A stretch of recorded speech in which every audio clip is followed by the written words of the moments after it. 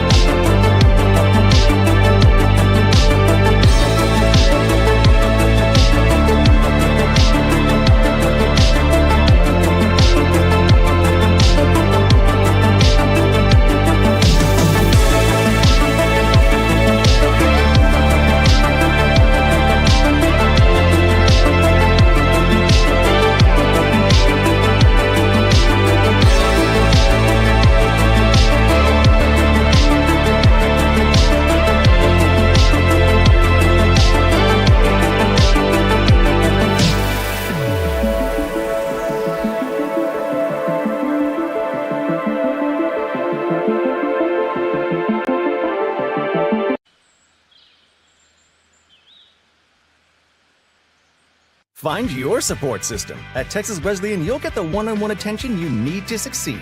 Texas Wesleyan, small classes, big scholarships. Now that's smaller, smarter.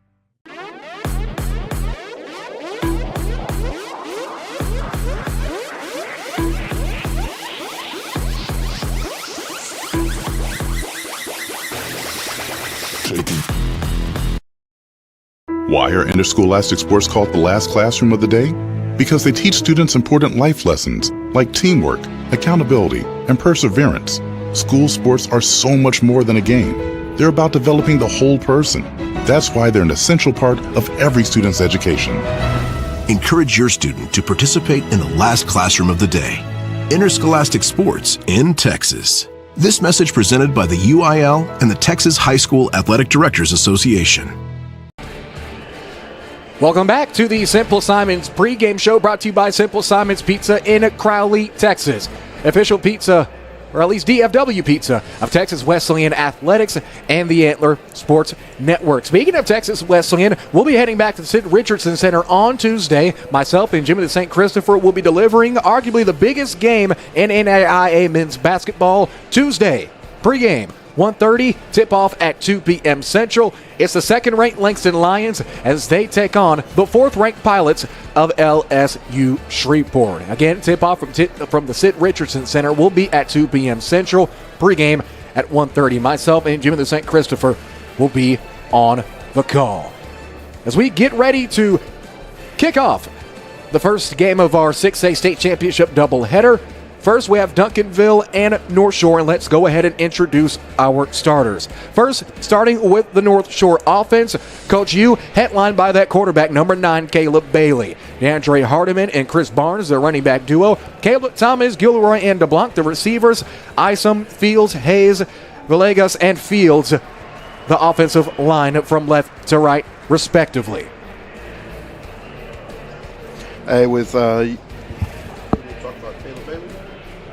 Caleb Bailey is going to be leading his offense. Like I said earlier, he won his first state title as a freshman in 2021, missed the majority of his sophomore year. This year, he's led Northshore with 3,000 yards passing, 33 touchdowns, and I believe no interceptions. 74 completion rating percentage. We have 650 yards rushing and 14 touchdowns. And lastly, not least, he's a top 10 finalist for Mr. Texas Football Player of the Year. So it's fair to say that this Duncanville defense is going to have their hands full. Let's go ahead and meet the Panthers defense. Kevin Ford Jr., Colin Simmons, Alex January, and Council. Man, that's a nasty defense up front for Duncanville. Looking at the linebackers now, Mason Williams and E.J. McKinney, along with Nehemiah Bonner. That'll be the linebacking core. At cornerbacks, DeGreat and Brown. At the safeties, Davian Dotson and Tyron Polly. Coach says Duncanville defense, if anyone's going to stop this Northshore offense, they definitely have the weapons to do so. Yes, sir. Their front four is pretty elite. I believe they have more stars than I can count. We have Colin Simmons, who's a UT commit, probably the number one edge rusher. I just went out. He's probably the number one edge rusher. They talk about him not being 100%, maybe might have a bum ankle, but he's been playing throughout the playoffs. 7 sacks, 18 tackle for losses. And then they also anchored in with Alex January, also a UT commit. Really is a roadblock in the middle of the front, can eat up double teams and allow those linebackers to feast. Now, looking at that Duncanville defense, that could be something specifically to look at the Stars. How will the Stars perform in this game? We've already seen in the game before us, South Oak Cliff and Port Neches Grove. The Stars shine there, and eventually it resulted in Port Neches Grove winning a state championship without getting into the end zone once. Well, excuse me, one touchdown. At the very end, the very last time they scored, but they had indeed some assistance from the offensive MVP, the kicker, who ended up getting 4 field goals. How about that? State championship record. So it's fair to say that the Stars definitely shine in the brightest moments. Next, let's go ahead and introduce the North Shore offense. Of course, last season it was led by a quarterback, David Amador, who also played receiver, if I remember correctly, Coach. Yes, sir. So looking at the North Shore offense, the North Shore defense, there, presented by Spartan Exteriors, locations in the DFW, East Texas, and in Round Rock. Spartan Exteriors, official out-of-town roofing company of the Antler Sports Network, ready to best serve you. Courtney Brooks, Neely Henderson, and Nicholas Goings, the defensive lineman. Charlie Ross, Dylan Dixon, and along with Javarian Coles, the linebacking core. Kamani Hudson and Devin Sanchez, that cornerback that we spoke about earlier in the game, Coach, that you said was part of the keys to the game. Yes, sir. If Devin Sanchez can figure out a way to lock up Duncanville's number one receiver in Decorio Moore, it should make it for an interesting matchup. Like I said, he's one of the top. I believe he's the top corner in 2025. Has offers from Bama, A&M, Ohio State, you name it. They probably have already offered him. If he can lock him down, like I said earlier, should make for an interesting ball game. And the final parts of this North Shore defense, the safeties, Paul Porter and Levante Johnson. And finally, let's look at the Duncanville offense. We already know they have the firepower. That's something that's pretty obvious, led by Keelan Russell, the quarterback that we discussed earlier, Caden Durham and Zach Turner, the running back and tight end respectively. We don't really talk about big threes in football. That's more of a basketball thing. But if there is a football big three, that quarterback, running back, tight end trio for Duncanville, that's about as close as you're going to get, Coach. Yeah, this team has been scoring about 59 points per game throughout the playoffs, hitting up about 500 yards per game, and they really like getting most of it through the ground on their workhorse running back in Caden Durham. If they can get Caden Durham going, they might be able to lock up a second championship here in Duncanville. Now, Keelan Russell's weapons on the outside include the previously aforementioned Decorian Moore, Jason Theus, and Nate McCoy, the receivers. Left tackle, Dylan Williams. Left guard, Amir Ross. Doing the snapping is going to be Damian Martinez. Laravian Wright, the right guard, and Cam Newhouse, the right tackle. That is all of our starting lineups. Coach, any closing thoughts as we go on and conclude this section of the pregame show? I think this game is going to be very physical in the trenches, and then you're going to see probably some of the fastest teams in Texas go at it today. When we come back, we'll go ahead and take another look at the top 10 plays of the month of November. It's Christmas time. The air is getting thinner. It's getting colder. And we are moments away from possibly crowning a new champion in 6A Division I. Who will come out on top?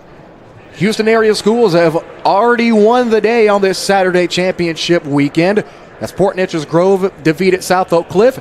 Can the remaining two Houston area teams continue the streak? Those questions and more will be answered next.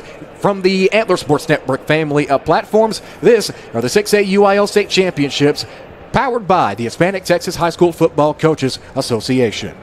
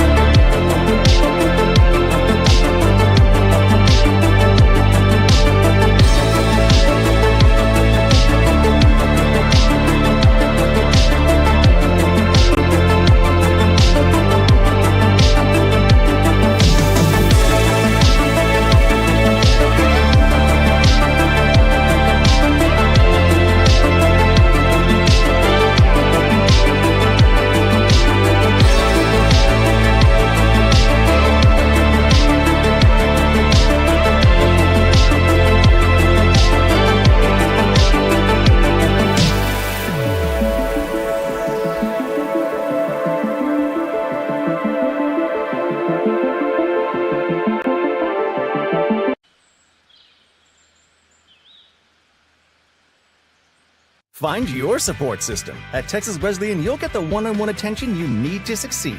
Texas Wesleyan, small classes, big scholarships. Now that's smaller, smarter.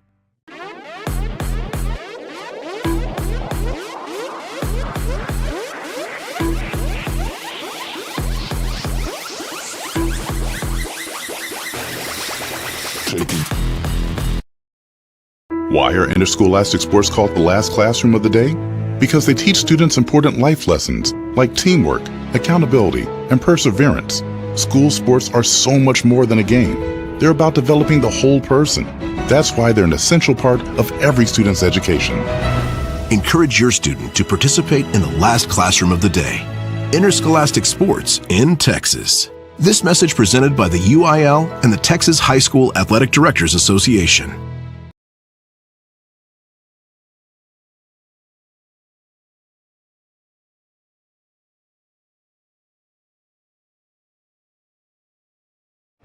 Back at AT&T Stadium, home of the UIL State Championships, Duncanville and Northshore just moments away from kicking off for the 6A Division I crown. And as they prepare and final preparations are made, let's take a look back at the top 10 plays from the month of November.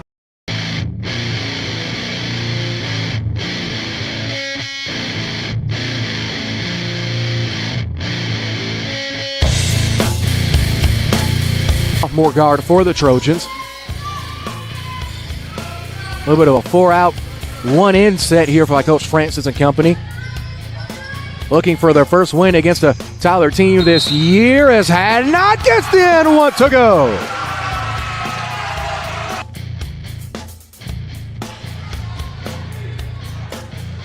Now it looks like they're going to say last touch was by All Saints, and Chapel Hill will take possession back.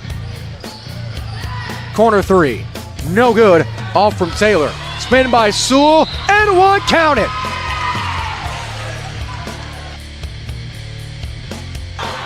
Bianca Mumphrey again from downtown, that's her third. You can't give up second chance points like that. Gave up 2 offensive rebounds, easy 3, taking back the lead right here for Tyler Legacy. This has been a back and forth game, exactly what you expect. Great side step, Miller! How they can play coming up in the conference season. Yep. Stallions chewing down to 10 to shoot. Clark, one arm pass to Hammond. Hammond 3-ball, front iron miss. Lovelace up to get the board for Texas Wesleyan. Being across the half-court line, down the paint, wham with the right hand. There, and it's now back to a 1-point game. 23-22, the line still down here at home. Rayner will check back in. So it's Rayner, Ose, Miles, Hall, and Jones, the 1 through 5 for Tyler Legacy. It's McFall. Sanferno will get it to him in and after the dunk.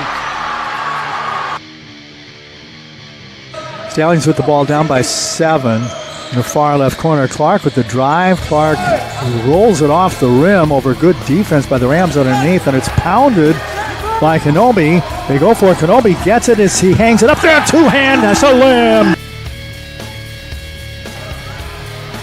Still trying to get it to Sanford. They eventually get it to him. Sanford posting up Hall. Baby hook, no good. Great defense by Hall. Ose on the rebound. Open, 3-on-2 break. Lob pass, nails it down. To or radio. Find it all on our social media pages on Twitter at Antler_SN and on Facebook by simply searching Antler Sports Network. Both teams break their huddles. Fresh 8 minutes around the clock, and Bishop Gorman going the other way to start the fourth quarter. Oh, what a dunk! You wanted a dunk and you got it! Our left here. Open 3, corner rattle. In and out. No good. It Beatty has it with 5 seconds. 4 seconds. We've already seen one buzzer beater at the end of a half. Half court shot. Oh! He hits it, baby! At the end of the half. Crusaders going in with a little bit of mojo as Beaver on the short side of the field. Now is joined by 2 more receivers. Those receivers being Kyron Scott and Ryan Stevenson. Throw close to the end zone. One-handed catch! One-handed catch! Touchdown, Red Raiders! Oh my word!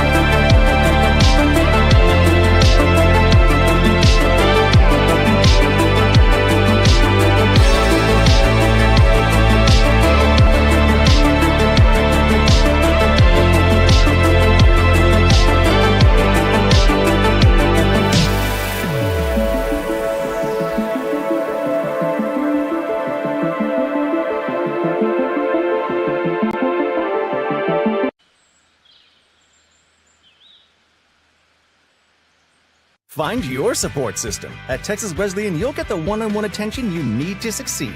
Texas Wesleyan, small classes, big scholarships. Now that's smaller, smarter.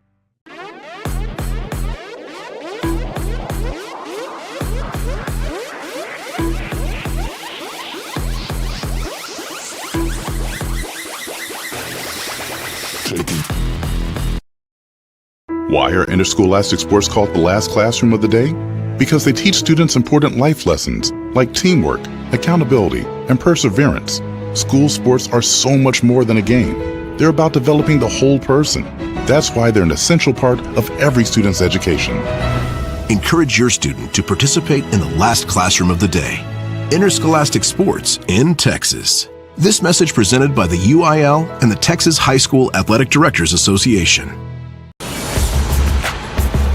As kickoff continues to loom, both teams are about to make their entrances onto the field of play. Jared Jones, Coach U, here up high, here at AT&T Stadium in Arlington, Texas.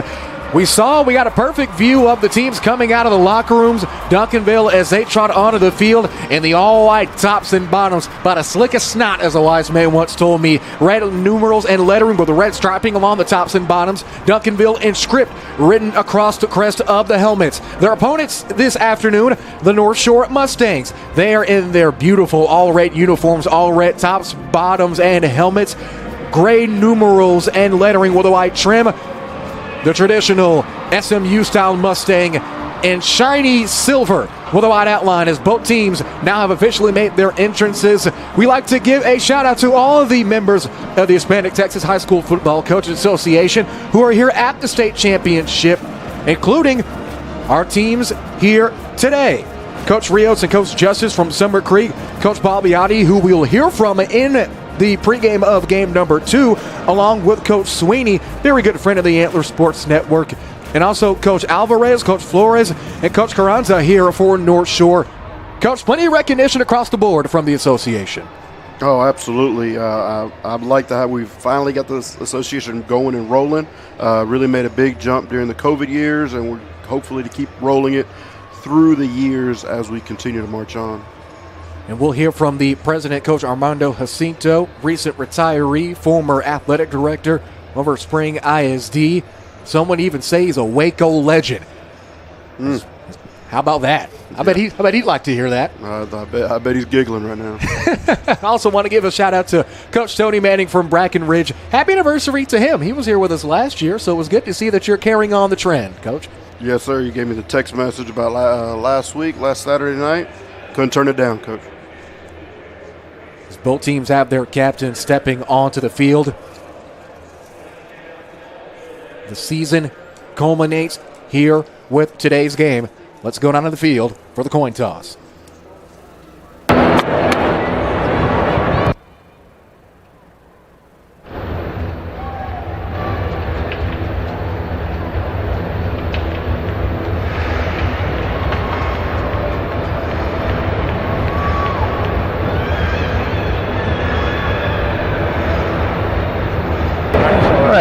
Congratulations on playing here at the AT&T Stadium in Arlington. Congratulations on making it to this great game. All right, here we go, captains. That's the head that says state. UIL will be tails. All right. Center to the west will flip the coin. Duncanville make the call. Make the call. Tails. He said heads? Tails. Tails. He said tails.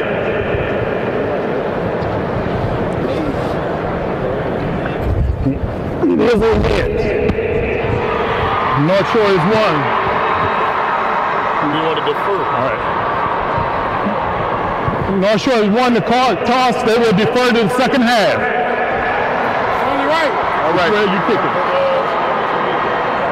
Put over there. Backs over here.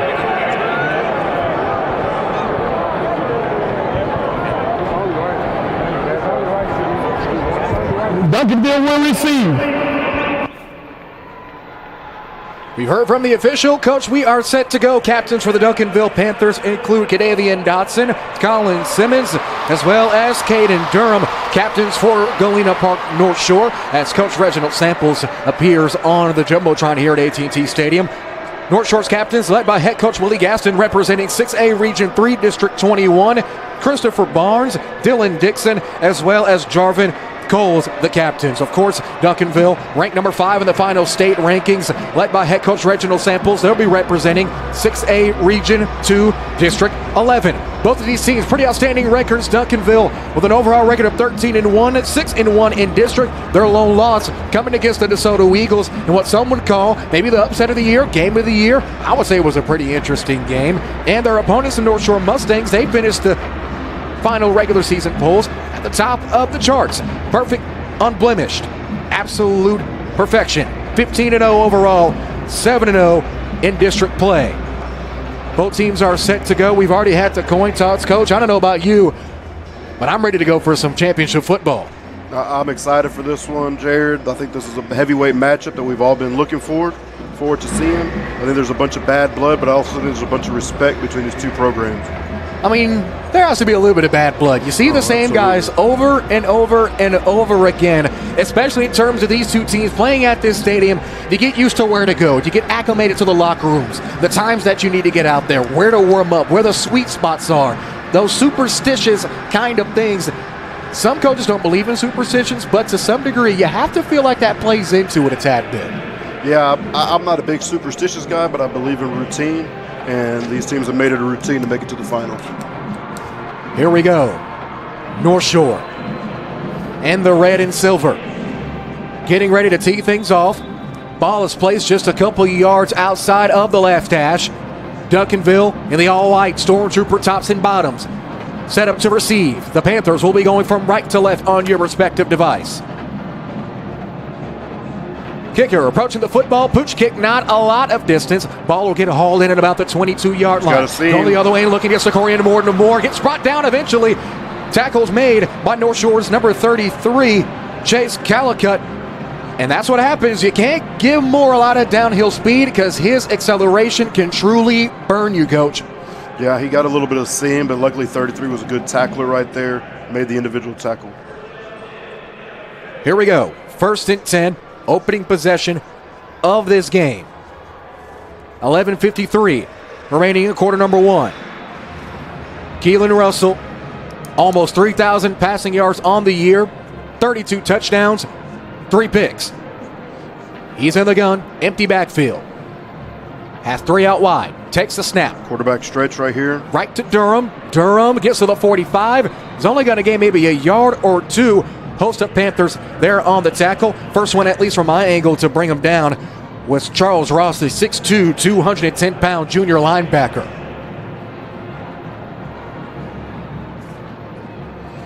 After the short gain. You got quads right here up to the field. You got open for it.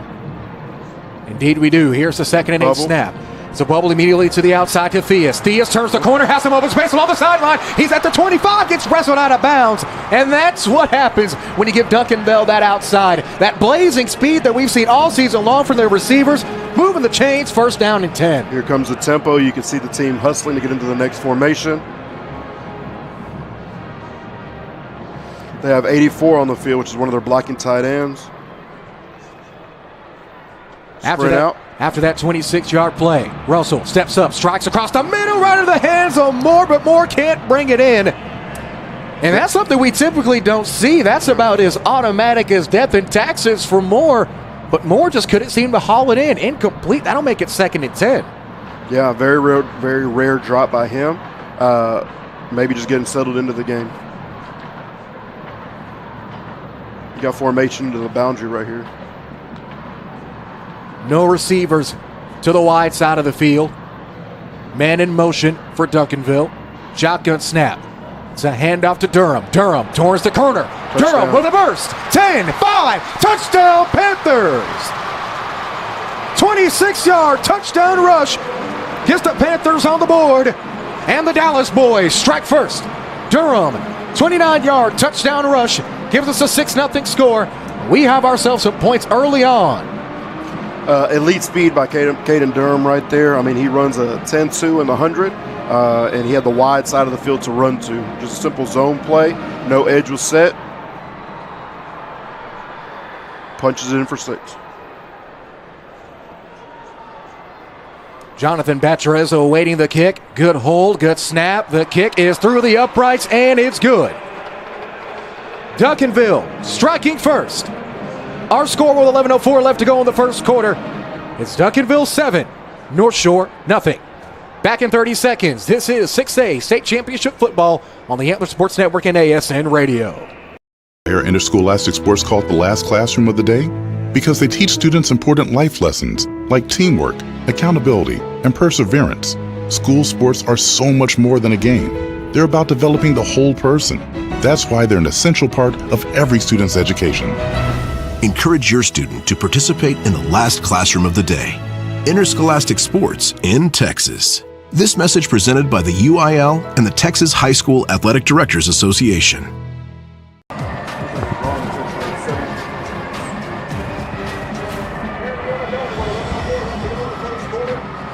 Duncanville striking first after a 29-yard Kalen Durham rush. Coach, can we get the drive summary?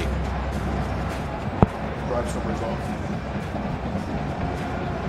29-yard rush by Caden Durham. Like I said, rush to the open field right there. 4 plays, 56 yards. Only took 49 seconds off the clock. That's that Duncanville speed that we talked about in the pregame, Coach. Just absolutely explosive. Might need to call the SWAT team out here. So, both teams set for kickoff. There are very few empty seats, at least in the lower sections here at AT&T Stadium. Again, just pretty much a designated home game for Duncanville here, but Northshore fans here in droves in their own right, and also have a lot of carryover fans from the previous game between Port Neches Grove and South Oak Cliff. A game, Coach, that we both saw. That went down to the wire too, so hopefully we can have that same thing here.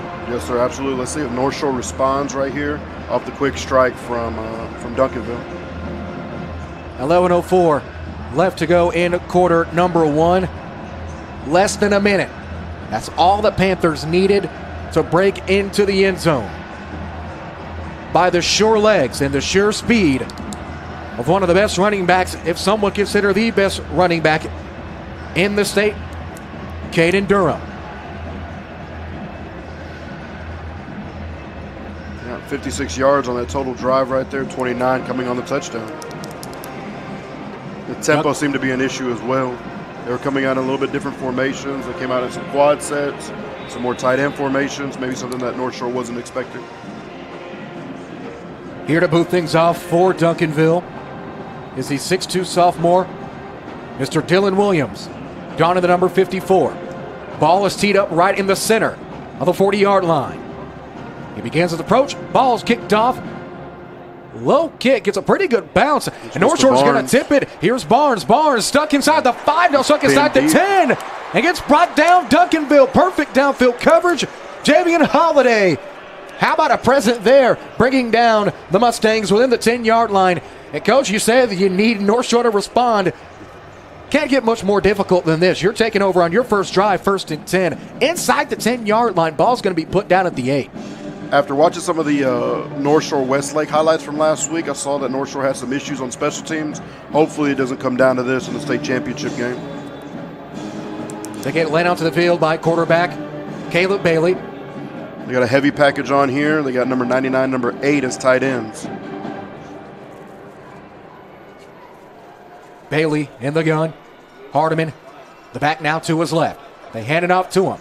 Right up the middle. Gets bumped and eventually gets brought down after a short gain. That's going to be a gain of 2. Just split zone right there. Number 99 worked across the formation to kick out.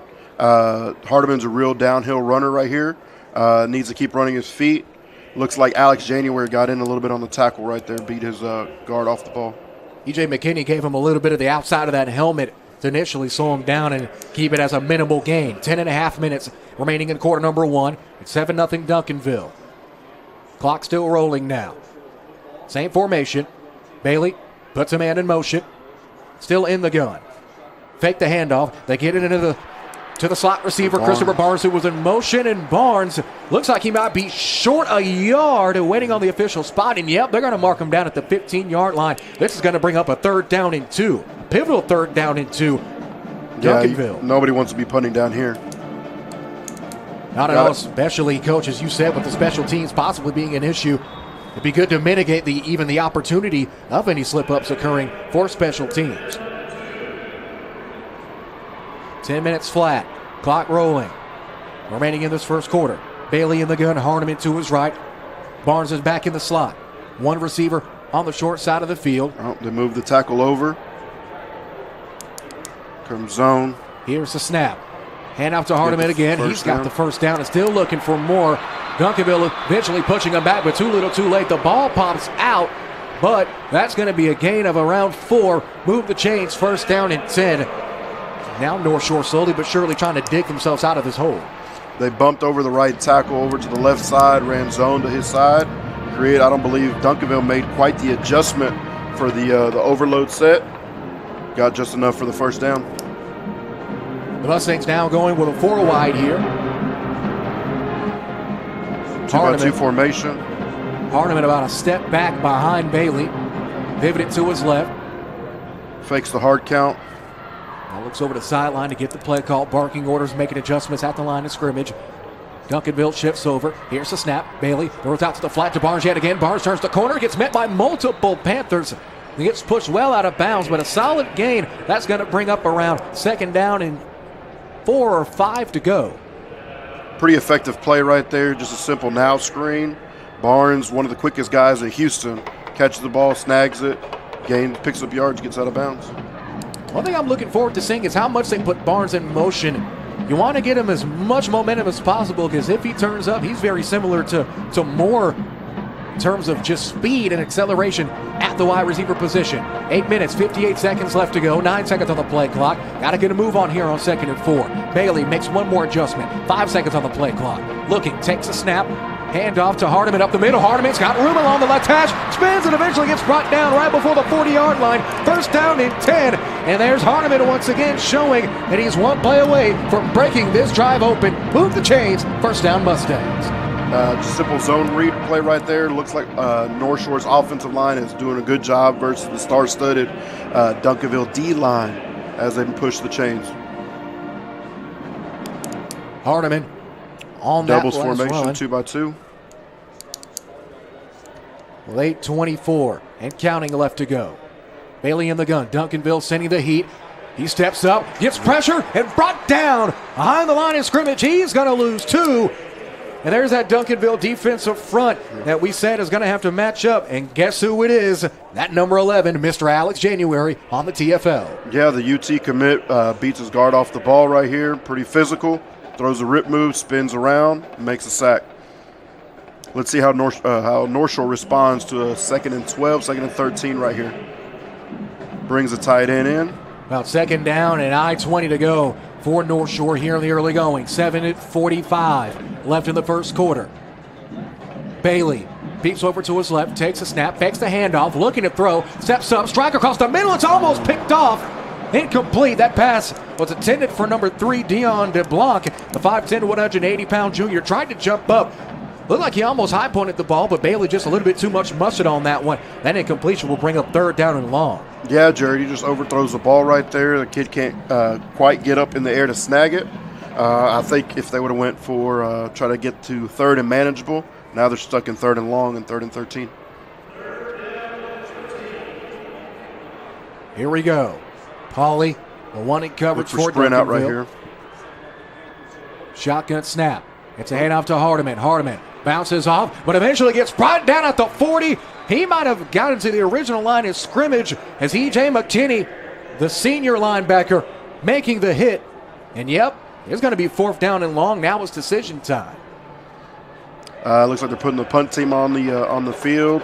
Probably just playing it safe right there, 3rd and 13. Trying to give their punter a little bit of extra room if possible. Kamani Hudson.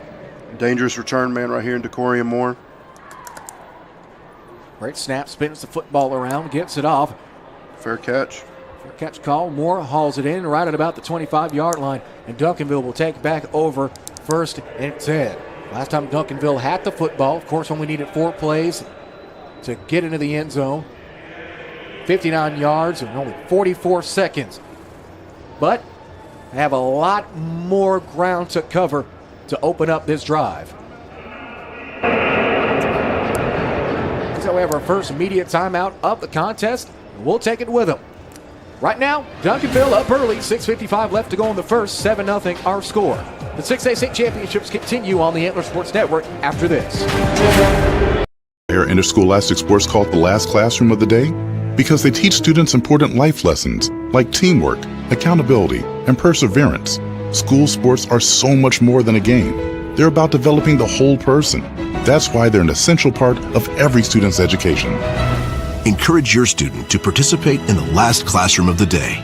Interscholastic sports in Texas. This message presented by the UIL and the Texas High School Athletic Directors Association.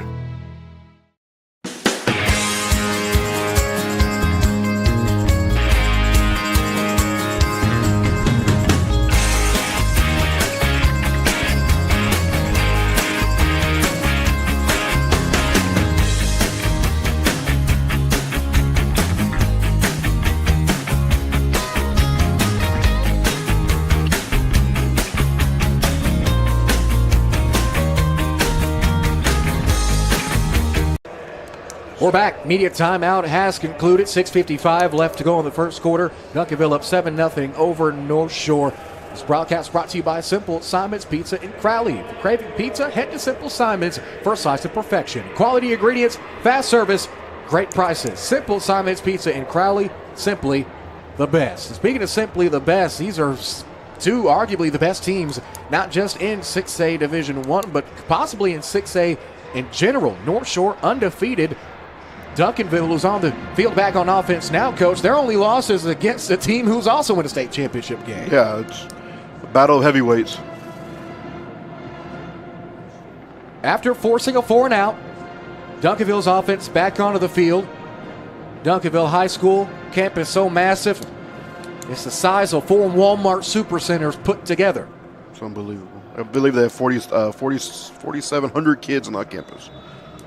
That's about as big as some of the cities that were in the 1A, 2A, and 3A state championship games earlier this week. They just motioned into an overload, setting up their counter. Here's the handoff, spun down, and eventually pretty much getting nowhere. Good chase down right there. Number 93, Cedric Henderson. They ran the counter. Looks like it was CT counter. Chased him down from the backside. I'm going to say Durham lost one. Result of the play will be 2nd down and 11.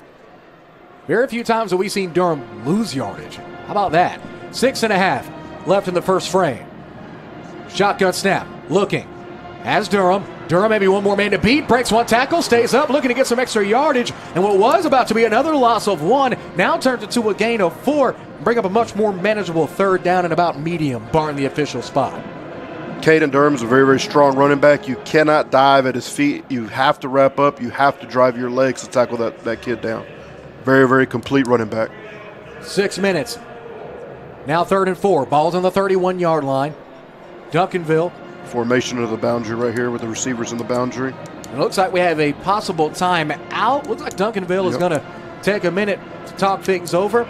And as they talk things over, we'll give our sponsors a chance at a message.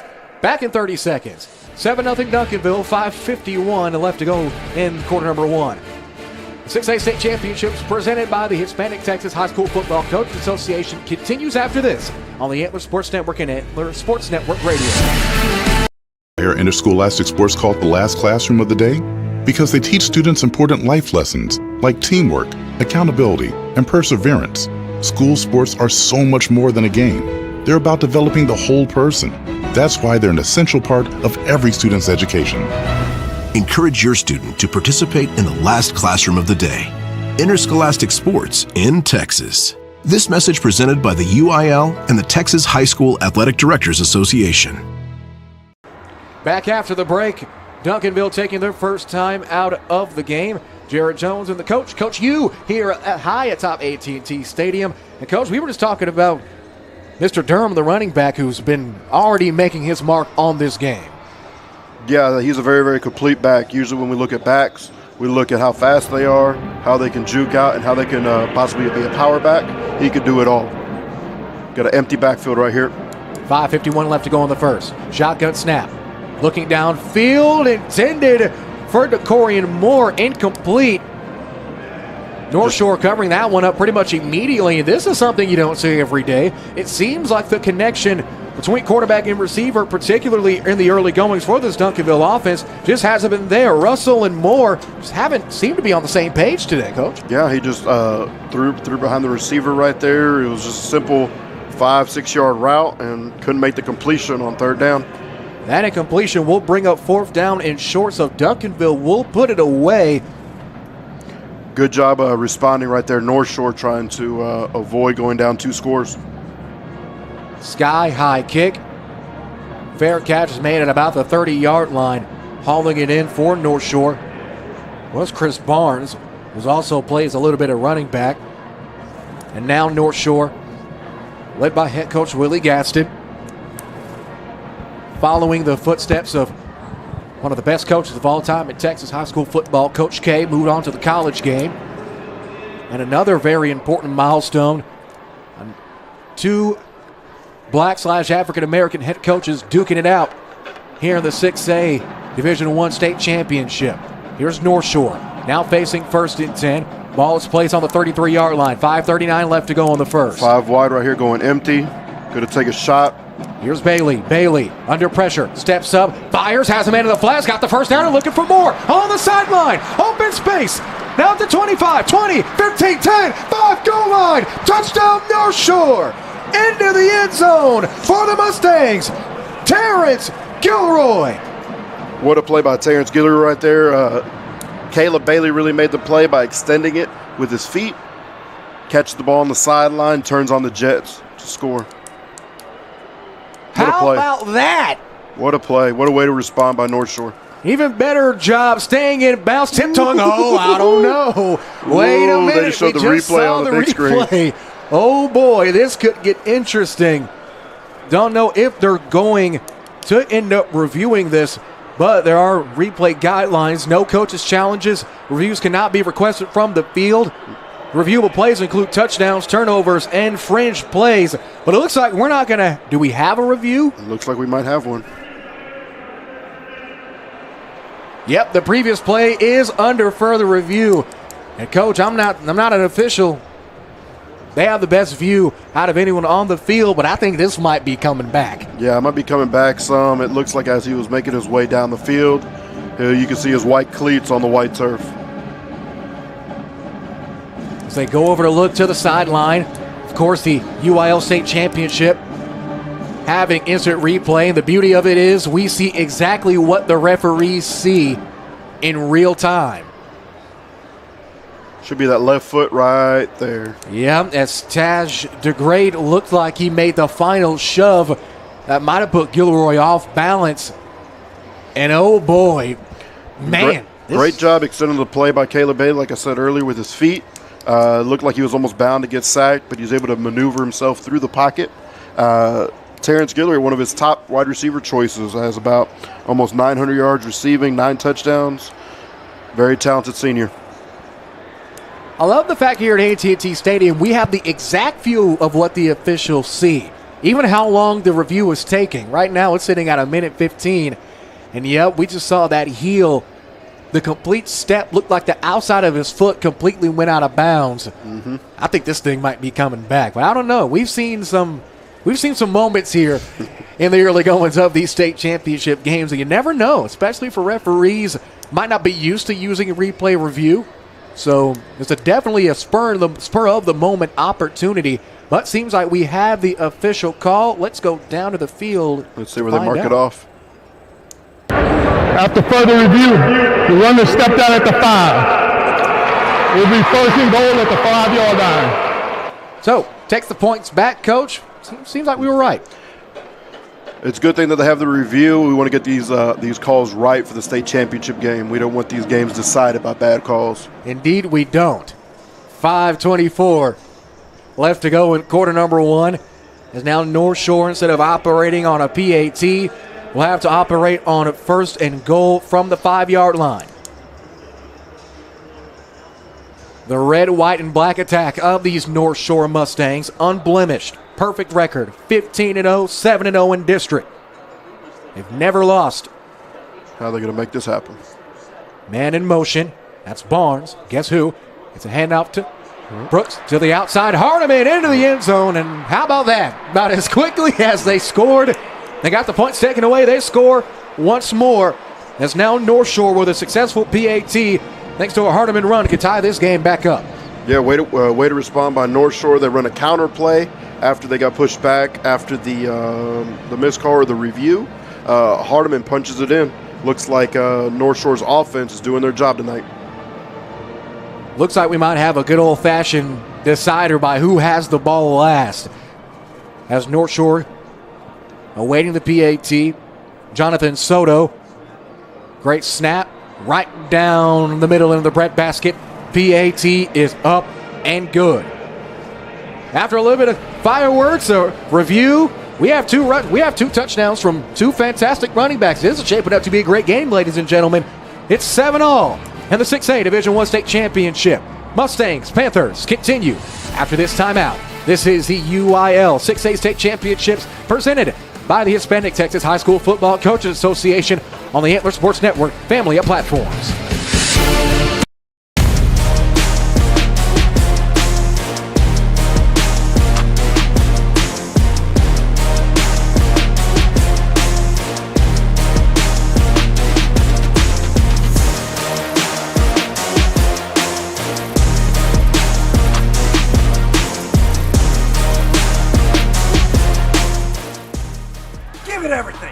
Pelshake and Tyler, we're tough, never quits.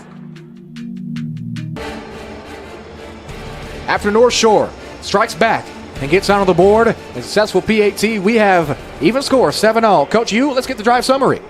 Yeah, 2 plays, 66 yards over there, topped off really by the touchdown by Hardiman. But the big play was the extended play by Bailey as he hits Terrence Guillory on the sideline, goes down for 62 yards. And then they punch it in with DeAndre Hardiman for the touchdown to tie this ball game up. Here we go, Duncanville on the return. Here's Theus at the 5, trucks him in, still up and going at the 30, 35, 40, gets pushed out of bounds at the 40-yard line. And how about that? Theus, one of the receivers for Duncanville, all the talent they have, could say that he's one of the guys that are overlooked or not really given the appreciation. I bet Northshore appreciates him there. Fantastic truck, keeping himself balanced before getting knocked out at the 40. And now Duncanville looks at a 1st and 10 with 5:06 left to go with prime field position, Coach. Yeah, when we looked at Theus, when we scouted him out, he was almost like their Swiss Army knife. He'd be the jet sweep guy, awesome receiver, just a junior, SMU commit, 500-yard receiving. He's a dude that can go. Hey, you got an empty formation. We got quads out to the field. How about 4-by-1 formation. 4 receivers sitting on the right side of the field. Here's Russell, shotgun snap, immediately looks to the outside. Ball is caught by Moore at the 40, gets brought down at about the 45, and is there a flag thrown? It seems like there might be.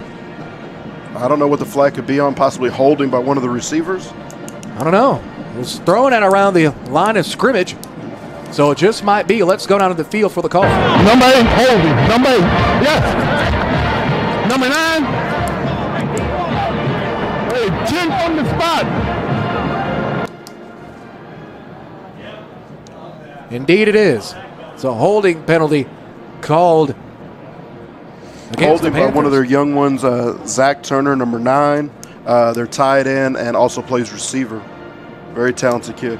Hey, they're going to sub in number 84 here. 84 is one of their blocking tight ends. Look for them to hand the ball off to Caden.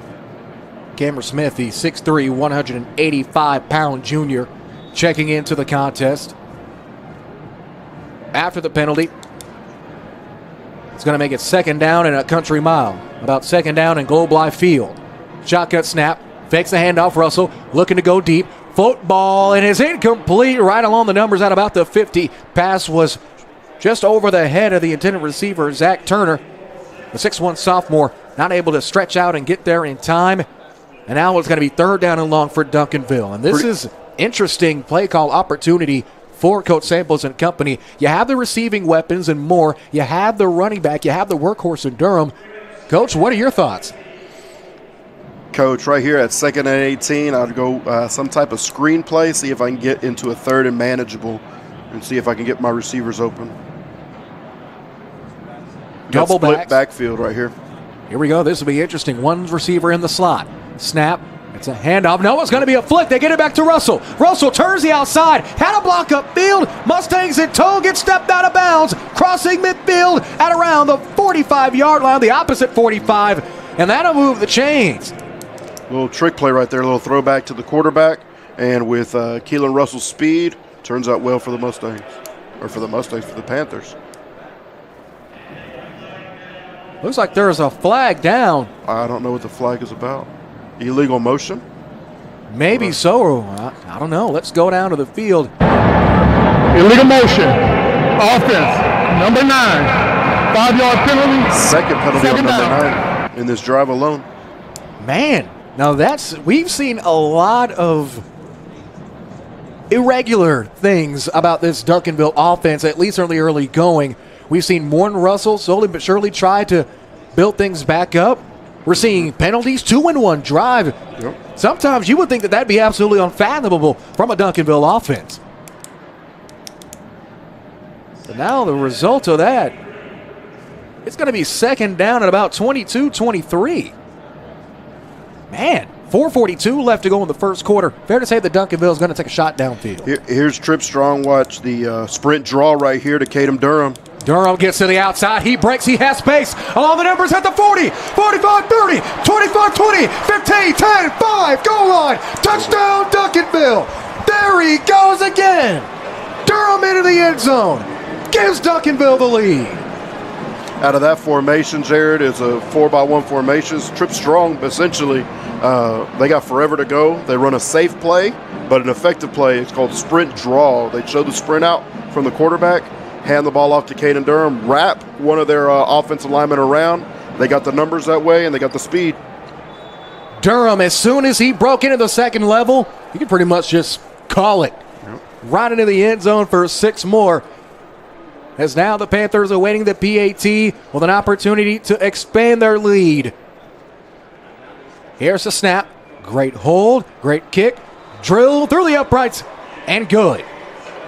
After Durham strikes again, the Panthers take the lead back from the clutches of the Mustangs. We have 4.5 left to go in the first quarter. Duncanville up 14-7. This is the 6A Division I State Championship on the Antler Sports Network family of platforms, presented by Simple Simon's Pizza in Crowley.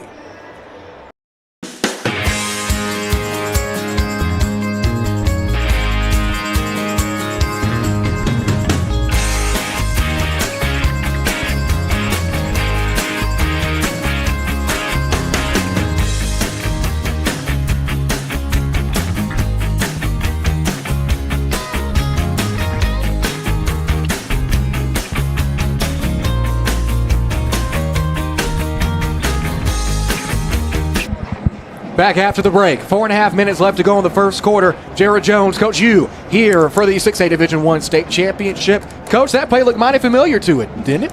Yeah, I've seen them play quite a bit throughout the playoffs. They scored against versus us. They scored it versus the Woodlands. They've scored it versus North Crowley. And here they are. They're scoring it versus Northshore. And, Coach, after that touchdown, let's go ahead and get our drive summary presented by Natural Stone Plant Company. The drive summary. We got 3 plays, total of 59 yards, several penalties on that pass play, on the pass drive, ended by a touchdown, 72 yards by Caden Durham. Anthony Bernal boots this Just one needed that extra well. space, I guess. Yes, he did. Bernal sends this one well into the back of the end zone. Northshore once again. As we hear the officials trying to get Northshore out of that huddle. One thing I love about the state championship, specifically on the broadcast side, you get to hear the officials sometimes if they leave their microphones on, and you hear the good old-fashioned talk that they have. Northshore now back on offense. Averaging 10 yards per play. 4.5 minutes left to go in quarter number 1. It's 14-7. Snap, hand out to Hardeman again. Hardeman hits a wall, jukes over to his right, but isn't going to get very far. He got at least to the 25-yard line, so he gained a yard, but maybe not much more than that. That'll bring up second down and 9. One thing that Northshore is missing is number 89, Caleb Thomas. He's been injured, I believe, since like the 4th or 5th game. U of H commit, and they have his backup in at number 8. He's not as effective as Caleb Thomas is. not very many players, not just on that roster, but in the entire state of Texas, that are as effective as Thomas is. Pretty big shoes to fill. Direct snap to Hardiman. Hardiman jukes left, and Duncanville's there again.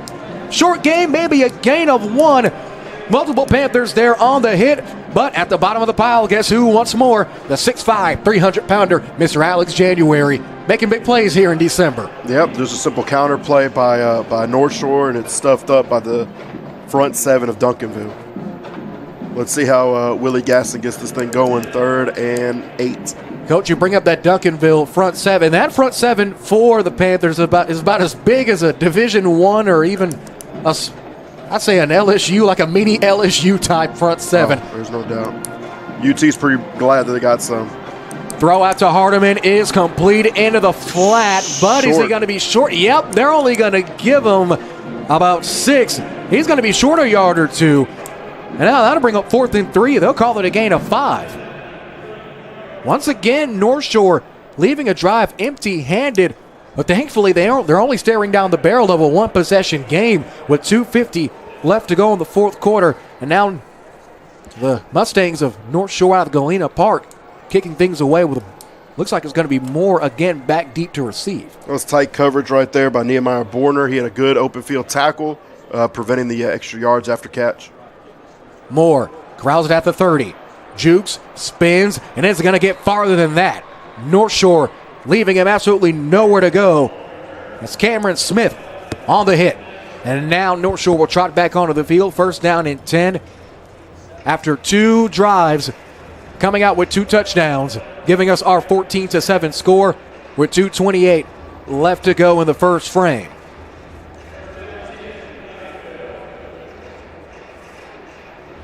Duncanville and Northshore knotted up at 3 first downs apiece. Duncanville, even though having 4 less rushes, 4 compared to Northshore's 8. Panthers have 99 rushing yards compared to Northshore's 29. Take a shot right here. 4-by-1 formation. Shotgun snap. Looking. Rolls out. Has a man in the flat. Getting to the outside. Still looking for room is Theus. Theus, a Swiss Army knife. Got the first down as some extra change. That gain of 15 will make it 1st down and 10 once again for Duncanville. Yeah, simple bubble play by Theus right there. Gets to the sideline. Effective play, moves the chains. Duncanville wasting no time getting back to the line of scrimmage. Here's that tempo we talked about. 1 slot receiver. Another man to the outside at the very top of the formation. Tight end and fullback to the boundary right here. It's going to be a handoff. Durham breaks through, carrying multiple Mustangs with him. And what was supposed to be only a gain of 2 is going to be a gain of 11. 1st down, it's in Duncanville again. Durham, so far in the early going, has been a man-possessed, Coach. He was the MVP last year in the state championship game. Looks like he's trying to work his way into a 2nd. But Northshore sniffing that outside runoff almost immediately. Charles Ross, the linebacker, snuffed it out pretty much as soon as Durham tried to get into the 2nd level. And they'll say he lost a couple. 2nd down and 12 to go. Not too often they get tackled on the backfield. Not too often at all. 4 out wide for the Panthers. Durham to the trips right here. Here's Russell. Fakes the handoff. Looking. Here's your vertical pressure on him. Game. Going downfield. More touchdown. What a dot to the back of the end zone. Duncanville strikes. And if we were asking if Russell and Moore were on the same page, dare I say they're in the same library. Big time strike. 20-0 Duncanville after the throw. 39 yards into the end zone. Nice route right there by Decorium Moore. Hits the post route, finds the middle of the field, and Keelan Russell hits him right on the hands. Wow. Good job. Moore burnt his coverage right across the top of the gray and white Cowboys mural in the middle of the end zone here at AT&T Stadium. Here's the PAT. Right in the breadbasket. It's in. Duncanville taking early control.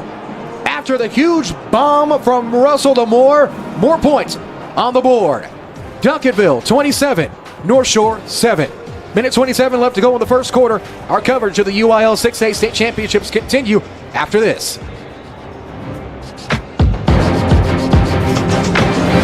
Why are interscholastic sports called the last classroom of the day? Because they teach students important life lessons, like teamwork, accountability, and perseverance. School sports are so much more than a game. They're about developing the whole person. That's why they're an essential part of every student's education. Encourage your student to participate in the last classroom of the day. Interscholastic sports in Texas. This message presented by the UIL and the Texas High School Athletic Directors Association. After the Duncanville strike, they increased their lead 21-7 here in the UIL 6A Division I state championships.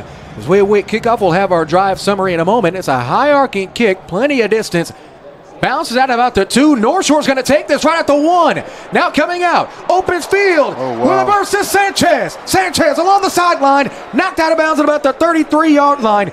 And what was about to be trouble for Northshore now turns into, I'd say, pretty decent field position. Oh, absolutely. The ball bounced right there on the 1. Took an awkward bounce. Returned back into the field where Devin thought the ball was going to end up in the end zone. However, he turns a negative play into a positive with his athleticism. Indeed he does. And, Coach, let's get that drive summary as Duncanville increased their lead 21-7, our score. Duncanville right there had 4 plays for a total of 66 yards, results in a touchdown from Keelan Russell to Decorian Moore for 39 yards on the post route. How will Northshore respond? First down and 10, ball to the 32-yard line. It's going to be a keeper. It's Duncanville snuffing it out immediately, wasting absolutely no time with the TFL. As Bailey, as soon as he pulled the football from Hardiman, and now we got ourselves a little bit of headbutting. This is what we are here to see, ladies and gentlemen. The bad blood you talked about, Coach, it is here. Yep, absolutely. Right there, you can see the quarterback getting into it with Colin Simmons. The defensive end both like to talk. Let's see who can back it up. So far, it looks like the Panthers are backing theirs up just a tad bit better, at least in the early going. Officials talking it out. No flags. Don't think we had a sideline warning. Thankfully, it could get chippy. See what it says. After the play, personal foul, defense, number 8. Oh, there's your personal foul on Colin Simmons, 15-yarder. First down. Cannot be undisciplined in games like this. Especially now that you're giving Northshore an automatic first down. Yeah, they had him backed up on the first down play. Just a simple zone replay. Quarterback kept it. Defensive line made the play. So Colin probably should have just made the tackle and walked off. 30 yards of penalties for Duncanville already. Man, and Northshore not a single penalty to their credit. Here's Hardiman, the handoff. He's pretty much going to get nowhere. Duncanville D-line starting to impose their will. Led by the big man, Alex January. Multiple TFLs on the day. Walker already has 4. January with that. That'll be his 3rd. Don't forget about the young fella, number 10, the other defensive end. I believe he's just a sophomore, Kevin Ford. Goes by KJ. Really, really good outstanding player, and probably the next great Duncanville D lineman. Stepping up, looking. Bailey rolls out, has a man downfield. Incomplete, flag is thrown. Oh, there's going to be multiple flags here. You got flags right here on the 42, and you got flags over there by the receivers. Pass intended for DeBlanc. Duncanville might be offsetting.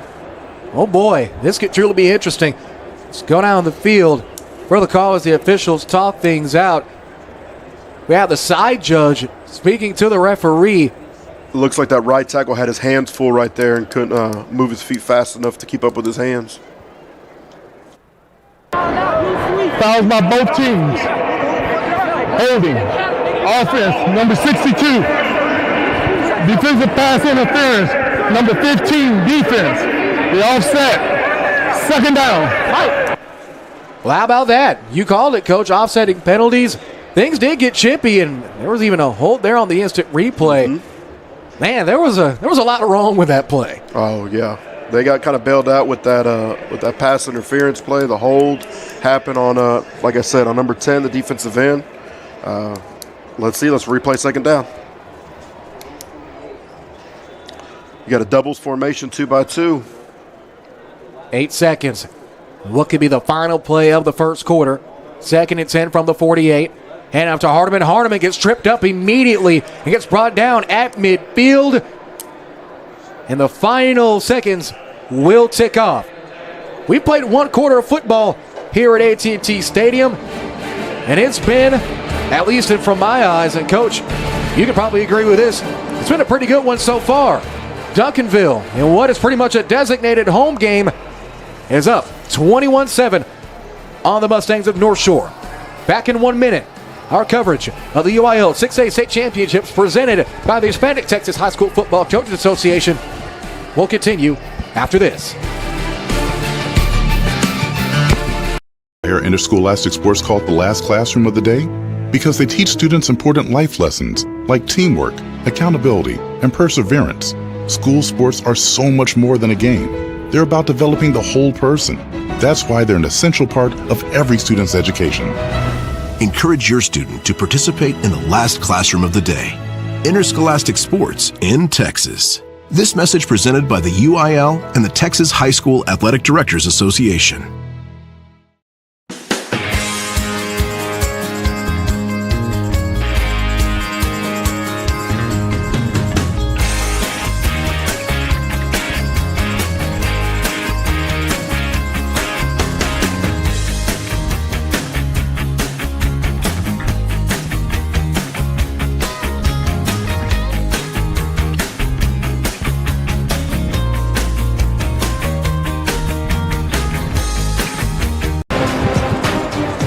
We play one quarter football here in the UIL 6A Division I State Championship. Duncanville up 21-7 with a fresh 12 minutes on the clock. Both teams getting their final talks in their respective huddles out of the way. Jared Jones, Coach, you here with you up high at AT&T Stadium. Coach, initial thoughts from the North Shore Mustangs down early here. One of the keys to the game we talked about was the trenches. It looks like Duncanville's starting to win the trenches offensively and defensively. We got Duncanville right now with 110 yards rushing versus North Shore's 32 yards rushing. Penalties are slowly keeping the North Shore Mustangs in the game. As we move on, looking at the receiving yards, it's about the same. Duncanville with 92, North Shore with 78. Already surpassed last year's totals.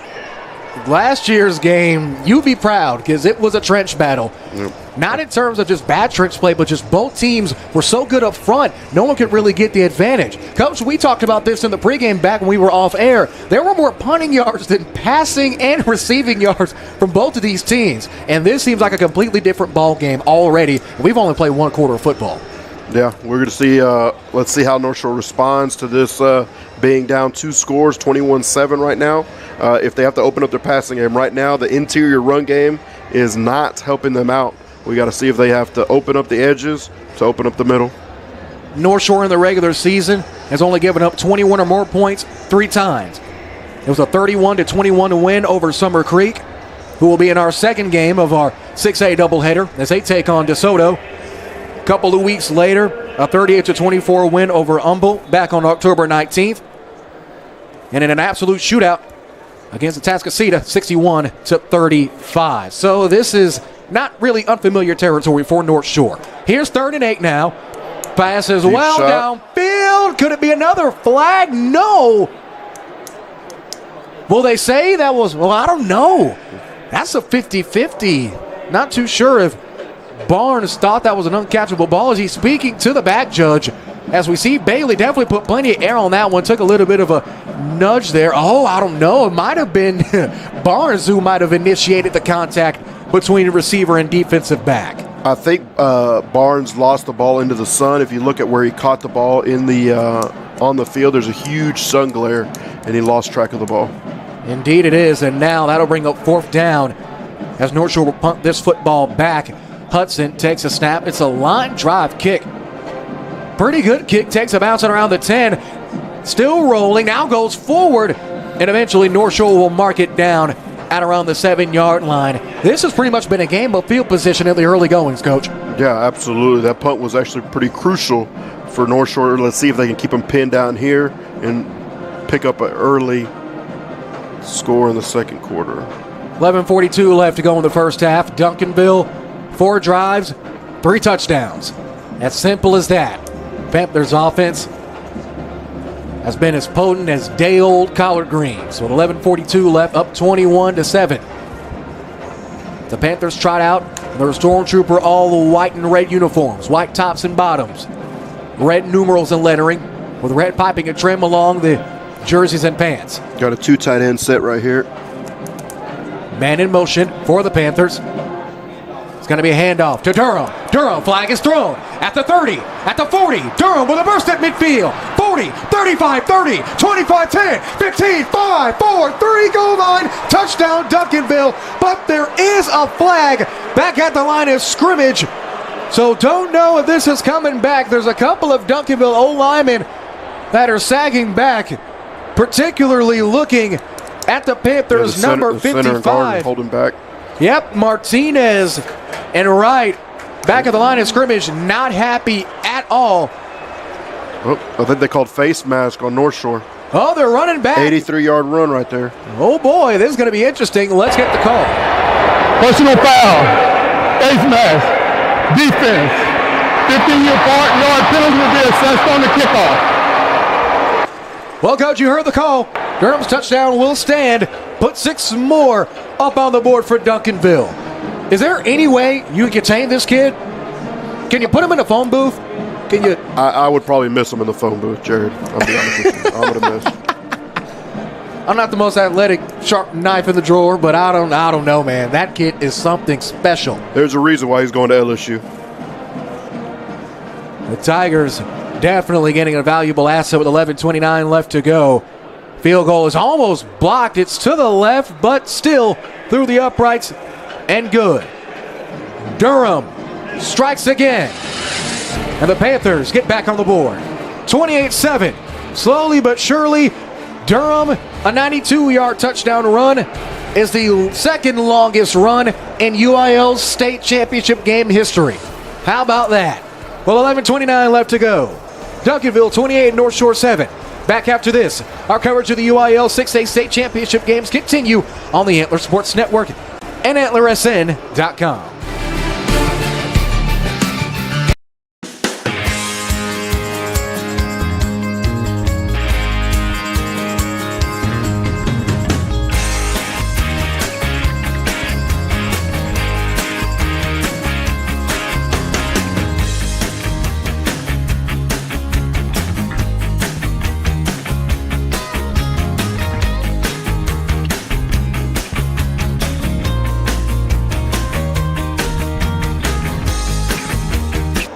Back here on the Antler Sports Network, our coverage of the UIL 6A championships.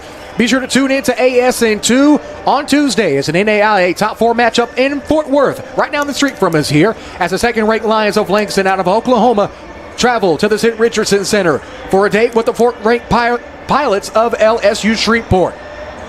Pre-game coverage from Fort Worth on the campus of Texas Wesleyan at 1:30 p.m. Central on ASN2 and AntlerSN.com/watch. Myself and Jimmy the St. Christopher will be on the call. Again, it's Langston, LSU Shreveport, number 2 versus number 4 on ASN2. Coach, we saw a historic run. This should be the easiest drive summary we've seen in a while. Yeah, you got one play, you got 92 yards, and you got a Duncanville touchdown. Caden Durham, something special, fellas. Something special. Can't get much easier than that. I bet Northshore glad he's a senior. I bet pretty much all of 6A is happy that he's a senior. I can just only imagine getting out of a math class. Math's not your best subject. You got a C in the class. You're trying to bring it up. And the very next thing you see is Caden Durham on the other side ready to run it down on anyone. Man, this kid is ridiculous. Both teams trotting back onto the field with 11:29 left to go in the first half. It's been all Duncanville. And what is a pretty great crowd here at AT&T Stadium. Approaching the tee and ready to kick things off is Bernal. Averaging 63.3 yards per play on just touchdowns alone. Man. Explosive, explosive, explosive. If they rack up any more yardage, I think we might have to tax them or do something. Here comes the kickoff. They're marking off the penalty.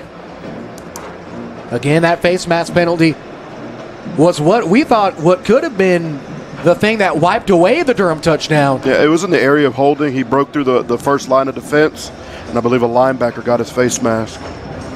Here we go. Booming kick almost through the uprights.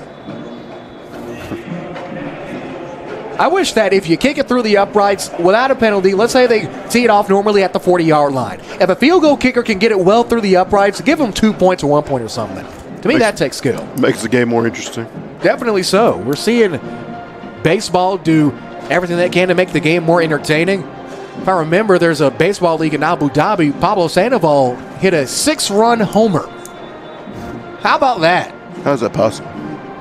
In lamest terms, they had something called a money ball, where if the opposing team puts the money ball in play, if they strike them out, I think they get an extra out, or if they force them to ground out. But if it's a home run, you add 2 runs.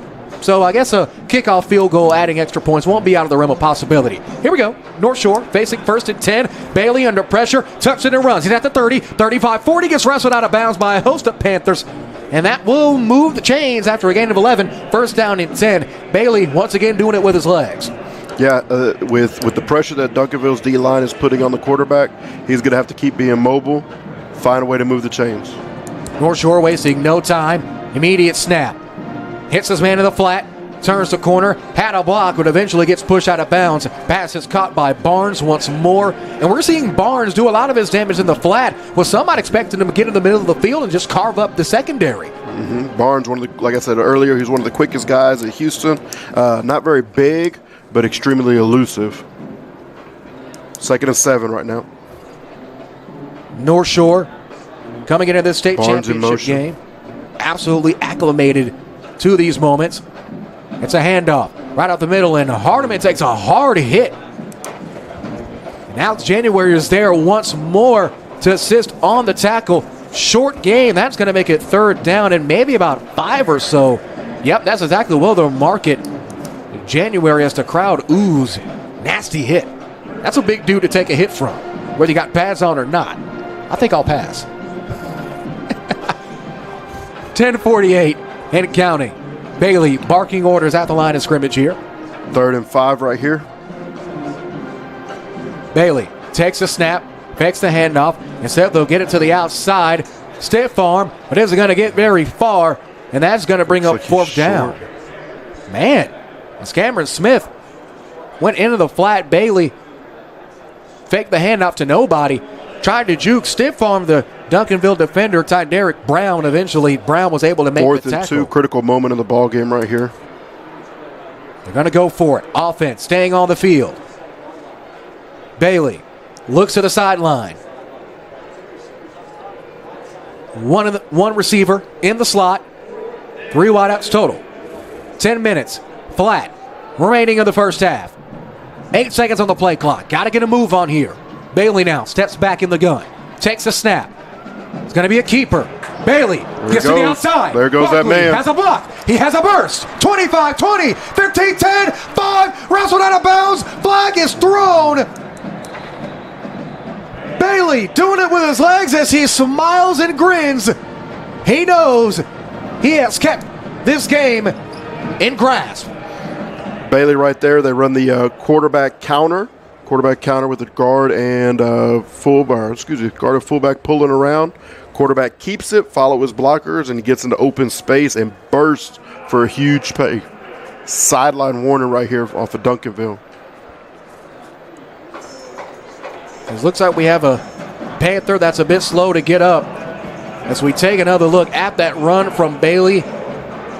Man, 2 Duncanville defenders had a hand on him, and it took another 40-plus yards to eventually bring him down. Big-time run.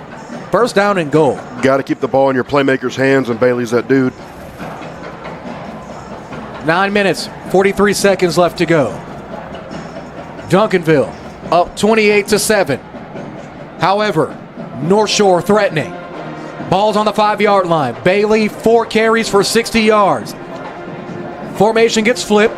Duncanville adjusts. Keeper bounces through. Gets inside the 5. Gets brought down at the 2-yard line. And at the bottom of the pile, looks like we have a little bit of a mix-up again, but no flags thrown. Thankfully, the man at the bottom of the pile and the man all credit with the tackle is Colin Simmons, the 6'2", 215-pound senior. Simmons, the Texas commit. Yeah, just a simple lead there by Bailey. They flipped the formation and did not look like Duncanville adjusted. As now, Northshore, a team that has won 16 district titles. Get a timeout right here. That's what we do. Timeout as Northshore and Coach Gaston will talk things over. We'll keep it here for this pivotal 2nd and goal with 9.5 minutes left to go. These Mustangs, 30 straight years in the postseason. 16 district titles out of the past 20 seasons. Coach, you want to talk about consistency? If you look up consistency in a dictionary, you might see a red and black Mustang next to the word. And they've done it through 3 different head coaches. They've done it through Amon, through John Kay, and now Willie Gaston. I believe all of them have been brought up through the North Shore system and continue the North Shore tradition right there. And that just gives a testament to the consistent programs that are in that Houston area. Represented no better than the teams that we've seen here in the state championship. And even the teams that we've showcased here on the Antler Sports Network. Of course, your Westfield Mustangs, who have been on the Antler Sports Network a couple of times, played this North Shore team, played a pretty darn good game against them. So now that's just seeing more and more as all the metroplexes grow in the state of Texas. The talent only gets better. Further proof is here in this game, and the Caden Durham show, at least for now, continues for the Duncanville offense that gives them this 28-7 lead. Timeout concludes. It's 2nd down and goal. Ball is placed on the 2-yard line. Both teams sitting at 2 timeouts apiece. Hardiman, the lone back, 3 receivers out wide. Comes a shift again. 1 slot receiver. Bailey takes a snap. Hand off to Hardiman. Hardiman gets stuffed immediately, and he might have lost a yard. And that's exactly what they'll say. No, he lost 2. As Hardiman gets stuffed once more by guess who? Alex January. Now it's going to be 3rd and goal. And, Coach, what we've seen pretty much all season long has been the Hardiman show for North Shore running the football. Duncanville has been the perfect foil. Yeah, it was just a simple zone read right there. I think if the quarterback would have kept it, he might have been able to walk into the end zone. Let's see how they adjust. Bailey takes a snap. He keeps it. Hits his man in the flat. One more man to beat. And eventually gets brought down. No dice on the catch from Smith. He'll lose 3 more yards. And now 4th and goal. Possible field goal opportunity for North Shore. Man, Duncanville's off defense standing firm, Coach. Yeah, going from 2nd and I believe on the 2-yard line, getting pushed all the way back, all the way to the 7, losing 5 yards in 2 plays is not state championship material right now. 8:35 left in the 2nd quarter. And it looks like that North Shore will just simply take the 3 points. And Jonathan Soto, the 5'9", 185-pound junior, gets ready to boot this thing away. You got to score touchdowns in the red zone. Got to score touchdowns in the red zone. Have to. 25-yard field goal, line drive kick, through the uprights, and good. So, North Shore settles for 3 as they break into double digits, but they still find themselves down here on the 6A Division I state championship. With 8:13 left to go in the first half, our new score, Duncanville 28, North Shore 10. On the Antler Sports Network family of platforms, this is the UIL 6A State Championships powered by the Hispanic Texas High School Football Coaches Association.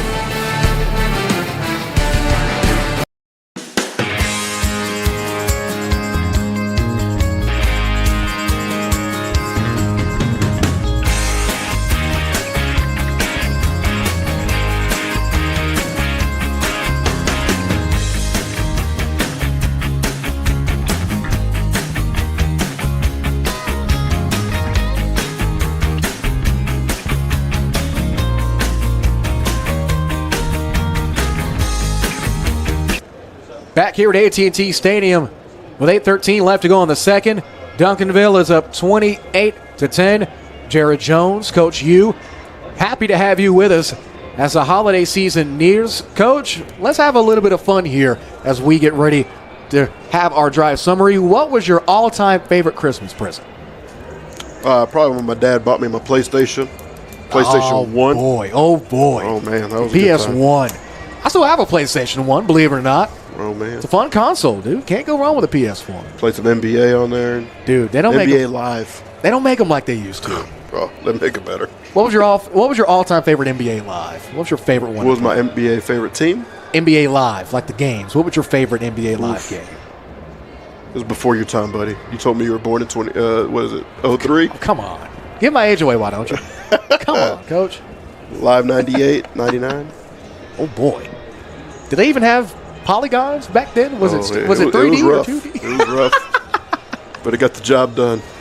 We didn't get the job done. North Shore, although face a second down and goal from the 2-yard line, we're pushed back 5 yards by the Duncanville defense and have to settle for 3. Coach, let's get that drive summary. Galena Park North Shore had a 9-play drive, 68 total yards, capped off by a field goal from Jonathan Soto, 24-yard field goal, good for 3 points. Both teams, 2 timeouts apiece, 8:13 left to go in the second. Be sure to stay with us for the Simple Assignments halftime report. Always had the pleasure, enjoy the pleasure, speaking with the president of the Hispanic Texas High School Football Coaches Association, former spring ISD athletic director and recent retiree, Coach Armando Jacinto. We'll catch up with him at the half. Also look at some stats.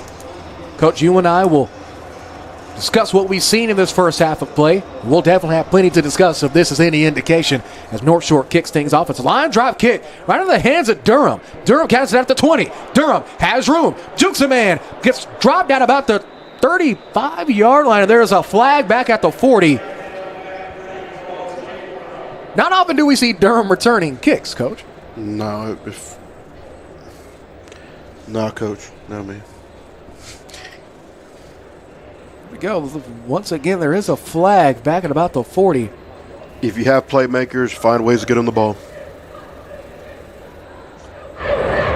Offside. Kicking team. 5-yard penalty added to the end of the run. First down, Duncanville. So, Duncanville with good offsides. field position right here. Indeed they do, right at the 40-yard line. Doesn't get much better than this. You're already knocking on the door of Mustang territory in a defense that if you're Duncanville, you feel pretty confident about going against. Here we go. 8:07 left to go. Shotgun snap. Gets it outside to Moore. Moore breaks to the outside. He gets to the 50, but won't get much farther than that. That'll bring up a... No, they say he didn't even get to midfield. Thought he did at first. But Moore, slowly but surely, is kind of like in basketball. You can't start off jacking threes and expect your shot to fall. You're not going to get a couple layups, get a couple free throws in, and slowly but surely build your way up. And that's what Moore's done, at least receiving the ball in this first half. Yeah, simple screenplay right there. Very effective for him. Here's a 2nd and 4. Good job right there by number 7. Dylan, name escapes me. Dylan Dixon. Dylan Dixon, he was a Houston Touchdown Club winner. Defensive Player of the Year. And Durham, a very, very unseldomly seen short gain. Gain of 1. Big 3rd down. And what's already been a pretty quick drive in Durham. 8 carries, 205 yards, 3 touchdowns, averaging almost 30 yards a carry. If Jerry Jones is in the building, I bet he's going to call Tony Pollard after this. But good block I digress. by the receiver. Durham breaks 2 tackles. My word. Great blocking by the receiver right there. And then once Caden Durham makes it into contact, brings a load of power behind it. Good night, nurse. Man. Trucking 2 defenders at the same time. Here's the first down play. Throw to the outside into the flat to Theus. Theus along the sideline. He gets the first down and more. That's going to be a gain of about 20. Move the chains. First down again. Back-to-back big time first downs for Duncanville. And this offense, as you said, Coach, they're cooking with grease. Yep, they're really working the tempo right now. Look for inside zone right now. Fake handoff. Strike across the middle. And an open space is Turner. Turner falls into the end zone. Touchdown, Duncanville. Takes the strike, runs the simple slant route to number 9, the Turner, the sophomore. Drags the defender into the end zone. 28-yard touchdown pass. And man, Coach, this Duncanville offense, North Shore just doesn't have an answer for them. No, they don't. Whether it's through the air, now through the air, or through the run game. You got to pick your poison, and Duncanville's dishing it out from both angles. Patrice awaiting the PAT after the score with 6:59 left to go in the second quarter. Duncanville has blown this game wide open. Patrice, field goal is good. Our new score, 6:59 left to go in the first half. It's all Duncanville, 35-10 over Northshore. Back in 1 minute. Our coverage of the UIL 6A state championships will continue after this word from our sponsors. Why are interscholastic sports called the last classroom of the day? Because they teach students important life lessons like teamwork, accountability, and perseverance. School sports are so much more than a game. They're about developing the whole person. That's why they're an essential part of every student's education. Encourage your student to participate in the last classroom of the day. Interscholastic sports in Texas. This message presented by the UIL and the Texas High School Athletic Directors Association.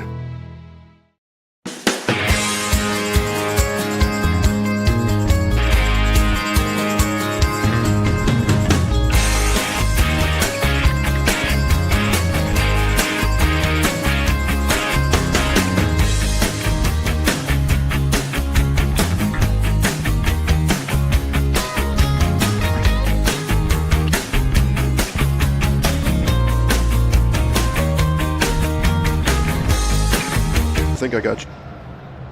Kickoff is up, back, and away with 6:59 left to go. It'll sail into the end zone for a touchback.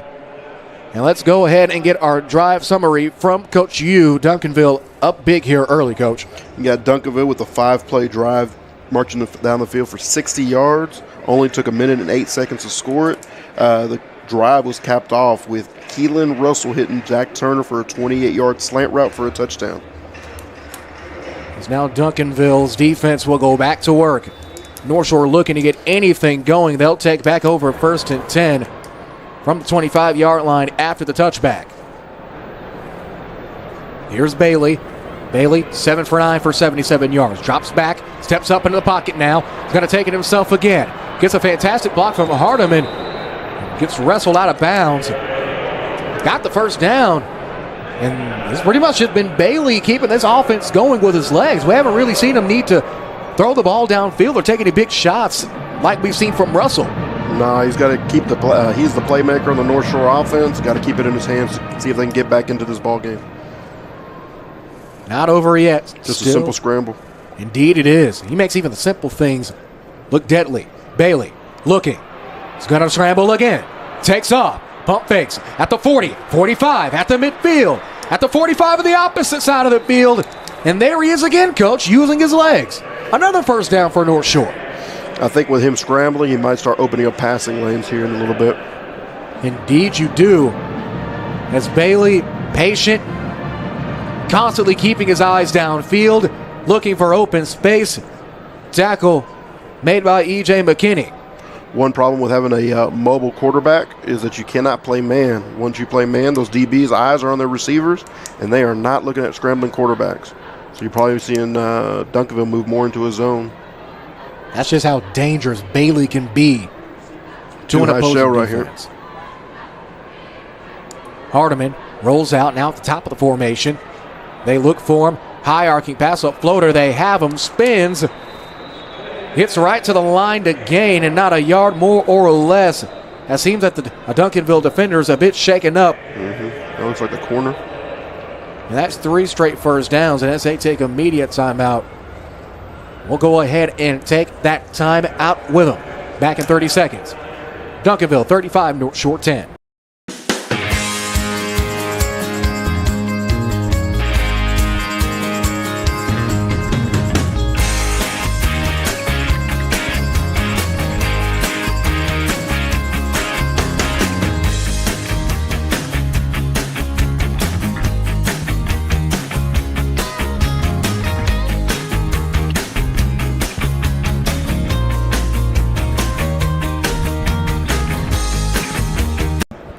Coming out of the injury timeout, Coach, there was a roughing the passer penalty that was called on Duncanville. That'll have 15 more. Did you see it? I surely didn't. I didn't catch it. I saw the pass to the receiver right there, and then my eyes got away from the quarterback.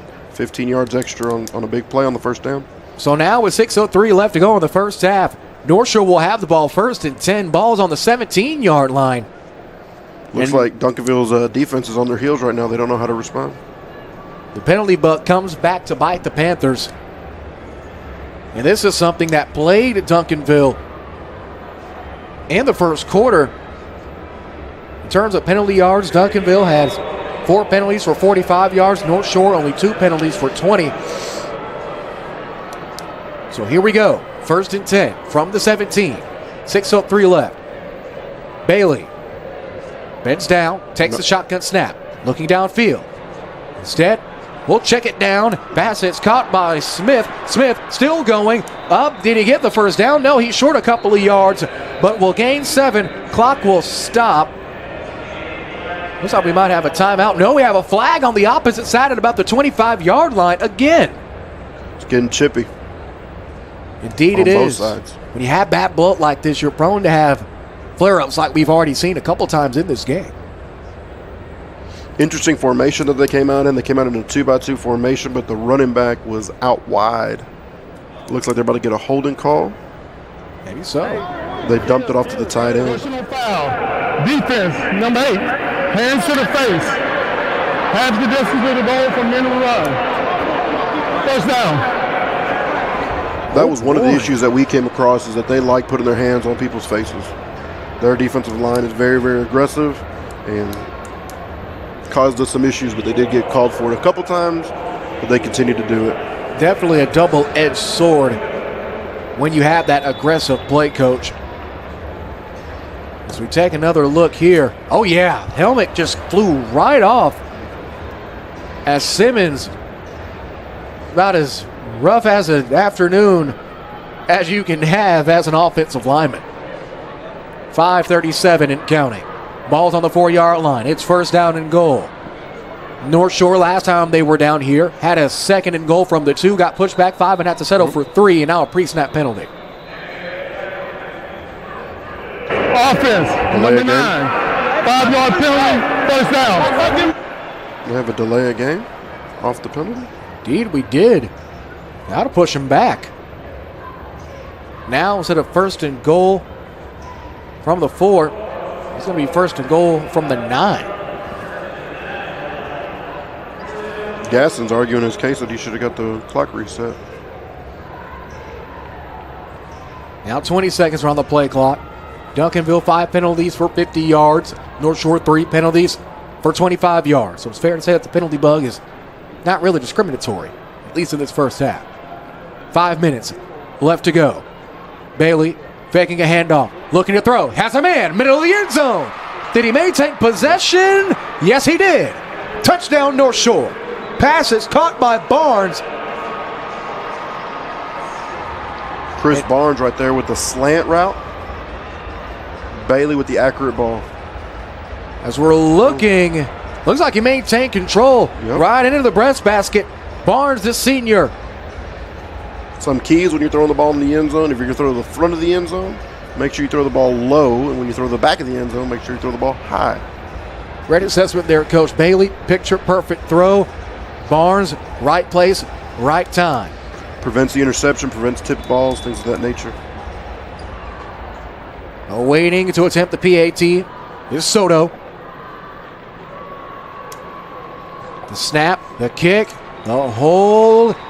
It's right on the inside of that right upright and is good. Our new score with 5:01 left to go. Duncanville up big, but not out of the woods just yet. It's 35-17 after the touchdown catch from Barnes. Our coverage of the UIL 6A High School State Championships continue after this.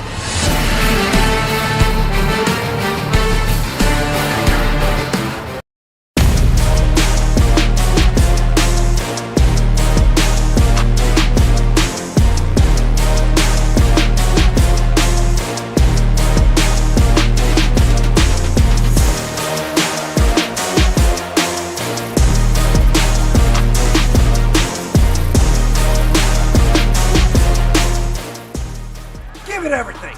At Pelshanky and Tyler, we're tough, never quits. After the Northshore touchdown to give us our 35-17 score. Coach, it's been a rough and tumble affair, but credit the Mustangs. They're slowly but surely crawling back into this one with the strength of that quarterback. Guess who? It's Caleb Bailey, the junior. For the drive summary right here, we have Galena Park Northshore had about 5 plays, 75 yards, capped off with a Caleb Bailey pass to Christopher Barnes for 9 yards, good for 7. This presentation of the UIL 6A State Championship is brought to you by Simple Simon's Pizza, located in Crowley for a slice of perfection. Quality ingredients, fast service, and great prices. Simple Simon's Pizza in Crowley, simply the best. The official DFW pizza of the Antler Sports Network and official pizza of Texas Wesleyan Athletics. We're set to go for kickoff once more. It's Duncanville looking down the barrel of another offensive possession as Theus is back deep to return.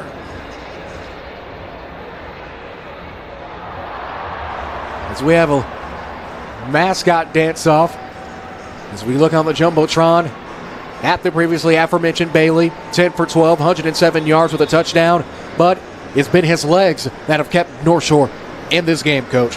His scrambling ability has been able to move the chains time after time, and then once he started moving the chains, you start opening up passing lanes. You saw it once over here on the sideline with number 9. You saw it again with Barnes on the slant. As we have kickoff here, booming kick right into the end zone for a touchback, as Theus will not have a chance to return this ball. 5:01 left to go. And if you're Duncanville, your offense has pretty much played a picture-perfect game. What is something you can try to look at or maybe even fix? Because at the end of the day, Northshore, they're a team that definitely has the firepower to come back and make this a closer ball game. They got to find a way to stop the run and make this team one-dimensional. If they do not stop Kadam Durham, we're in for a long night for Northshore. Indeed, we could be. Compressed formation right here. Faking the handoff is Russell. Russell, pressure, steps up, gets rolled, and alligator roll brought down. Northshore, for the first time, I believe, tonight, led by Caleb Kane, the 5'10 senior defensive lineman, bringing down Russell. And I believe that's the first time Russell's been sacked today, Coach. Yes, sir. He got off the edge, got a good jump off the ball, got the sack, puts Duncanville in an interesting situation, 2nd and 11. Thankfully for Duncanville, that was only a loss of 1 because Kane bursted off the line of scrimmage like a speeding bullet. 3 receivers out wide now for Duncanville. We got an unbalanced formation overload right here. 2 receivers are on the line. It's a delayed handoff to Russell.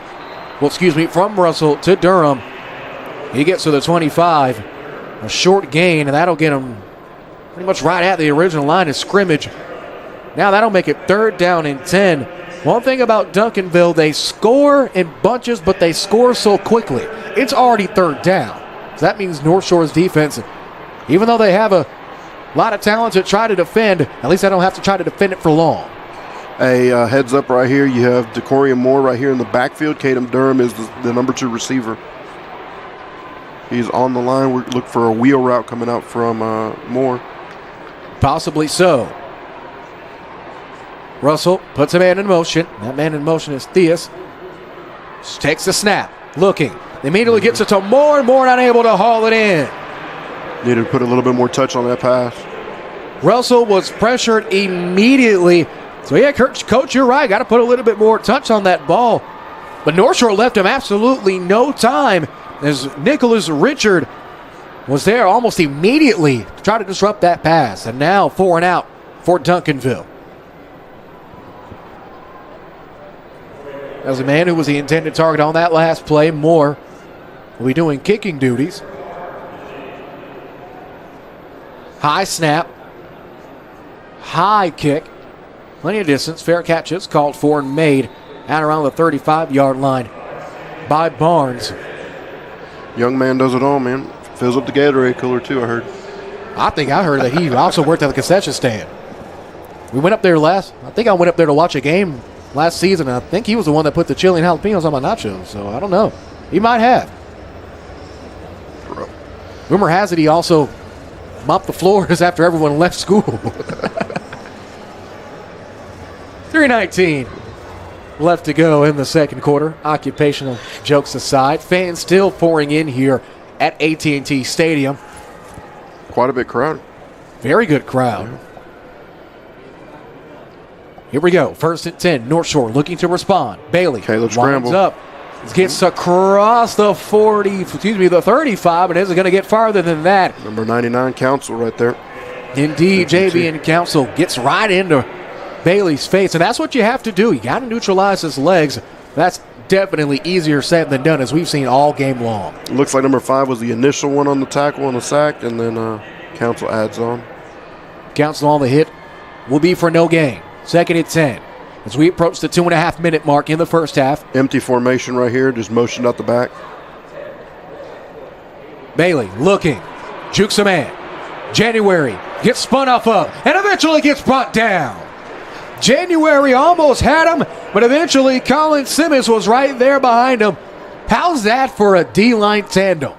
Man, big loss, and now it's third down in a country mile. Right there, Caden Simmons beats the left tackle and ice him with the inside move. Misses on the initial sack, and then Alex January cleans it up. Way to rush the quarterback as one. Indeedly so. Big third down. Doubles formation, 2x2. We've hit 2 minutes remaining in the second quarter. Bailey will just simply dump this one off. It's a screen, and the open space is Thomas. Thomas crossing midfield, gets the first down and more. Looks like there's a flag as well. Indeed there is. This could be pivotal. Indeed, some laundry on the field. It was thrown at around the 40-yard line, specifically at the 36. As now we await the call.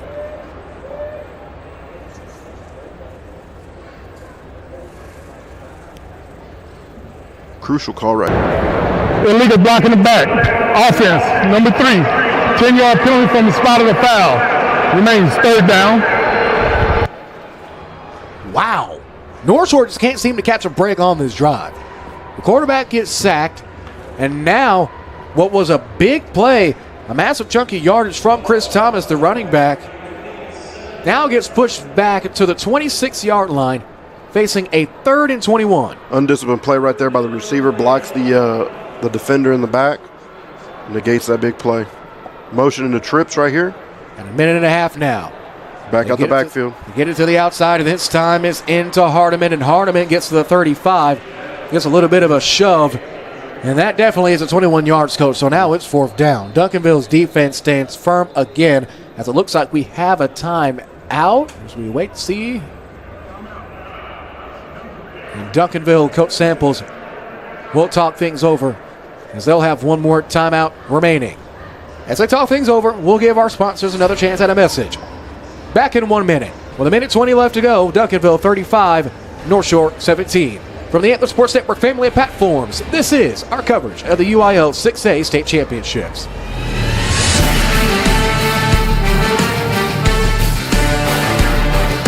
Why are interscholastic sports called the last classroom of the day? Because they teach students important life lessons like teamwork, accountability, and perseverance. School sports are so much more than a game. They're about developing the whole person. That's why they're an essential part of every student's education. Encourage your student to participate in the last classroom of the day. Interscholastic sports in Texas. This message presented by the UIL and the Texas High School Athletic Directors Association.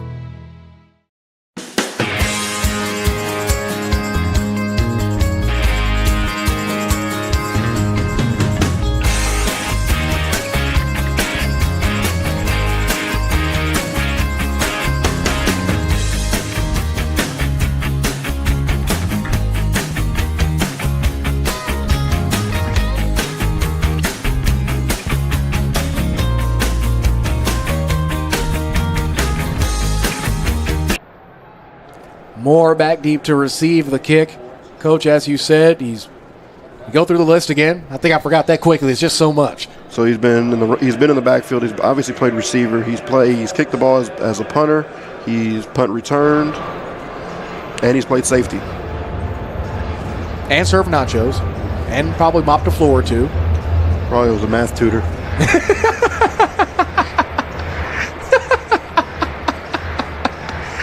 Trying to calculate all these yards. Well, fair to say, if he is a math tutor, he's going to have a pretty long night the way his Panthers offense has been moving up the field. Now they face the 1st and 10. Minute 10 left to go in the second quarter. Ball is placed on the 32-yard line. Duncanville's got one timeout with a minute 10 remaining. It's good. Sprint out. It's a good little repertoire to have. They get more in the flat as he gets wrestled out of bounds. Tackles made by Paul Porter. As he's going to be short on the line to gain, but a solid gain of about 8 will make it second down and short. Nice little sprint out there. They'll give him 6. Make it second down and 4. He did get out of bounds, so the clock is frozen at a minute 5.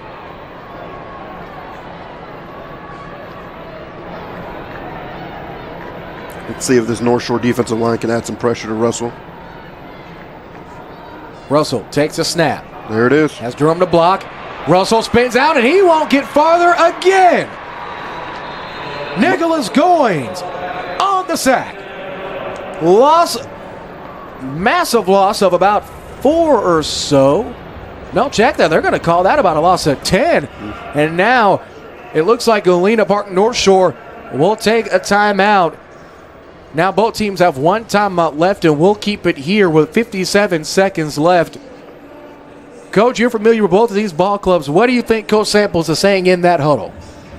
Play smart. We've got the lead. We're up by what is that, 21? A bunch. Yeah, a bunch.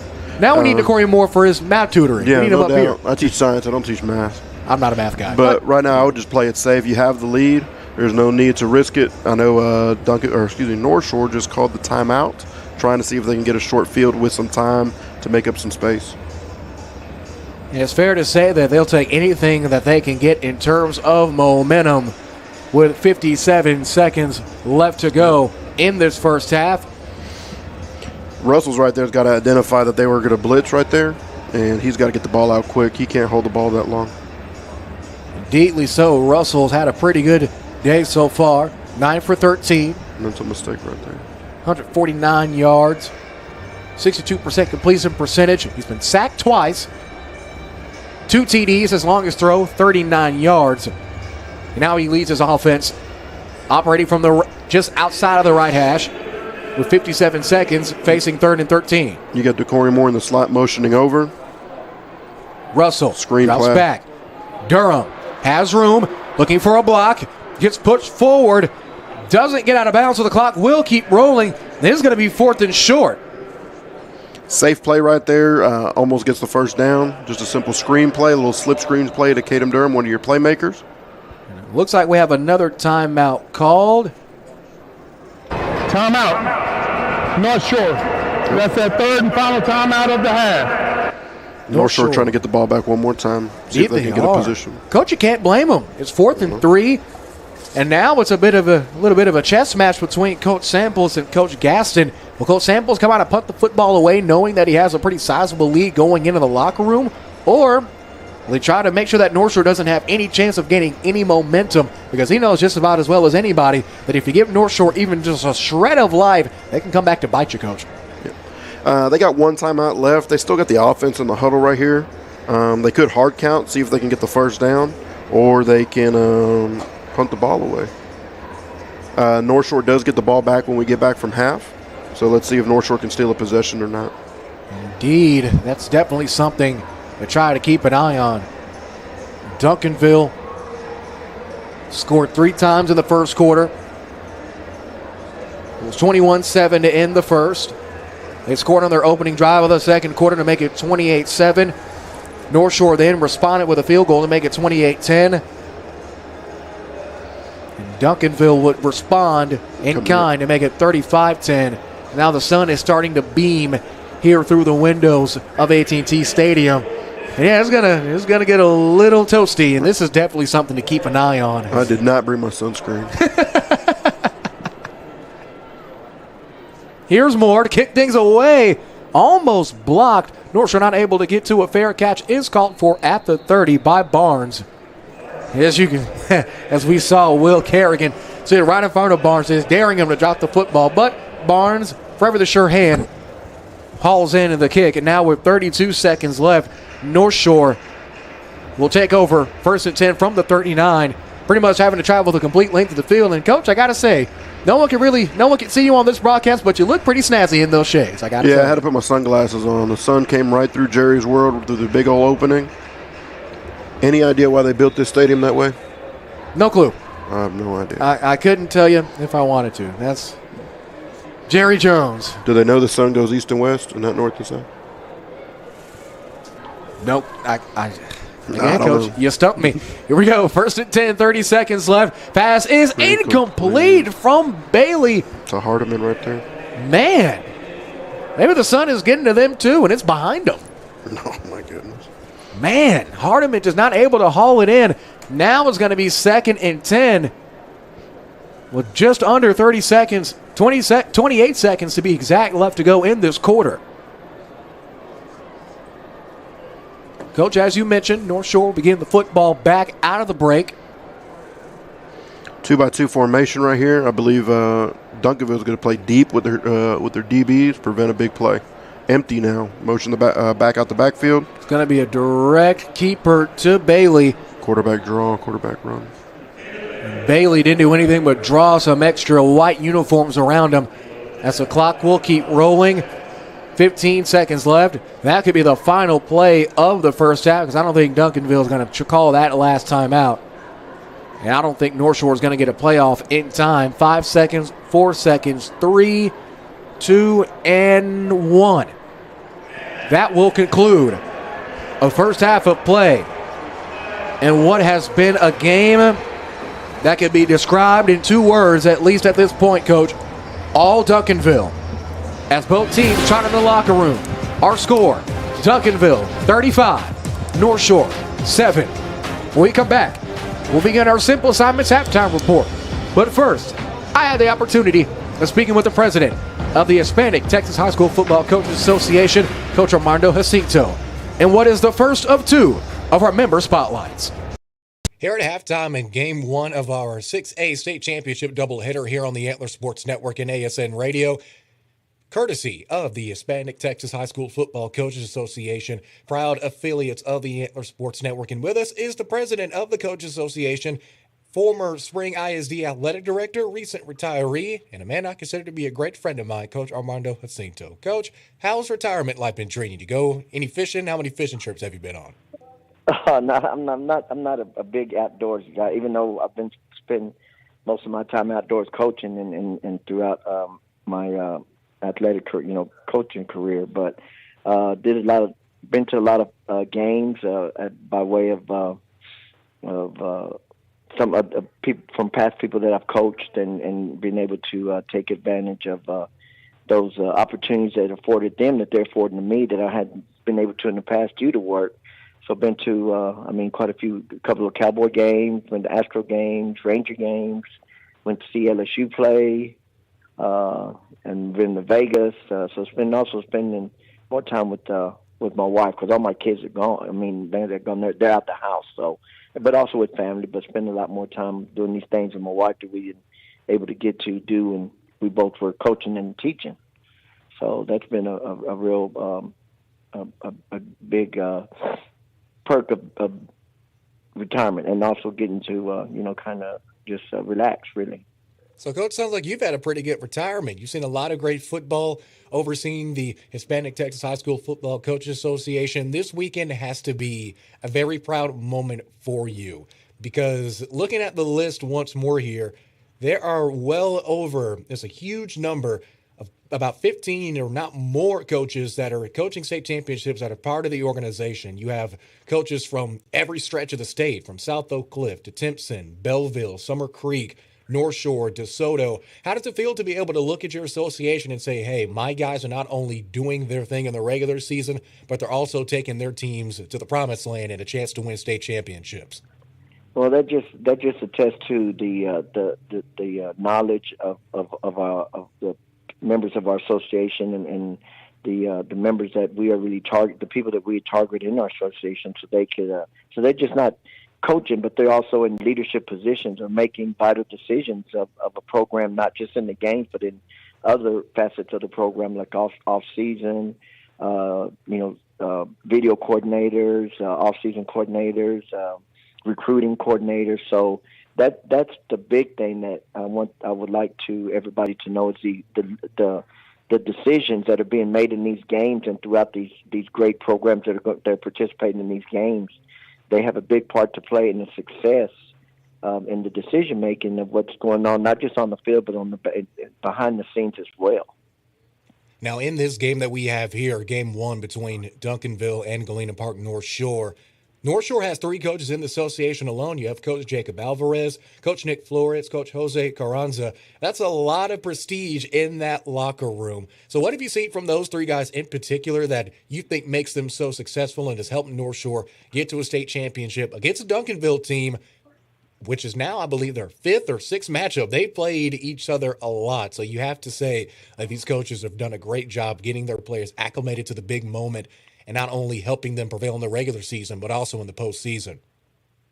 Yeah, they just attest to that the people in the head coaches and athletic directors are very know how to, that's what one of the great things in being a leader. You know how you need to know to surround yourself with great people, because without them, you can't have the success that you need, because you can't do it by yourself, and that's something I totally know that you need. Everybody plays a part in the success of a program, and so that attests to their skill level, their knowledge, and the leadership of that program to align themselves with great people to help them be successful and continue success that both of those programs have, and just all the programs participating in today's games.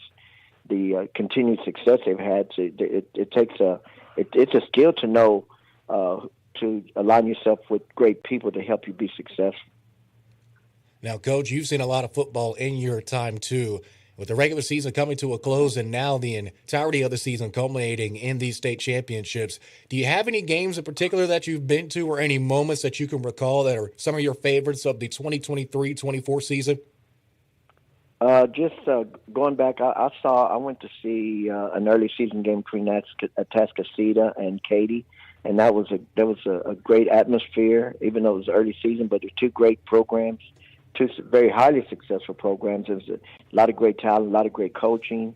That game also, I went to see the Spring and Decaney game, and there was a lot of, they just kind of feel like a big brother with those having a lot of in the success of these programs and the success of those staffs and those head coaches, to see, kind of feel like a big brother, that you see people being successful and know that you had a small part in playing their success, and knowing to surround yourself with great people so those programs can have success, and so it also so those kids can have success and go on to bigger and better things once they graduate from high school. Now, Coach, let's conclude with this. Of course, the state championships, the air is getting thinner. It's getting cold if it wasn't cold already. It's also Christmas time. Can you take us back to a time where you got a Christmas gift and thought, man, this might be the greatest Christmas gift I've ever received? Oh, that's a good question. Lee, me and my wife were talking about that when we were younger. I guess when I got my first boom box, you don't see them around as much. Oh man! Nowadays, but I got that, and it's I put it on. I remember put it in my room, and I put it on. I put it on my desk, and I was able to hook it up, and with the good antenna it had, I was able to get, because I grew up in Waco, so I was able to get the stations in Dallas, because Waco didn't have as many stations back then. So in Dallas with the bigger market, you have and being from that area, about K104. So I couldn't get that, and on the normal radio, but that was able for me to get that station, and it was just a big thing that I could record songs, I could play cassette tapes back in there. Now, those of you who don't know cassette tapes, that was that kind of tells you dates my age, but that's kind of one of the things. There was many, but that's just the first one that comes to mind. I just really could really listen to the music I wanted to at that time.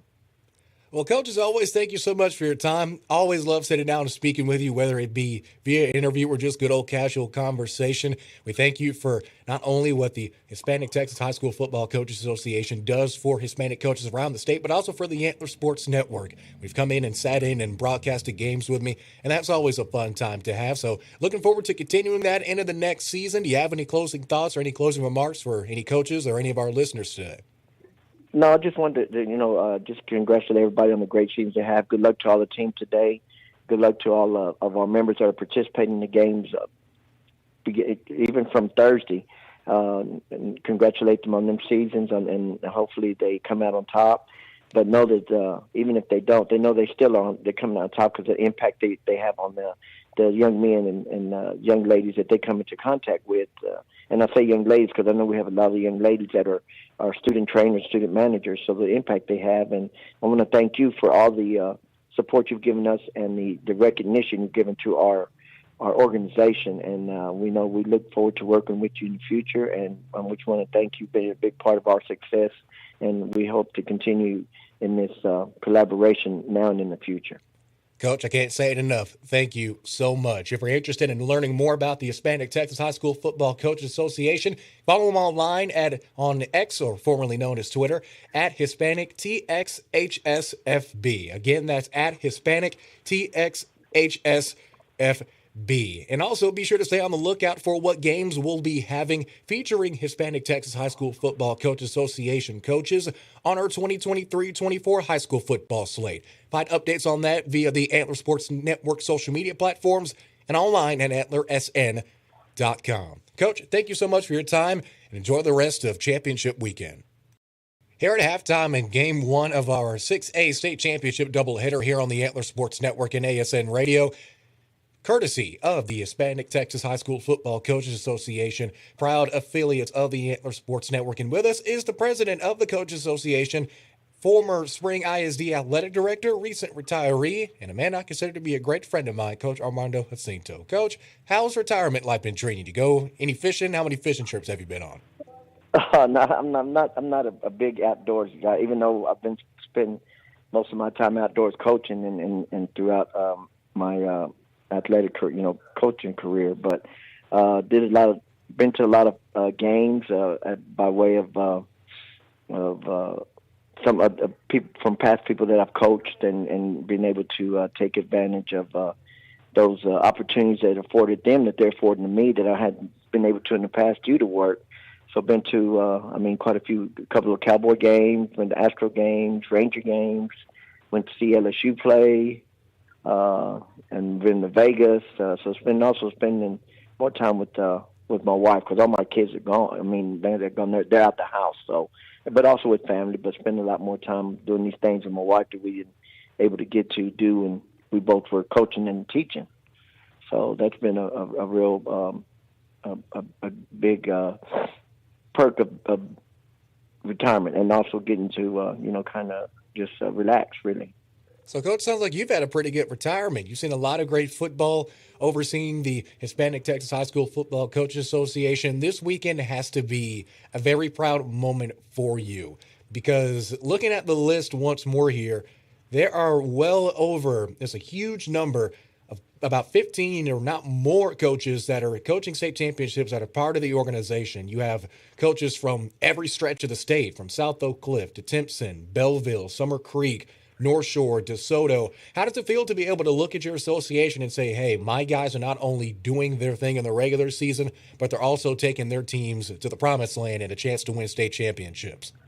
Well, that just attests to the knowledge of the members of our association and the members that we are really the people that we target in our association, so they're just not coaching, but they're also in leadership positions or making vital decisions of a program, not just in the games, but in other facets of the program, like off season, video coordinators, off season coordinators, recruiting coordinators. So that's the big thing that I would like to everybody to know is the decisions that are being made in these games and throughout these great programs that are participating in these games.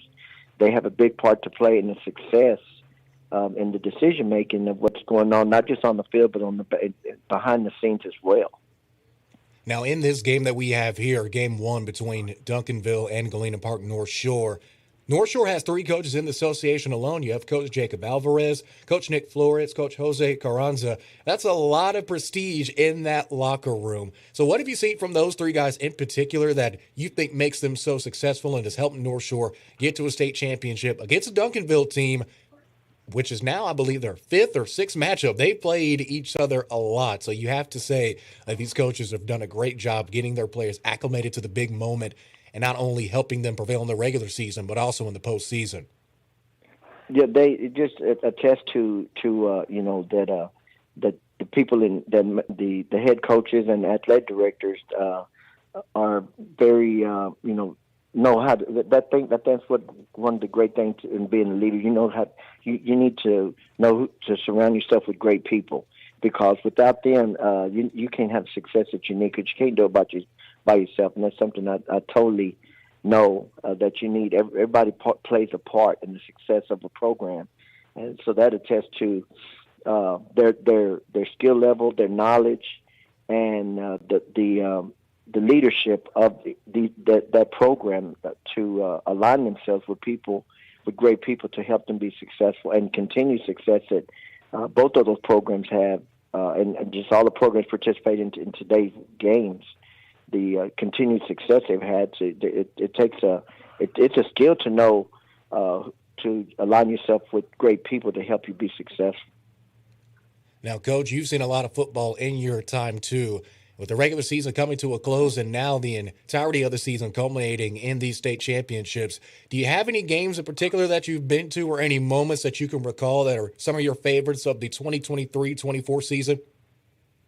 Going back, I went to see an early season game between Atascocita and Katy, and that was a great atmosphere, even though it was early season. But there's 2 great programs, 2 very highly successful programs. There was a lot of great talent, a lot of great coaching.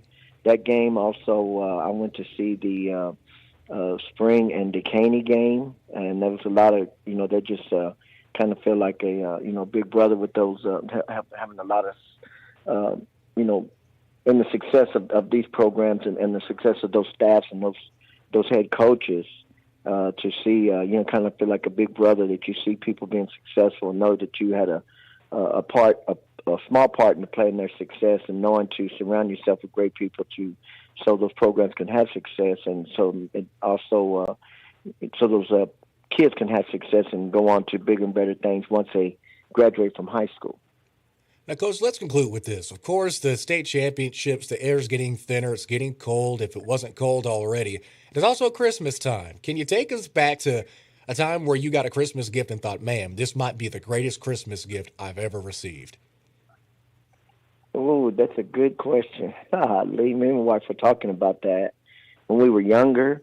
I guess when I got my first boom box, you don't see them around as much. Oh man! Nowadays, but I got that, and it's I put it on. I remember put it in my room, and I put it on. I got it and put it on my desk, and I was able to hook it up, and with the good antenna it had, I was able to get, because I grew up in Waco, so I was able to get the stations in Dallas, because Waco didn't have as many stations back then. So in Dallas with the bigger market, you have and being from that area, about K104. So I couldn't get that, and on the normal radio. But that was able for me to get that station, and it was just a big thing that I could record songs. I could play cassette tapes back in there. Now, those of you who don't know cassette tapes, that was that kind of tells you dates my age. But that's kind of one of the things. There was many, but that's just the first one that comes to mind. I just really,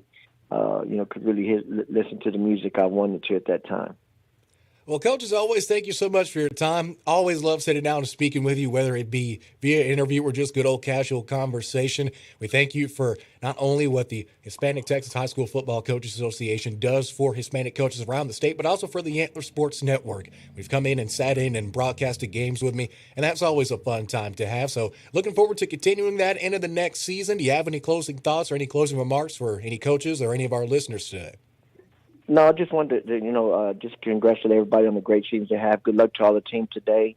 Good luck to all of our members that are participating in the games, even from Thursday. And congratulate them on them seasons, and hopefully they come out on top. But know that even if they don't, they know they're coming out on top because of the impact they have on the young men and young ladies that they come into contact with. And I say young ladies because I know we have a lot of young ladies that are student trainers, student managers, so the impact they have. And I want to thank you for all the support you've given us and the recognition you've given to our organization. And we know we look forward to working with you in the future, and we just want to thank you for being a big part of our success. And we hope to continue in this collaboration now and in the future. Coach, I can't say it enough. Thank you so much. If you're interested in learning more about the Hispanic Texas High School Football Coaches Association, follow them online on X, or formerly known as Twitter, at Hispanic TXHSFB. Again, that's at Hispanic TXHSFB. And also be sure to stay on the lookout for what games we'll be having featuring Hispanic Texas High School Football Coaches Association coaches on our 2023-24 high school football slate. Find updates on that via the Antler Sports Network social media platforms and online at antlersn.com. Coach, thank you so much for your time, and enjoy the rest of championship weekend. Here at halftime in Game 1 of our 6A state championship doubleheader here on the Antler Sports Network and ASN Radio, courtesy of the Hispanic Texas High School Football Coaches Association, proud affiliates of the Antler Sports Network.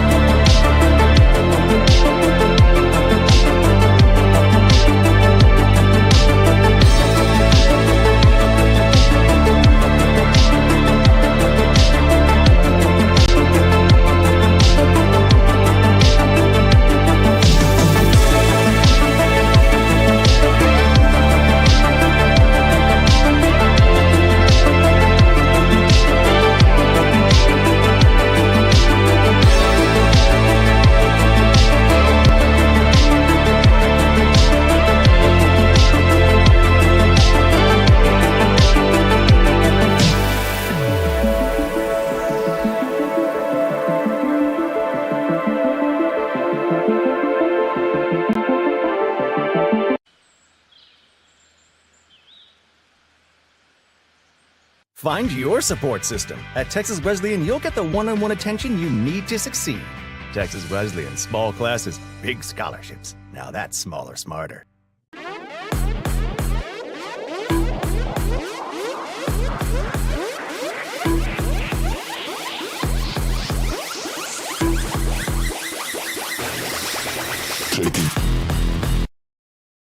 Why are interscholastic sports called the last classroom of the day? Because they teach students important life lessons like teamwork, accountability, and perseverance. School sports are so much more than a game. They're about developing the whole person. That's why they're an essential part of every student's education. Encourage your student to participate in the last classroom of the day, interscholastic sports in Texas. This message presented by the UIL and the Texas High School Athletic Directors Association.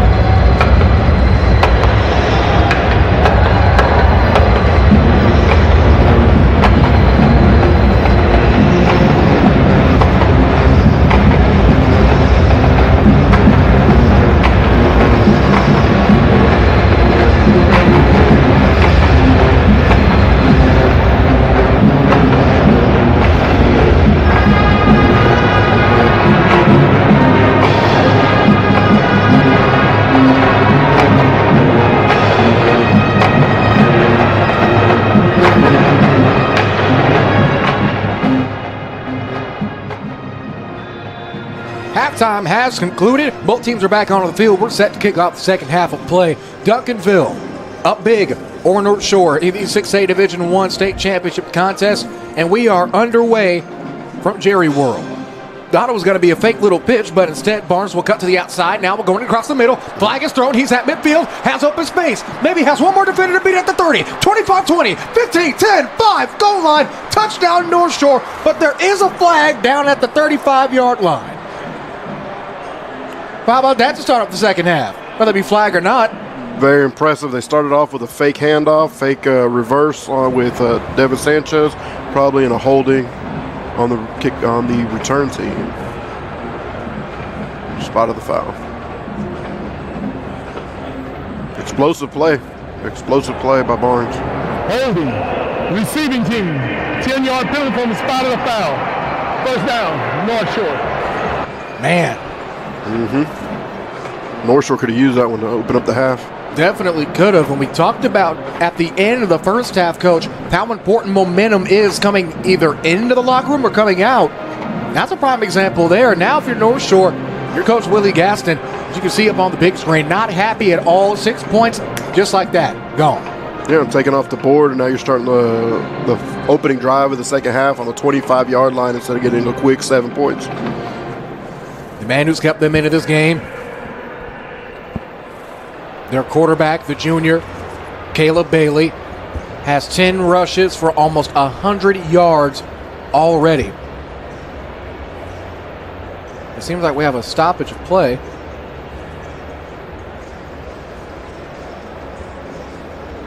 I wonder what the confusion is. Both teams went back to the sideline. Indeed. They're going to review this? Yeah, they are. Looks like they are. I was about to say, I know it's not immediate timeout. Second half just started. But I don't know what they could be challenging. Maybe the spot of the foul, or there was a flag at all. That would be my guess. You can't really review a penalty. Right. Or maybe they're just trying to make sure they have the clock set correctly. Awkward start to the second half for sure. Now we get a view of the board. I'm confused. I am. You got me there, Coach. I am frazzled. The big board has the replay of the catch, but I don't see what the issue is.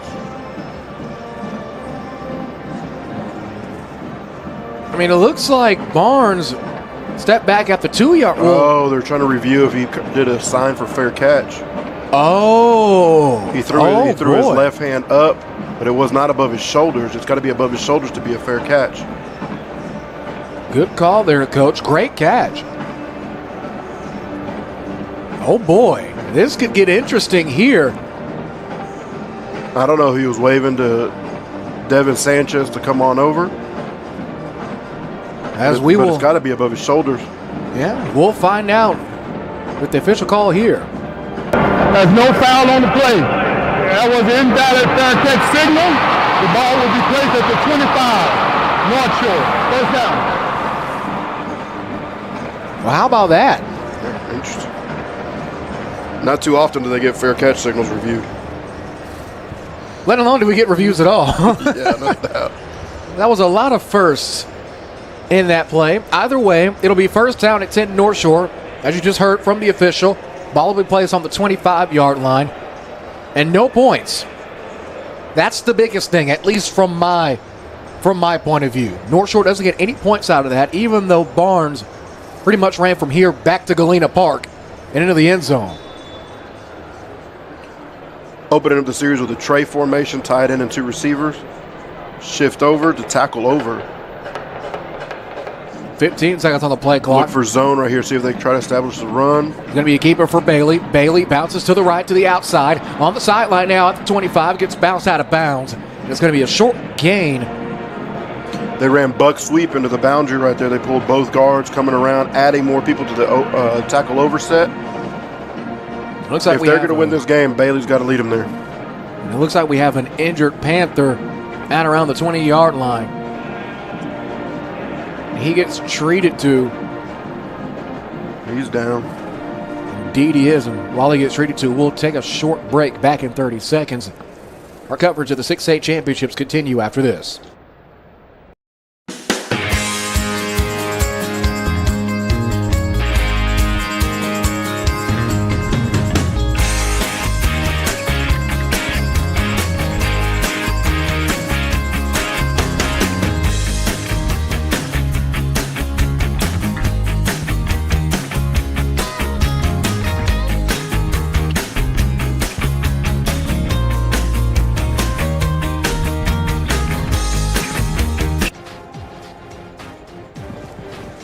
As the injured Panther is slowly but surely getting brought up by the training staff, we try to get a read as to who the Duncanville player is. That's going to be number 5, Mason Williams, the junior linebacker, who's gingerly walking off the field now and under his own power.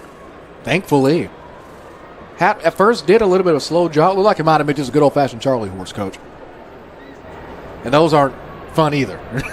I can promise you that. After the Bailey run, before the injury timeout, 11:40 left to go in the third quarter. It's 2nd down and 4.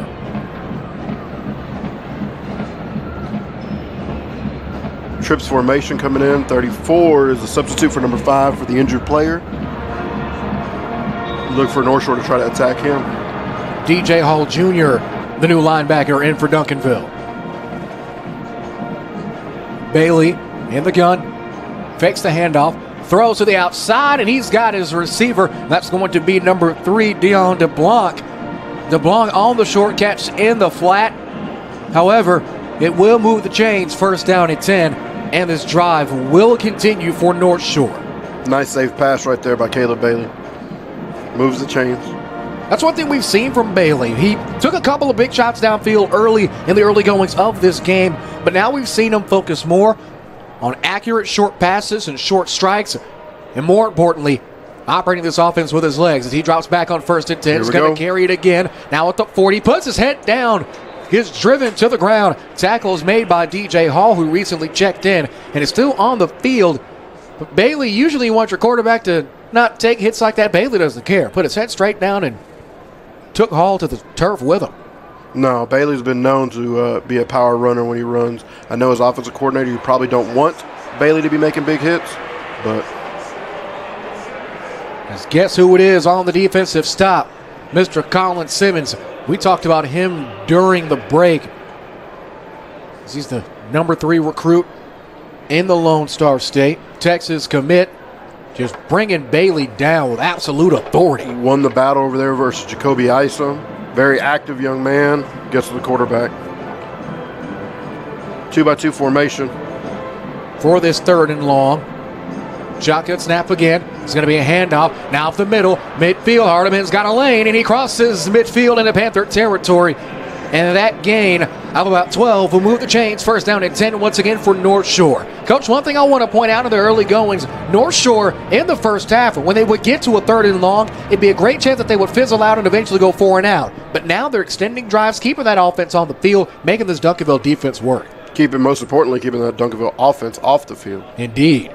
Here's the 1st and 10 run. Hardiman gets a block. Now gets another block to the outside, but he gets his ankles wrapped up. He'll gain a couple. He'll gain about 3 yards on that carry. A little no call right there. The receiver blocked the DB in the back right there. Referee's letting them play. Can't blame them there. Especially in games like this, I don't really get too upset if officials really don't call much. Especially with these 2 great teams in a state championship. It's Duncanville and North Shore Act 5. If you're a referee, he's about to stay out of the way. As now Bailey's going to go again. Excuse me, not Bailey. That's going to be number 8, Cameron Smith, on the throw from Bailey. And we've seen Smith operate in the flat along the sideline, and he's done it to a T so far in this game. Here's 1st and 10. 9.5 minutes left to go. They try to get it to Barnes to the outside, but I don't think he hauled it in. Now North Shore going for the quick screen right there. They're going a little bit of tempo, trying to catch Duncanville subbing. North Shore has a sub in for number 62 on the tackle position because his helmet came off. Let's see if he holds up. They'll say he lost 2 on the catch from Barnes. Now that'll bring up 2nd and 12. As we approach 9 minutes remaining in the 3rd quarter. 35-17. Duncanville ahead in their 5th time that these two teams have met. Here's Bailey on the keeper. Spins through. Gets crammed at around the 25-yard line. Got hit by multiple Panthers, but pops right back up. They're with him in tandem on the tackles. We take a look at the instant replay here.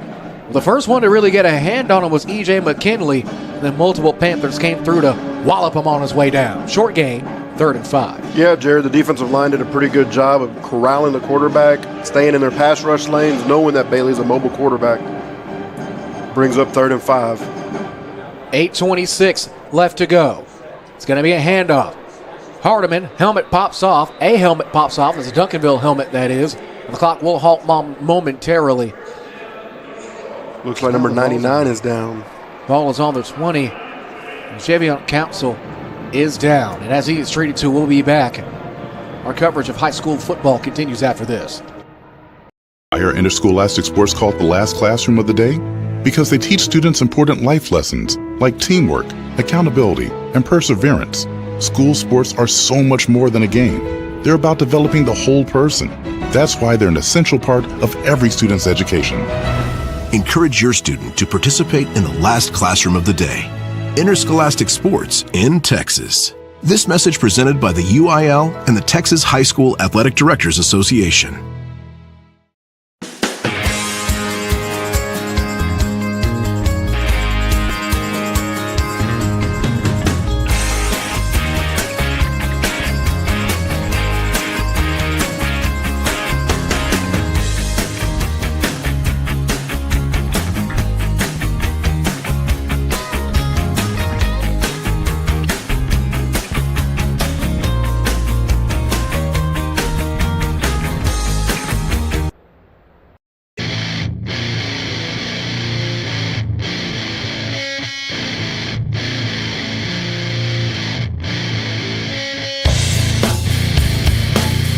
More guard for the Trojans. A little bit of a 4-out, 1-in set here for Coach Francis and company. Looking for their first win against a Tyler team this year as Hadnot gets in. 1 to go.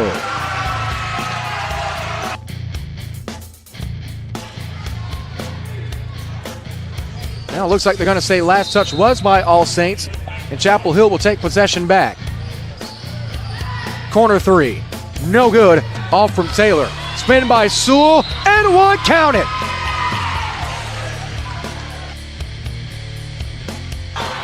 Bianca Mumphrey again from downtown. That's her 3rd. You can't give up second chance points like that. Gave up 2 offensive rebounds. Easy 3. Taking back the lead right here for Tyler Legacy. This has been a back and forth game. Exactly what you expect. Great side step. Miller. Back after the injury timeout, Council for Duncanville was escorted off the field. Hopefully he seems to be okay. Bailey on the 3rd down. Well, the first down and 10 will scramble, get to the 15-yard line. That's a solid game once again by Bailey. Initial tackle was made by E.J. McKinney once more. And McKinney's pretty much been the only reason that Bailey doesn't have 500 yards on the ground and 35 touchdowns. McKinney has been there in that linebacker spot, in the middle linebacker spot, keeping him contained. Yeah, he's got to stay there for Bailey. Bailey's been the biggest weapon for Northshore. His feet and then his way to extend plays has kept Northshore in this game. 10th play of the drive coming up for the Mustangs. 7 minutes, 32 seconds left in quarter number 3. 2nd and 5. Bailey takes a snap. Delayed handoff, and they get it to Hardiman, but Hardiman is immediately crushed right at about the line of scrimmage by Duncanville's number 44, A.J. Brown, the 6'2", 240-pound junior, making the TFL. That's Council's backup, the one that just came off, coming in making a play. Huge play for him. Hardiman just gets a simple power play or really like a G lead play, and he doesn't follow his pullers. I don't know why. Coach, we talked about this off air. Duncanville just has so much talent on either side of the ball. We talked about in the pregame how great of a defender Council is. His backup comes in his very first play on the field from scrimmage. He comes up with a TFL. Here's Bailey. Rolls out to his right. Looking. Pump fakes. Flag is thrown. Cuts over to his left. At the 10. Has a lead blocker, but instead will try out of bounds at the 11. But again, there is a flag on the field at around the 15-yard line. It's in the place of holding. Let's see what the call is. Jared, it's an embarrassment of riches at Duncanville High School. Again, as I spoke earlier, campus is the size of 4 Walmarts. Offense, number 62. 10-yard penalty from previous spot. So that will make this 3rd down and long after the flag. And Coach, you just talked about how lucky you have to be an athlete at Duncanville High School. They're pretty good at every sport. Massive campus. Your student body is the size of a small 2A city, or sometimes a 3A city. 7 basketball gyms, I believe, on campus. How about that? Duncanville Metroplex. They have their own post office, I heard. Anyway, 6:40 left to go after the penalty. Northshore, throw to the outside is complete. Tackle was made in the flat by Mason Williams. Pass was caught by Jalen Bocard. His first time we said his name this evening. Brings up 4th down. A pivotal 4th down. 4th down and 8 to go. Ball is on the 18-yard line. There's 6:11 left to go in the 3rd quarter, and it looks like they'll bring up the field goal unit, led by Jonathan Soto. Soto's going to be kicking this field goal. It's about a 35-yard field goal. It is up and good. Soto nails that one. Adds 3 more to North Shore's total. And right now, with 5:56 left to go in the 3rd, North Shore tacking on 3 more. Gives themselves just a little bit more hope, but they got to get a move on. 35-20, back in 30 seconds. From the Antler Sports Network family of platforms, this is the UIL 6A Division I State Championship.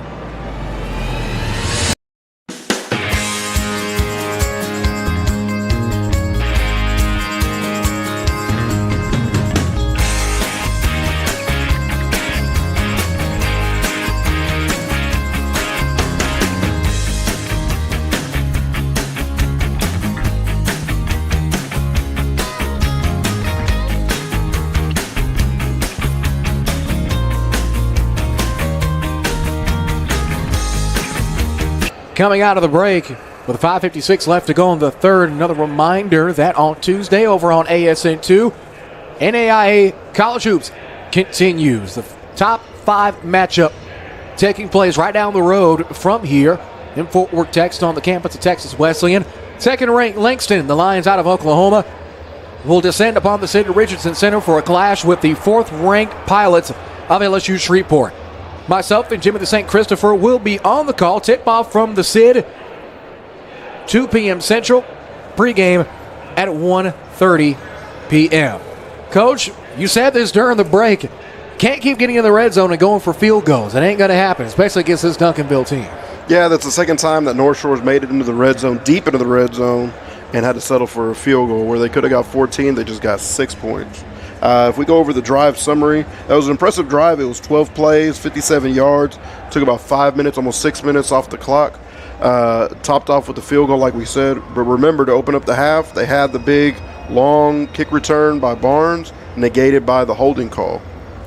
Big swing right here. Definitely a big swing. And not to mention, the biggest swing, arguably, was coming right out of the half. It was a kickoff return for a touchdown that was called back. That pinned North Shore and made them start their drive deep within their own territory.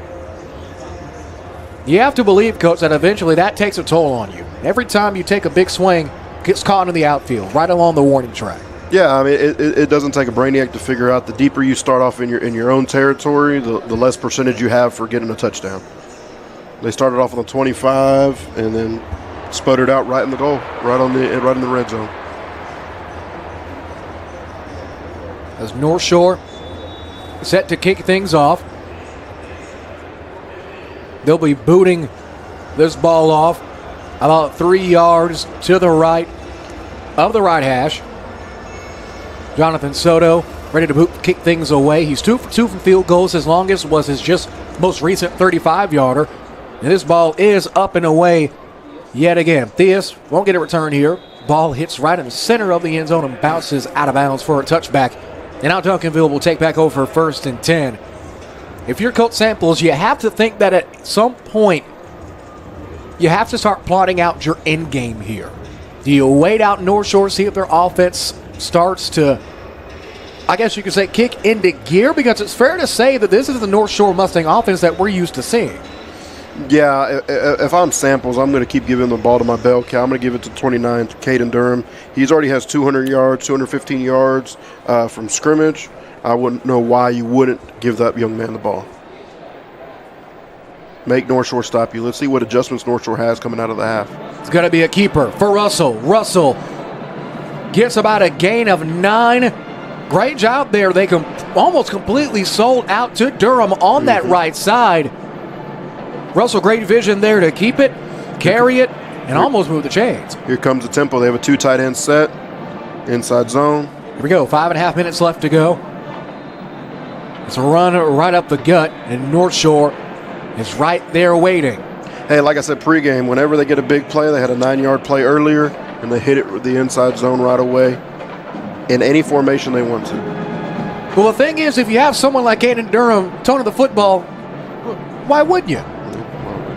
I mean, it would almost be questionable not to, as Durham now rolls out as a receiver to the left side of the formation. Yeah, he's a single receiver. They got a quad set to the field. It's going to be a screen to the outside and a big hit. This helmet pops off and laying out an absolute lick is Paul Porter. 17 just laid a lick that the whole stands felt. Everybody in the building felt it. Ugh. That might be a game changer. Indeed, it could be. Hopefully that young man is okay. Hope so. And as he gets treated to, we'll take a short break after this. Our coverage of the UIL continues on the ASN.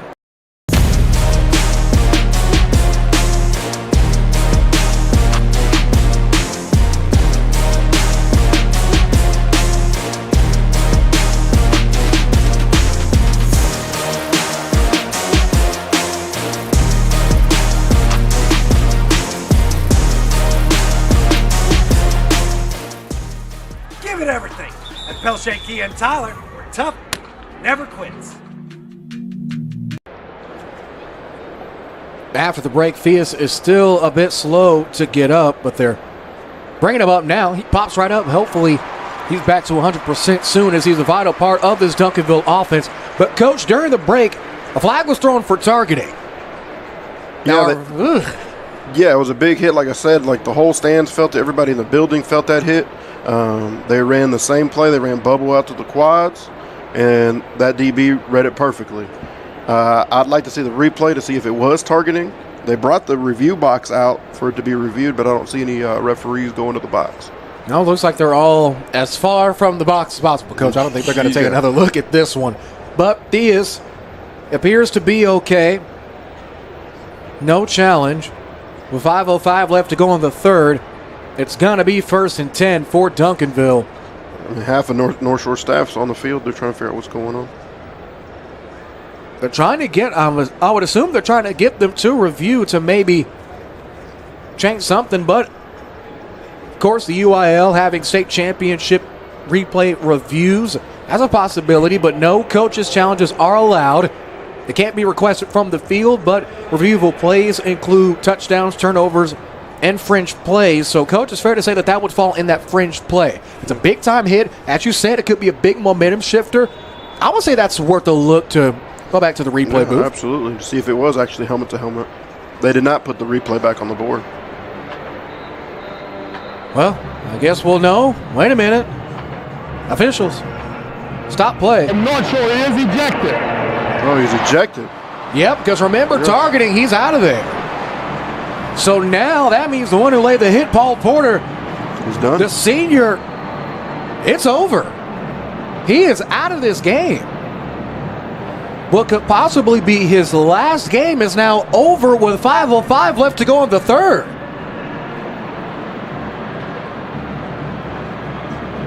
As now it looks like Duncanville will go back to the sideline. Play clock is halted.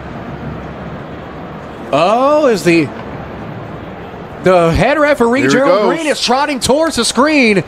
And it looks like we're going to get a review here, Coach. Yeah, just like I said, I thought if he's going to eject a player for targeting and they have the review capabilities, let's make sure we get the call right. Definitely so, especially at such a fragile moment in this game. As now we're taking a look. Let's see how this hit transpires. Oh, yep.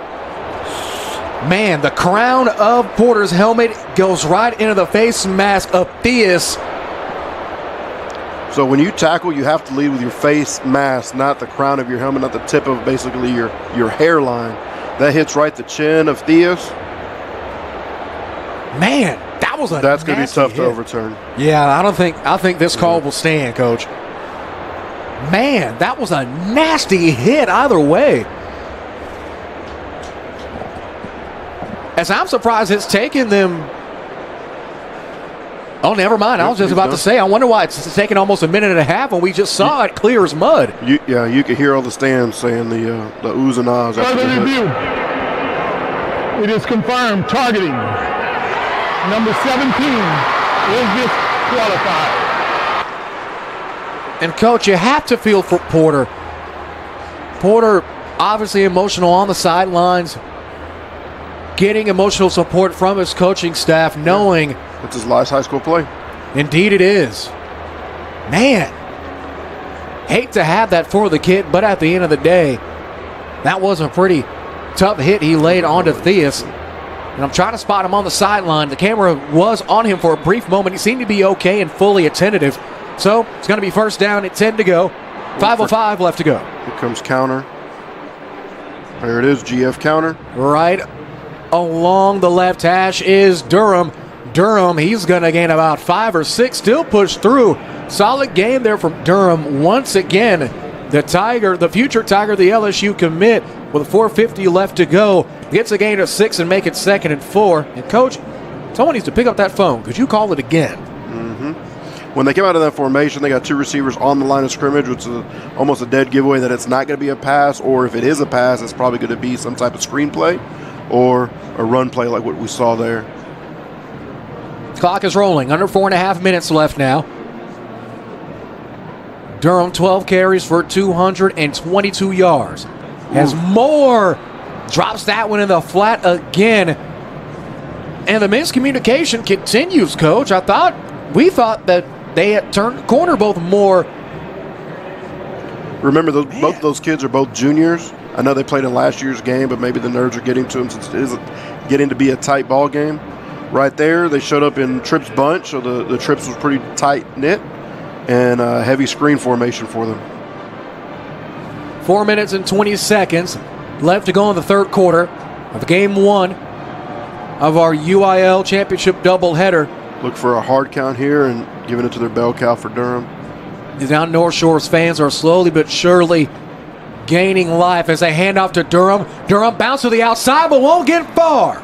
Holding on to the ankle was Dylan Dixon, the senior, making the hit on Durham. Northshore's coming out to play in the second half, defensively and offensively. And this is what we talked about at the half, Coach. If you give Northshore any kind of hope, it could come back to bite you. And now Duncanville might be learning the hard way. With 3:50 left to go, they stop Durham. It's a 15-point game. Duncanville has a sophomore on the O-line, number 54. He got taken advantage of on that play. Samples keeping his offense on the field. Look for the hard count. It's 4th and 3. This will be their first time trying to convert on 4th down. Shotgun snap. Flag is thrown pre-snap. Getting chippy between 7 and 55. The Mike linebacker in the center. Indeed it is, as we get the call from head referee Mr. Gerald Green. You always got to be aware when it's 4th and 3rd and short that somebody's going to hard count you. You got to be a disciplined ball club.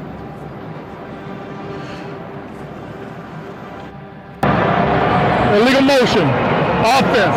Number 13. 5-yard penalty. They're down. Now instead of 4th and 3, it's 4th and 8. This is going to get interesting.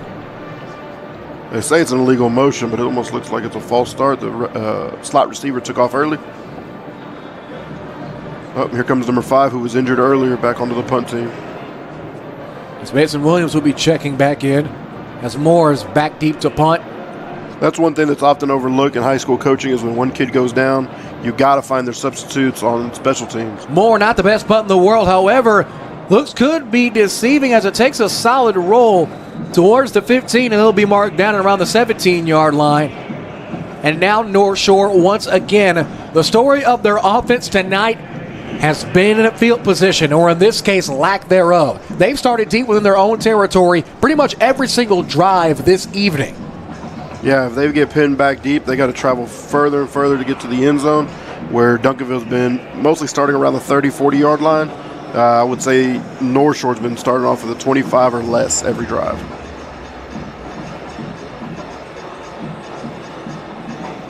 As we have a brief intermission here with 3:17 left to go. Be sure to stay with us here on the Antler Sports Network for Game 2. It is the 6A Division II State Championship between Summer Creek and the Eagles of DeSoto. Another Dallas versus Houston matchup. We've seen 3 straight, and right now Houston holds the advantage as Port Neches Grove took down South Oak Cliff in the game before this one. It was the early morning/afternoon game. Hey, Jared, do you realize there's a big gap in between Port Neches Groves and Houston? I'd say it's in the sizable. relative region. Sizable. About an hour and a half. It's not bad, man. An hour drive, that's not bad at all. It's not a Houston suburb, though. Nah, it's a Houston area, all right? Southeast Texas. Houston. I got you. At least that's what I consider it. Like, come on. It has everything, dude. All the little cities and towns and schools wedged into Houston. I feel like it. So Orange, Texas and Houston? Houston area. It's in the region. It's almost like how in most conferences or most classifications, Region 3 is really the kind of East Texas region. It's kind of the same way. Not in terms of just metropolitans, but this is why you got to like AT&T Stadium. They find the costumes, the mustaches, the horse masks. Jumbotron is in full effect. Indeed, it is. Then we have the band kids. Man, 3:17 left to go. I'm still thinking about that hit that Theus took and how Porter was ejected after that. And it seems like North Shore has pretty much been a completely different team. Now they have a chance to prove it on offense. Only down 15. This is a plausible deficit to overcome. They have the talented skill players, and really if Bailey can lead them, I believe that they can do it. Well, Bailey's especially definitely how their defense is playing, how North Shore's defense is playing. Oh, yeah, their North Shore's defense has definitely came out to play in the second half. Not to mention how Bailey has been nothing short of spectacular. 14 for 17 through the air, 113 yards. With a touchdown, he's been sacked 3 times, but it's been on the ground where he's done his damage. 15 rushes for 134 yards, averaging a little over 8 yards a carry. Funnily enough, Coach, not a single touchdown on the ground for him. No, once they get in the red zone, he's been distributing the ball out. Here we go. 1st and 10. 3:17 left to go in the third. If you're North Shore, the comeback has to begin now. Bailey fakes the handoff. Throws to the outside, and it's incomplete. Just over the head of Gilroy. We haven't heard his name since that last run down the sideline that was eventually called back after he stepped out of bounds. Yeah, that's one of his favorite targets. They just overthrew the ball right there on a bubble play. You can't throw that ball high on a bubble play. Maybe you heard the footsteps of the Josh DeGreat, who was there in coverage, slowly but surely creeping up on him. But the incompletion will make it 2nd and 10. Clock is halted with 3:13 left to go. Good. Duncanville showing pressure here. Tray formation, tight end, 2 receivers. Bailey drops back. Pump fakes. Got max protection. Rolls out. Throws. Incomplete again, this time over the head of Dion DeBlanc. Now that incompletion will make up 3rd and 10. They had max protection. Tight end stayed in the block. Running back stayed into block. He had a time to throw, just couldn't complete the pass. And Duncanville was still showing some serviceable pressure. Absolutely. With 3:06 left to go. They're going to get pressure with 4 no matter what. With the talented guys they have on the D-line. You got that right. Say that again. 3:06 left to go. A huge 3rd down for the Mustangs. 2-by-2 formation, doubles. Shotgun snap. Bailey pump fakes. Steps up. He's going to take it himself. gets whacked, falls forward till about the 24-yard line, and he's going to be short. And now it looks like Northshore is going to bring out the punting unit. It's 4th down. 4th down and 1. Yeah, I know Colin Simmons didn't make the sack or didn't make the play, but he busted the pocket right there. His pressure off the edge forced Bailey to step up right into the linebacking core. Hudson here to punt things back to Duncanville once again. Back deep, the dangerous one, DeCorian Moore, the 6'1", 180-pound junior. Watch the fake here. Looks like they'll just go on and get this one out of the way. As Moore lines it up, we'll just simply let it roll. Gets about the 25-yard line and flat lines. Then it's going to be downed by Jalen Bokar. Northshore had a successful fake or trick punt last week versus Westlake. I was expecting that to happen again today. Well, you would think we've already seen trick plays in these state championships. The last game of the year, why not try to pull out all the stops? So far, in terms of yardage, and this is interesting, Coach, Northshore is outgaining Duncanville 75-19. Last game of the year, man. Can't hold anything back. Sure can. Got that right. And if you're Northshore, you definitely have to be pleased for the way, by the way, your defense played in that last drive. The question remains, Coach, can that defensive consistency continue to try to contain this Duncanville offense as best you can? 2 minutes, 13 seconds left in the third. Shotgun snap. Rolling out to his right. Russell taking a shot downfield. He's got him! Middle of the field! Into the end zone, untouched! Second touchdown. Turner! Touchdown, Duncanville! As soon as you think you got him contained, the Panthers strike once more. Now up 41-20, barring the point after. They came out in a running formation, leaked the tight end out, busted coverage by Northshore. Zach Turner with his second touchdown. This one for a massive explosive play. Turner just got in the open field, took off, and let his quarterback Keelan Russell do the rest. High snap. The PAT is up right through the center of the uprights and good. So, Duncanville scores once more. 2:02 left to go in the third quarter. Duncanville expands their lead 42-20. Back in 1 minute. Our coverage of the UIL State Championships continue after this, powered by Simple Simon's Pizza in Crowley.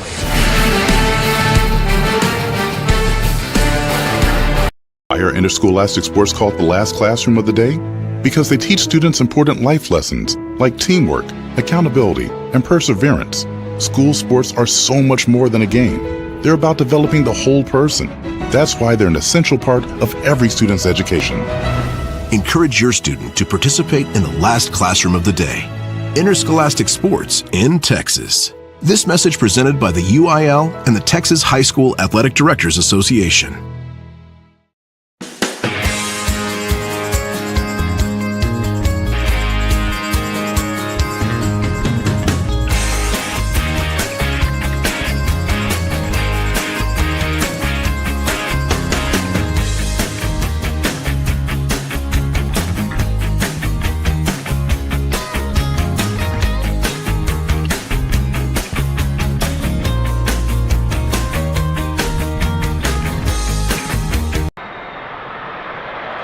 We're back after Duncanville scores, and now it looks like Northshore on the kickoff is going to make a little magic of their own. Devin Sanchez. Sanchez, yet again, known for his defensive presence. With over 20 Division I offers, saying, you know what, why not make a little bit happen on special teams too? He's a lot like DeCorian Moore. I think I saw him popping popcorn before the game started, Coach. Oh, wow, he can do it all. Indeed he can. And, Coach, you said this before we came back on air. Another easy drive summary for you. Yeah, it was a one-play drive pass from Keelan Russell off to Zach Turner. One play, 75 yards, a whopping 11 seconds. How about that? Northshore outgaining Duncanville, at least in the return game, 91-79 respectively. With a minute 53 after Sanchez gives him the great field position. Going to be a quick throw to the outside. Looks like it's going to be a trick play. Ball is thrown. It's caught. But was he inbound? Did he get his feet in? They're going to mark it that he caught it. They're going to have a discussion. Gilroy, that's the second time one of his big plays has been reviewable. As we get a slow motion view here, he turns. Oh, man. Oof. Isn't it fitting that here in AT&T Stadium, there's a pass along the sideline where a receiver pretty much is on his knees trying to catch it? I feel like my Packers fans listening will get that reference. Did he make a football move? Hit a soft spot. Oh, boy. Good night, nurse. And it seems like they're going to take this one back to the screen as referee Gerald Green is going to look at this once more. Sorry about that, Cowboys fans. Oh, am I kidding? No, I'm not. Anywho, 147 left going the third, and a big crucial play here as now they look things over. Coach, I'm definitely going to need another view at this one because Gilroy has to be sick at this point. That's the second French play he's had. Oh, boy. As he completed the catch as his body is out of bounds on the white turf. You see that knee goes down. One hand is on the football, but you see that same hand kind of slowly but surely kind of flick off as it seems like his right hip is just about to hit the white side of the turf. Oh, I don't know, Coach. This is interesting. This could go either way, at least to me. It is reviewed as a catch on the field, correct? I believe so. I believe the original ruling on the field was a catch. I don't know if you're going to have a better angle than that right there.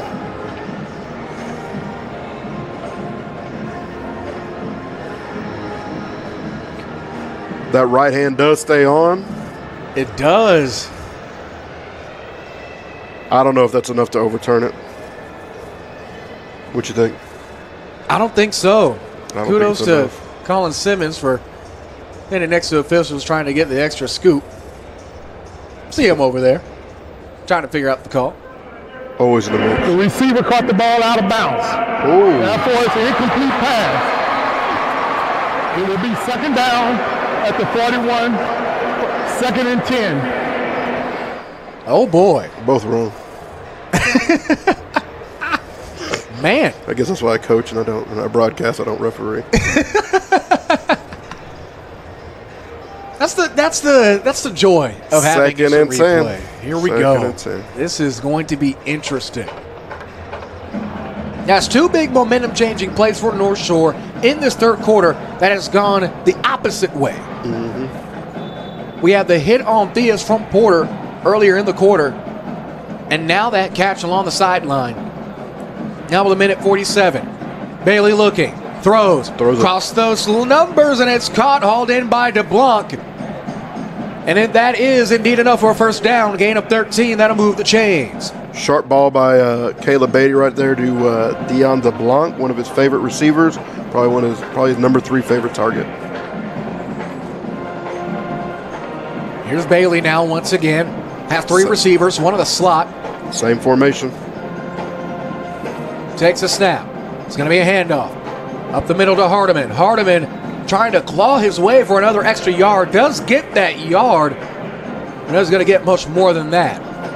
Smart play calling right there by Willie Gasson, trying to establish a run after he got stymied in the first half. Here's Bailey.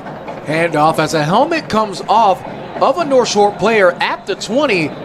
We got a lot of things going on. We have number 62, their right tackle with their helmet off. Jordan Fields. And then we got one of the number 10 is hobbling. KJ Ford, the other defensive end. This might be a hands to the face, but was missed again. Duncanville, as we all know, one of the more aggressive teams in the state of Texas. There's no doubt about that. On their way to the state championship. I told you in the beginning of the game that there's going to be 2 things that we'll see here is violence and speed, and we've gotten both. 3rd and 1 now. Handoff. Did they get it? I believe so. Ooh, that's a close call. Hardiman, as we get another look here. This is the best angle. But it looks like they're going to call it 4th and 1. 4th and 1, 4th and inches. 4th down the length of the football with 10 seconds left. And it looks like they're just going to hold this thing. Or maybe so. 3 seconds, too. I don't think they're going to get a play off here, Coach. No, looks like they won't. And that'll conclude quarter number 3. We have 12 more minutes to crown a champion. So far, Duncanville still in the driver's seat. As we conclude the third, our score, Duncanville 42, Northshore 20. The final frame of the 6A Division 1 UIL State Championships from AT&T Stadium continues after this.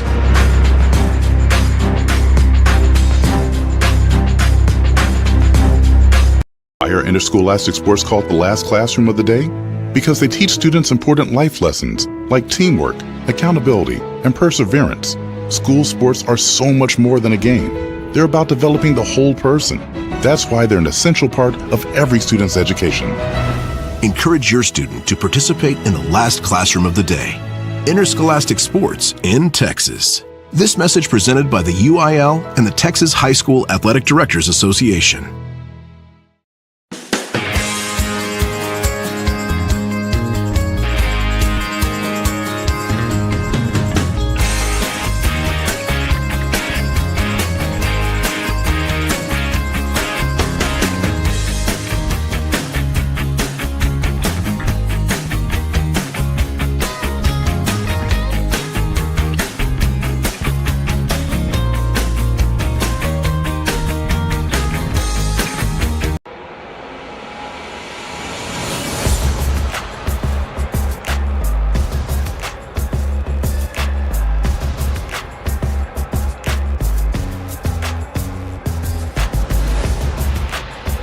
Twelve more minutes remain in Game 1 of the 6A State Championship doubleheader here on the Antler Sports Network, powered by the Hispanic Texas High School Football Coaches Association.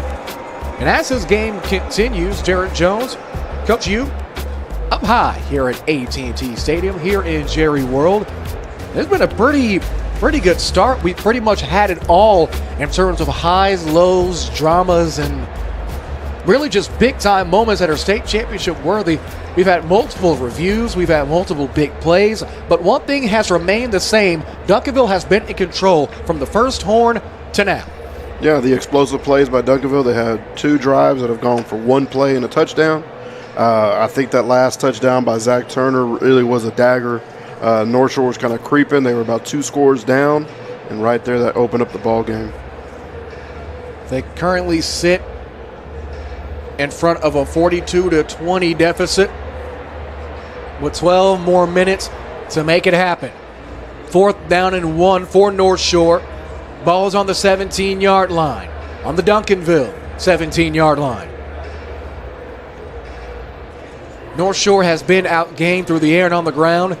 222 to 199 rushing, 234 to 148 passing. Heavy set formation. Here we go. Hard count. Big 4th down. As you said, Coach, that hard count. Sometimes it's hard to try to resist. But here we go. Bailey making an adjustment. Shotgun snap. They hand it to Hardiman. Hardiman gets stuck, but I believe he got it. Kept driving those feet. Indeed he did. And yes, move the chains. 1st down and 10 for Northshore. And this drive will continue. Driving his feet on contact was the key to getting that 1st down. Indeed it was. Clock will begin to roll now. 11:40 left in this game. The 17th 1st down for Northshore. Don't let the numbers fool you. Even though Duncanville has had 4 or less than Northshore, Duncanville has required a lot fewer plays to get into the end zone. 11:20 now left to go. 6 seconds on the play clock. Bailey takes a shotgun snap, looking to his left. Man across the middle, it's incomplete. Flag is thrown out of the back of the end zone. Pass was intended for Gilroy again. Moore was in coverage. And oh boy, he is, Coach. Gilroy is down in this. Another big momentum-changing play for Northshore.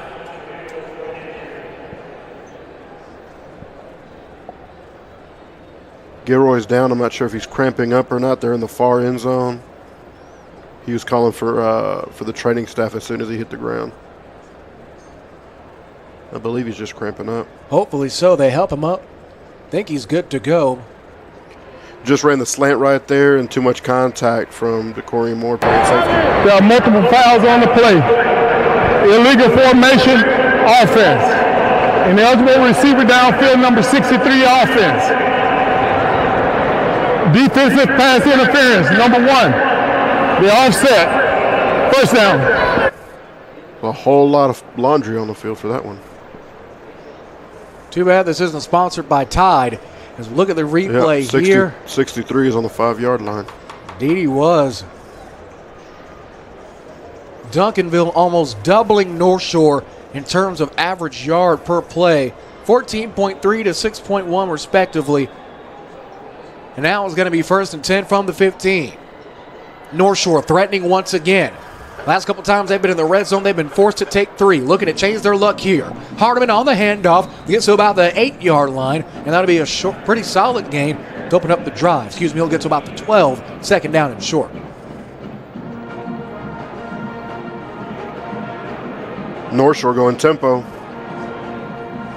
Faking the handoff. Leaks the tight end out. Bailey gets it to Smith. Smith tries to reach out, but Cadavian Dotson and Walker not letting him get much farther. And now we have another official's timeout. Looks like it's a Panther on the far side cramping up. So we're trying to see who that is. He got off the field pretty quickly.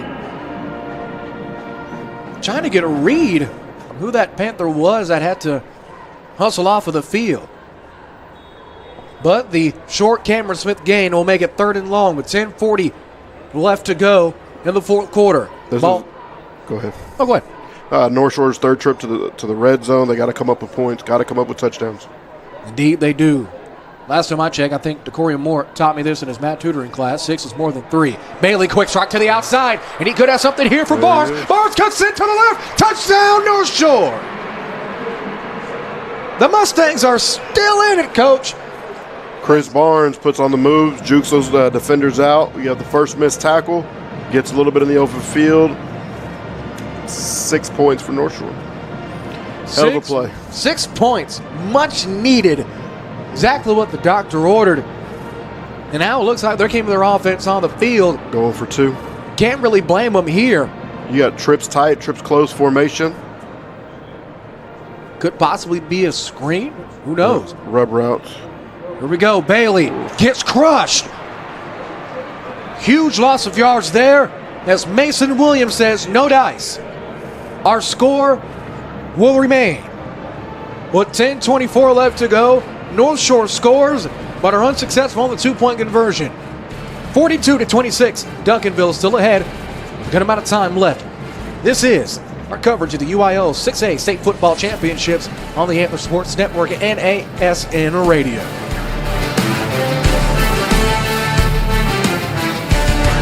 Why are interscholastic sports called the last classroom of the day?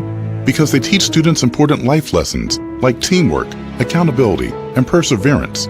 School sports are so much more than a game. They're about developing the whole person. That's why they're an essential part of every student's education. Encourage your student to participate in the last classroom of the day. Interscholastic sports in Texas. This message presented by the UIL and the Texas High School Athletic Directors Association.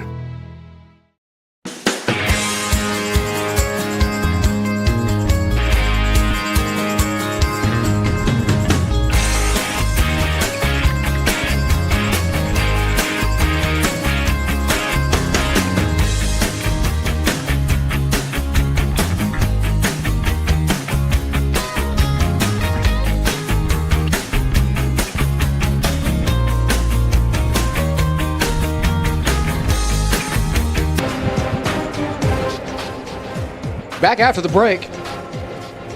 10:24 left to go in this one.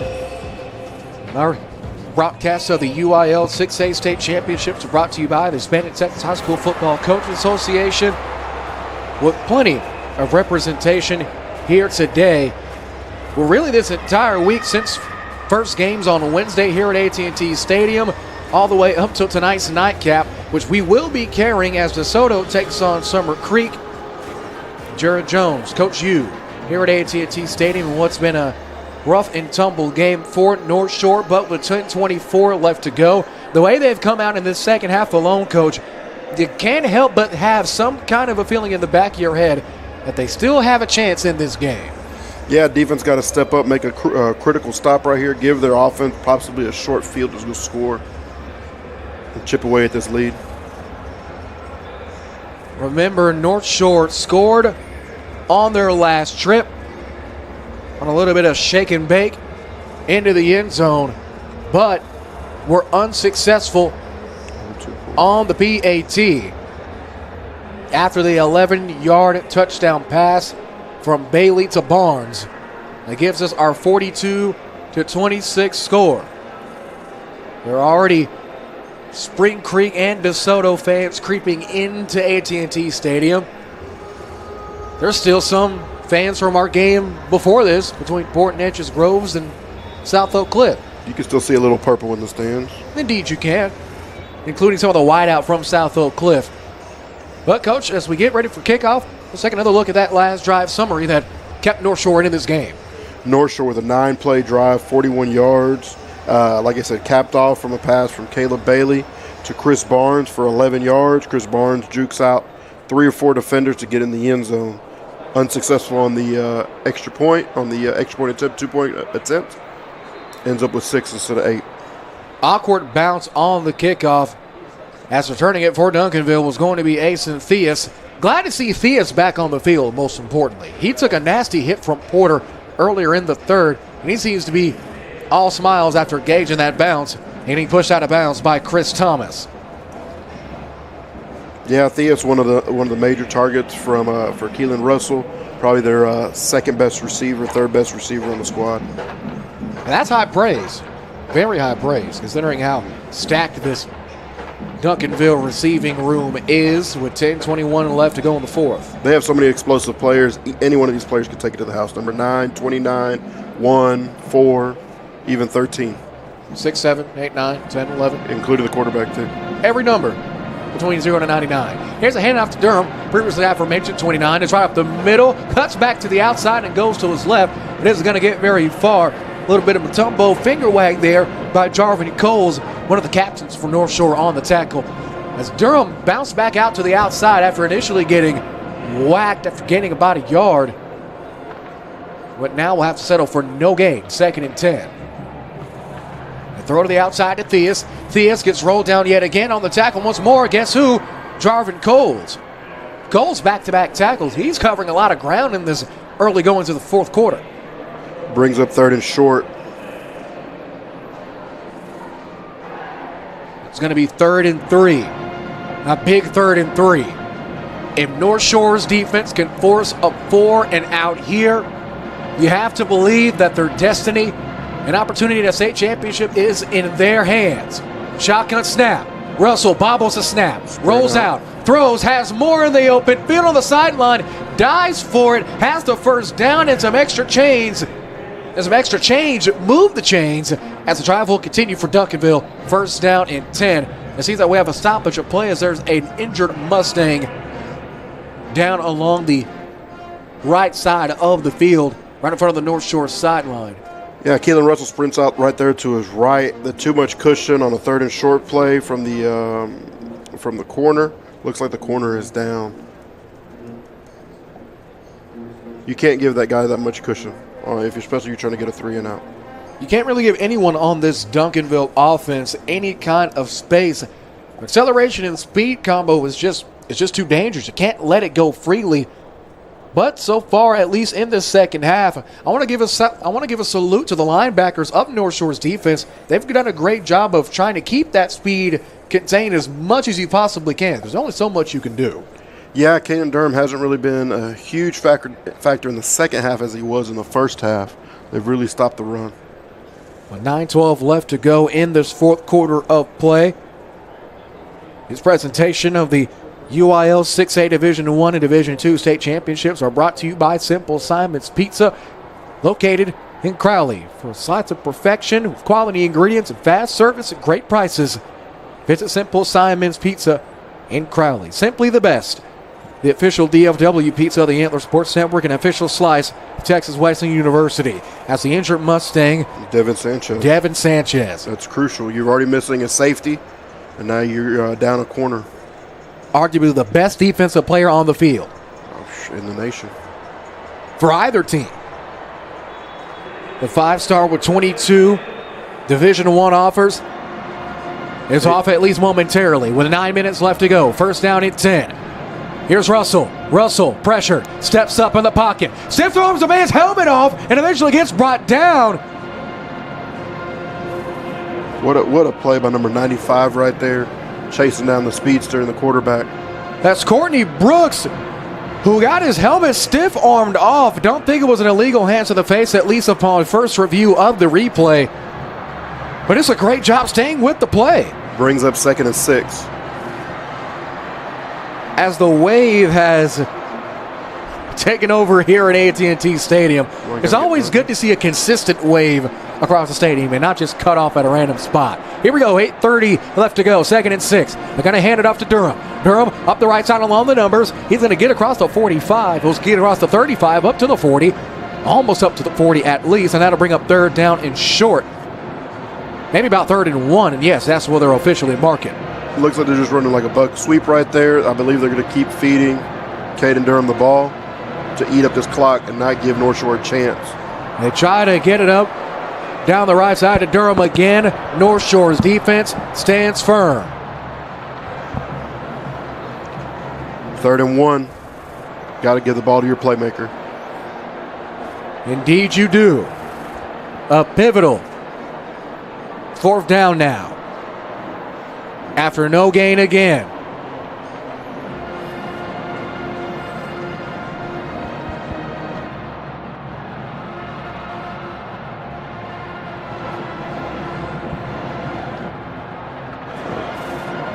Seven and a half left to go. 4th and 1. It's a keeper. Russell gets to the outside. Had more as a temporary block. Gets pushed out of bounds. First down, fresh set of 4 for Duncanville. Quarterback player's got to stay there. Looks like he gets blocked. Number 22 gets blocked, and it's a race to the sideline. Kamani Hudson was the last line of defense, was able to get there. Went out in time before Russell across the line to gain. Now it's 1st and 10, right at midfield with 7:25 left to go. And you have to think, if you're Duncanville's defense, this is definitely your last stand, Coach. If they score here, if Duncanville scores here, the math just is going to start adding up. Yeah, it was a critical drive for Northshore. Here's a handoff to Durham. Durham is going to gain about 3, but not much more than that. Duncanville just trying to chew up this clock as best they can. And can you blame them? If you have this great of a running back in Durham, you have to feel pretty confident in doing so, as the wave has now made its 3rd trip around AT&T Stadium. Shout out to the fans here, staying vigilant. I'm pretty locked in on this game. I like seeing everything, especially in opportunities like this. Durham with his 17th carry. Now facing a 2nd and 8. Clock is continuing to roll. Play clock is at 6 seconds. Russell in the gun. Drops back. Goes through his progression. Rolls out to his right. Steps up. Fade ball. On the sideline. Caught by Diaz. Diaz pushed out of bounds. First down and 10 again for Duncanville. Another Mustang down. Diaz, after getting absolutely walloped in the 3rd, comes back with a vengeance, and pushing him out of bounds was Devin Sanchez, who also just checked back in. And as the injured Mustang gets treated to, we'll take a timeout. Back in 30 seconds. Our coverage of the UIL State Championship continues after this.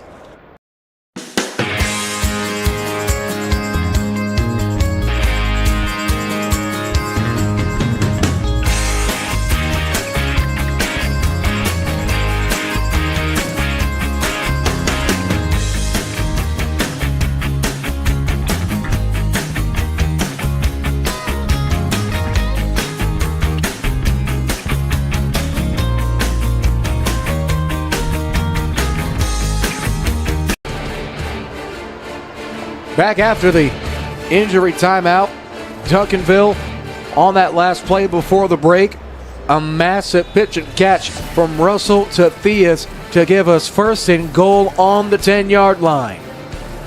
Man, it's just been momentum shift after momentum shift, and it seems like Northshore really just hasn't been able to capitalize on any of them. Yeah, just a busted coverage right there. Looks like the route got right behind Devin Sanchez. Even Theus was backpedaling to catch the ball.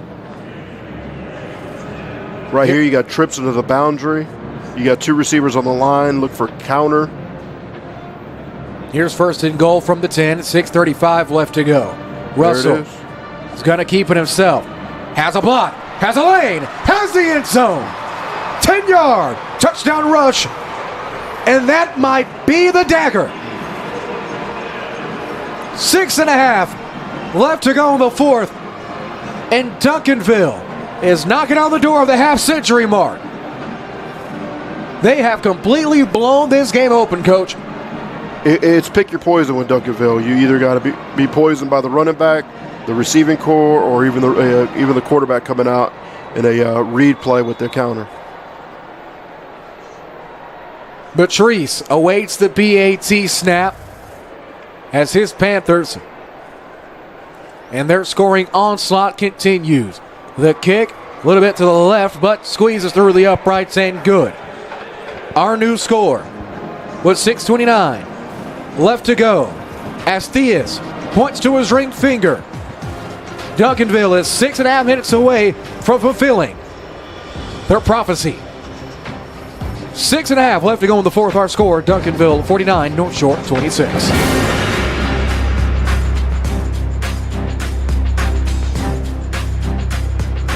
Why are interscholastic sports called the last classroom of the day? Because they teach students important life lessons like teamwork, accountability, and perseverance. School sports are so much more than a game. They're about developing the whole person.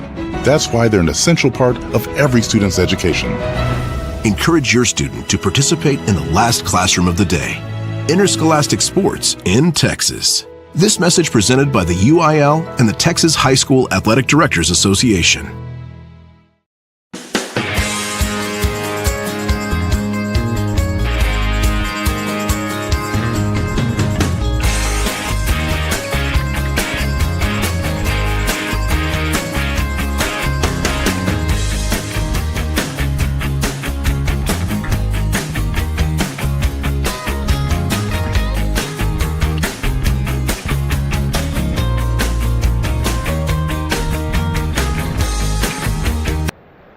After the kickoff, Northshore slowly but surely running out of opportunities.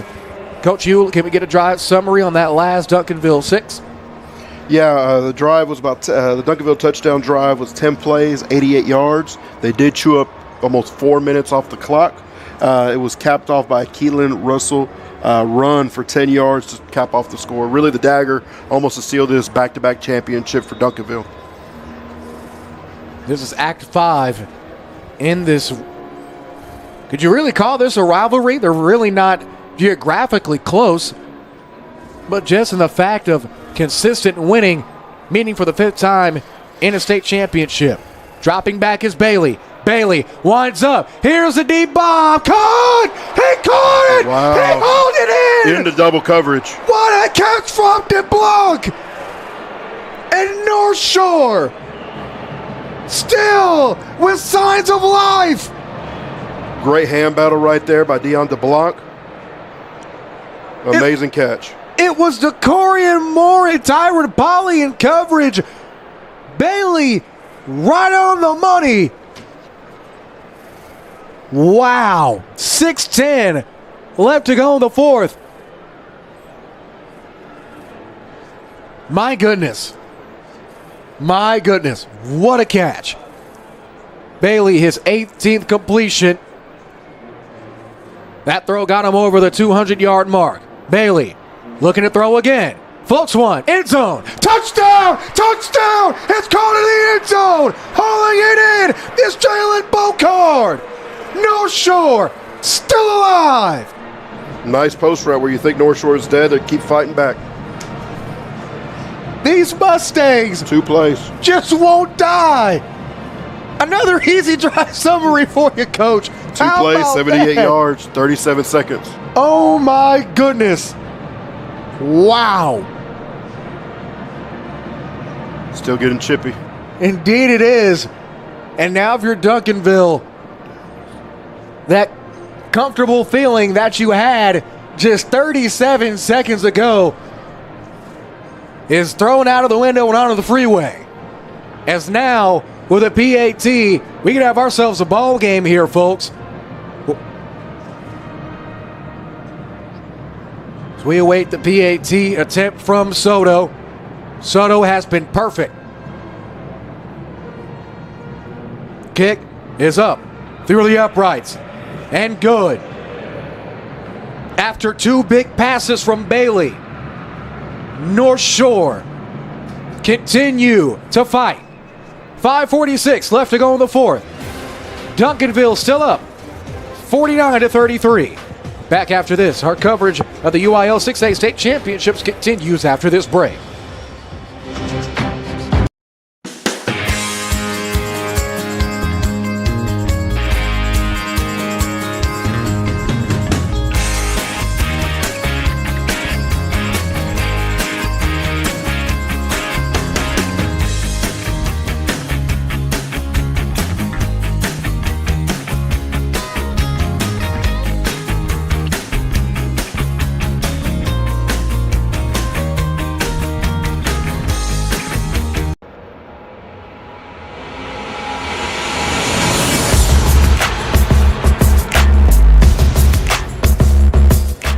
.46 left to go in this final frame. Northshore, 2 big plays. Coach, you gave us the drive summary. It just continues. Easy drive summaries for you, huh? They don't want you to work hard at all, do they? 2 plays, 78 yards, capped off with a Caleb Bailey pass to Jalen Buckard for 28 yards. Makes us a 2-score ball game. Still plenty of time left to go. Both teams, have to mention, have all 3. Setting up for an onside kick. All 3 timeouts in hand for both ball clubs. Onside kick try. Soto crashed into a Panther that was in the middle of the field. And it looks like Duncanville recovers. Yes, they did. Fantastic job by the hands team. Specifically, Will Cowrigan falling on the football and making sure that Duncanville continues to keep their hands on the steering wheel and stay on the driver's seat. With 5:44 left to go in the fourth quarter, it's first down and 10 for the Panthers. Ball will be placed right about midfield, and that's really the double-edged sword with these onside kicks, Coach. If you get it, fine, you get the ball back. But if you don't recover it, depending on how the kick is placed and how it's kicked, you give Duncanville's offense the football knocking on the door of your own territory. Yeah, you got to take the chance there. You can't risk it going kicking the ball deep. Got to kick it to give yourself a chance to make this comeback. 5:44 left to go in the 6A Division I State Championship. A handoff to Durham. Durham pushes across midfield. It's going to be a gain of around 4, making it 2nd and short. And now if you're Northshore, full run commit and just hope and pray. As a timeout is going to get called by Northshore, and we'll keep it here. Be sure to stay with us post-game, as we'll hear from the winning coach in their traditional press conference. Coach, you and I will also elect our offensive and defensive most valuable players and get you ready for game number 2 between DeSoto and Summer Creek. 2 teams who come from similar districts. DeSoto and Duncanville, of course, out of 6A Region 2, District 11. Summer Creek and Northshore from 6A Region 3, District 21. With 5:38 left to go in this first game, you have to think that maybe even a field goal will be all that Duncanville needs, and just for Durham to maybe even break off just one more big run. Yeah, a field goal right here puts them up quite a bit, puts them up by 3 scores, be an insurmountable lead. So it's 2nd down and 8 after the last run from Durham. North Shore's made quite the adjustment on taking care of Durham. We got to make sure we take care of the other options as well. That's always a tough task to do against a team like Duncanville. Durham on the handoff, gets to the 45-yard line. That's a gain of 2. Another timeout by North Shore. Indeed, looking to just take every second. Very rarely does Caden Durham fall backwards on his back. He's always falling forward. As North Shore takes their second timeout. Duncanville in the first quarter had 3 drives, scored on all 3. The closest this game has been was 7-7 after North Shore tied it up on a 2-play, 67-yard drive back at the 5-minute and 17-second mark of the first quarter. Since then, Duncanville with 3 unanswered touchdowns. North Shore would respond in the middle of the second. And then Duncanville would just slowly but surely continue to go at the grindstone and expand their lead. What's really hurt North Shore is that they went for 2 field goals? Indeed. Instead of the 2 touchdowns. The 8-point difference is huge right now. They hit a field goal midway in the second and then hit another field goal in the third. Those extra points could definitely go a long way, especially against a rough and tumble team like these Duncanville Panthers. 3rd and 6, ball's on the 45. 5:33 left to go in the fourth quarter. Russell puts a man in motion. It's going to be a keeper. Russell cuts to his left. Has a little bit of room, but isn't going to get much farther. Tackle is going to be made by North Shore's number 5, Levante Johnson, the 6'3", 190-pound senior, making the hit. And now that's going to be 4th down. And North Shore. 4th and 4. North Shore using their final timeout. Now, if you're Duncanville, do you really try to go for the heart and keep your offense on the field and just try to extend this drive, especially now that North Shore has no more timeouts? Or do you just play it safe and punt the football? That's why I don't get paid the big bucks. That's a good question. It's a good question. Maybe if it's 4th and 2, 4th and 1, I'd give it to my bell cow. 4th and 4, might as well pin them deep. I mean, it was 4th. Trying to recall back, it was a play in the second quarter. It was about 3rd and 21. They handed off to Durham, and he picked up about 14 yards. So I feel like either way, you're making the right decision just because of how unstoppable Durham has been today. Yeah, he's averaging 12 yards a carry. Can he get 4 yards? He's all right at this football thing. He just might be able to. Both teams come out of timeout. All speculation aside, but 5:26 left to go. And Durham is still on the field. Yep. Looks like they're going to keep this formation. thing. Here we go. I don't think Russell can kick here. He rolls out, steps up, still looking. Jumps as he throws, has this, but no. North Shore wanting intentional grounding. But either way, North Shore will get the football back. Yes, they will. 1st down and 10, and it's going to be on the Duncanville 43. Theus was open in the middle of the field, really close to the hash. Could have worked back to the football. It's really hard to sprint out to Russell's right and throw to the left right there, especially under pressure. Now, North Shore has no timeouts. Have 5 minutes and 20 seconds to work, down 49-33. However, replay reviews are definitely something that comes into play here. You got DeBlanc as a single receiver over here to the offensive right. Bailey takes the shotgun snap, looking to his left, steps up, gets tripped up, and eventually gets wrestled down at the 40-yard line. Did he fumble it? I don't know. He's holding his head that he fumbled it. Duncanville looks like they have the football as E.J. McKinney came up with it. As we look at the replay, it looks like Colin Simmons got a hand on the ball. 1st down. Yep, it's Duncanville ball. Man. I'm not even sure Bailey realized he fumbled it until he saw the ball on the ground. I don't think so either. Very weird play. Very weird play indeed as we have another look at the replay here. Was he down already? I don't know. You have to think that the officials are definitely going to consider looking at this one. Yep, no, he was not down. He was not down. That ball came out clear as day. That's going to be Duncanville football. Deep within North Shore territory. They'll take over 1st and 10 from the 39, so pretty much right where they were. But just picking up where they left off. First turnover of the ball game. And it's one of the biggest moments of the game as Durham with a quick burst as he crosses across the left hash.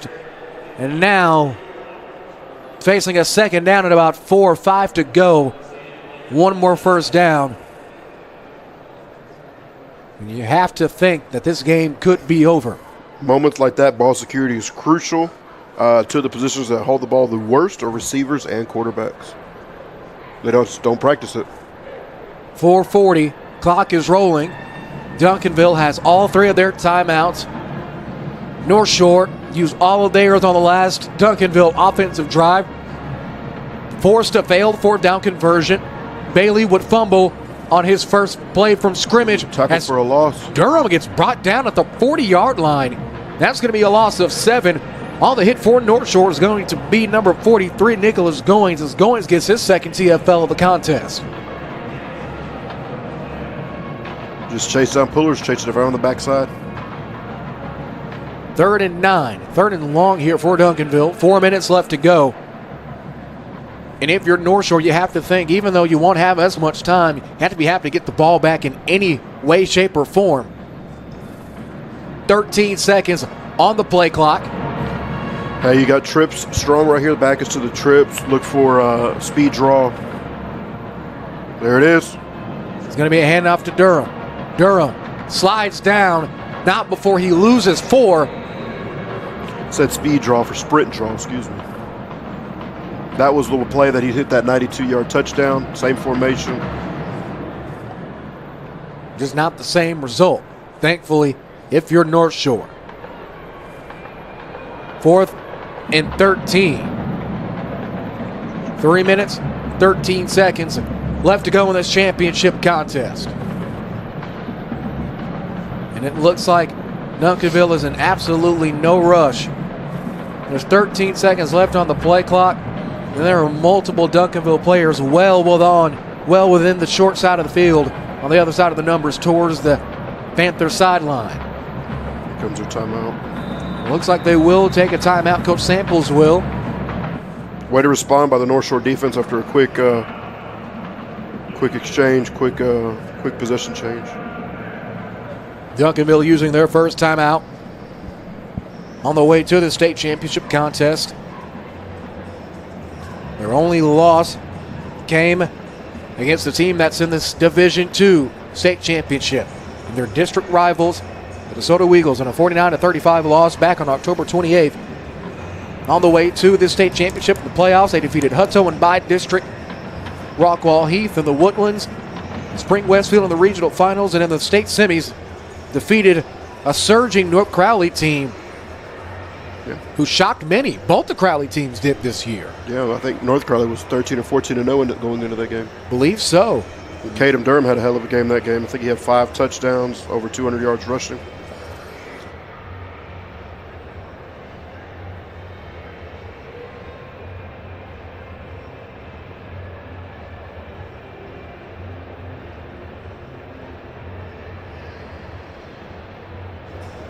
Again, remember tonight, 14-0 Duncanville will be taking on 14-1 Summer Creek. But before we complete this broadcast, we'll have reaction from the winning coach, as well as our offensive and defensive most valuable players. It's fair to say that the offensive most valuable player is probably in a white uniform, and he might wear the number 29. 2:49 left to go in this fourth quarter.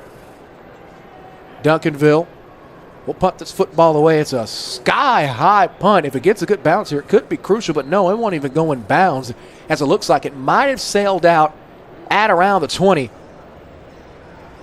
And now North Shore will take over 1st and 10 with 2 minutes and 42 ticks remaining in game 1. No timeouts left for North Shore. They've burned them all on the previous drive. Let's take a couple shots downfield, see what you can get. Yeah, see if they can get the ball into Deon DeBlanc's hands. I haven't seen Gilroy, number 4, back on the field. Have you? No, he's coming back onto the field right now. He's standing at the 20-yard line on the left side of the field. There he is. 4 out wide. Hardiman is Bailey's lone back, stands to his left. Barking orders to the offensive line. Now with his heels on the 15. Stagger steps, takes the shotgun snap, goes through his progression, looking left, now goes right. Hit as he throws. Flag is thrown. Ball sails out of bounds. There's going to be a flag for holding right here on the right tackle going against Colin Simmons. And Simmons still got to Bailey. As we go back down to the field. There's a reason why he's one of the top recruits in the nation. Indeed he is. Still waiting from head referee Gerald Green. They subbed out the right tackle right here.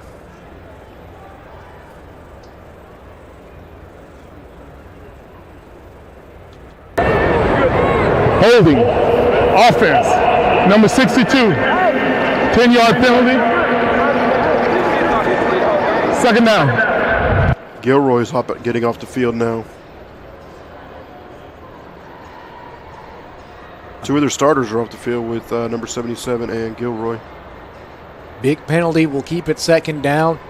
And at one point, Duncanville had 4 more penalties than North Shore. Now North Shore 7 penalties for 70 yards. You definitely have to look at that as one of the main turning points of this game, although not just one particular play. Bailey, hand off to Hardiman. Hardiman up the middle with a lane. Gets to the 22-yard line. Will get tackled. We'll move the chain, so he'll have a couple of seconds. We'll not move the chains. We'll get to the original line of scrimmage. Brings up 2nd and 9.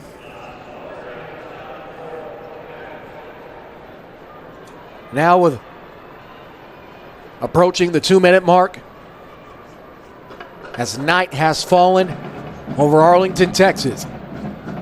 Here's Bailey. Safeties are deep, preventing the big play. Bailey fakes the handoff, drops back, has a man across the middle. It's picked off. It's intercepted. Going the other way with it is Dotson Walker as he drops at the 20-yard line. 1 minute, 50 seconds left. That is the dagger. Overthrows his receiver running the slant route right there. Like I said, the defensive safeties were deep, waiting to poach on anything that was underneath. As they show Coach Samples up on the screen. And the Panthers and their adoring fans here at AT&T Stadium begin to celebrate.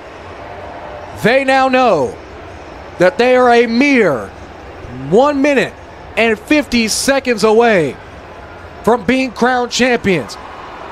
As Coach Reginald Samples, gold watch over his left wrist, gets a resounding ovation from the Duncanville fans. 1st and 10.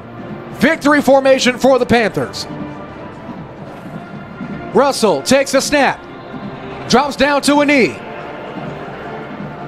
Reginald Samples spent his whole career looking for the state title, gets it last year in 2022, gets it again in 2023, back-to-back. As now he begins to embrace his team on the sidelines. As there are multiple Panthers right on the thick white lines here at AT&T Stadium, eagerly awaiting an opportunity to celebrate. As they take another knee.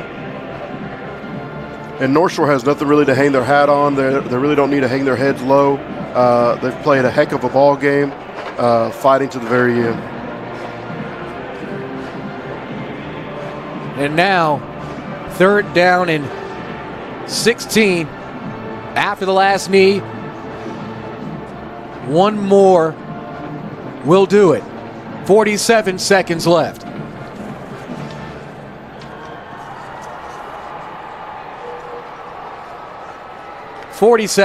Now. 25 seconds separate the play clock and the game clock, and that will do it. A team that set the record for the most points through 5 playoff games. A team whose only loss to a Houston area team in the postseason 3 times since 1941 will now become back-to-back state champions. Duncanville is a city of champions once more. Coach Reginald Samples, back-to-back, as his Duncanville Panthers defeat the Mustangs of Northshore. Your final score from AT&T Stadium, Duncanville 49, Northshore 33. When we come back, we'll induct our offensive and defensive MVPs. We'll hear from Coach Samples post-game and get you ready for Game 2 for the 6A Division II State Championship. All that and more. We'll be back in 3 minutes. Once again, our final score. Duncanville reigns supreme over 6A Division I, knocking off the top-ranked Northshore Mustangs 49-33. Our coverage continues after this.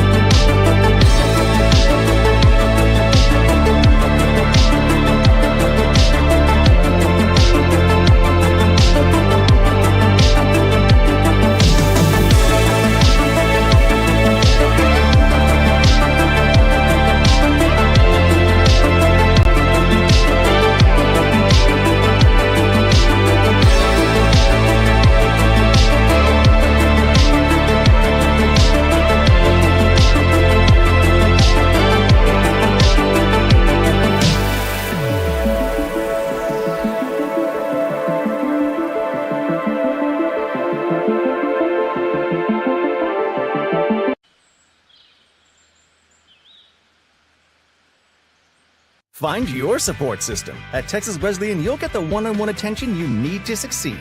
Texas Wesleyan, small classes, big scholarships. Now that's smaller, smarter.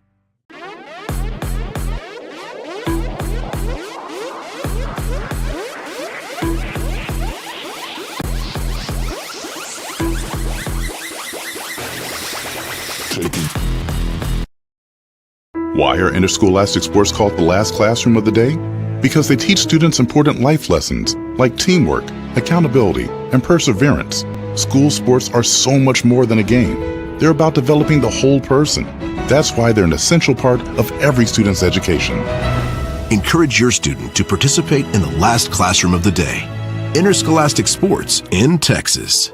This message presented by the UIL and the Texas High School Athletic Directors Association. As the celebration continues on the field, as the Duncanville Panthers relish in the moment of being back-to-back UIL 6A Division I state champions. Jared Jones, Coach U, back here up top at AT&T Stadium, here to award our offensive most valuable player, Duncanville running back, number 29, as if there was any doubt, is Caden Durham, Coach. Yeah, second year in a row that he's won offensive MVP. 265 total yards of offensive special teams. The dude is a menace, especially in the first half, really broke the game open. Indeed, he did. Congratulations to him. And the rest of this Duncanville offense pretty much just complimented to him, including his quarterback Russell, went 14 for 20, 70% completion percentage, 288 yards through the air, 3 touchdowns. He was only sacked twice. His longest throw was for 75 yards. He did it on the receiving end. Theus, what a game that he had. Got knocked out, Mr. Asen did, in the early goings of the third quarter. Came back, finished the game with 5 receptions for 106 yards. And also Zach Turner, two receptions, 103 yards, 2 touchdowns. Doesn't get much simpler than that, as well as the other receiving touchdown going to DeCorian Moore. Not the dominant game that we expected from him or that we thought he would have, but still contributed 5 catches for 62 yards, 12.4 yards per catch, and a touchdown. His longest was for 39 yards. Coach, this Duncanville offense was pretty much on fire from the word go. Yeah, very explosive from any position on the field. The running back is explosive, quarterback was explosive. All 3 receivers were explosive. If you're a defensive coordinator, they're a headache to defend because usually when you go against somebody, you try to eliminate 1 or 2 players, but not 4 or 5. That's just really how Duncanville, at least in my eyes, separated themselves in this game. You said it pretty much, Coach, perfectly during a break in the third quarter. It's almost like an all-star team. Yeah, it's basically an all. You can say you call it an all-star team. This team has more stars than we can count, whether it's on the D line, the O line, skill positions. Just an elite ball club. Elite ball club indeed. As we've already elected our offensive player of the game, it's time to elect our defensive player of the game. And was this really in much of any doubt? For Duncanville, it's number 8, Colin Simmons. Yeah, Colin Simmons had a heck of a ball game right now. He had 8 total tackles, 3 tackles for loss, 3 sacks, 3 solo sacks, and also caused a forced fumble in the fourth quarter to really slow down that Northshore offense. Drew several penalties as well on the offensive tackle. Fair to say that Texas and Longhorn Nation is getting themselves a good one. As those 2 players accept those rewards, when we come back, we'll have a closing dialogue, and we'll see if we can get Coach Reginald Samples down for his celebratory post-game press conference. And we'll continue to get you ready for the 6A Division II state championships as both Summer Creek and DeSoto are out on the field preparing to do battle. Once again, our final score here at AT&T Stadium. As Northshore receives their trophy, they fall to Duncanville 49-33. Back in 3 minutes. Our coverage of the UIL State Championships continue after this.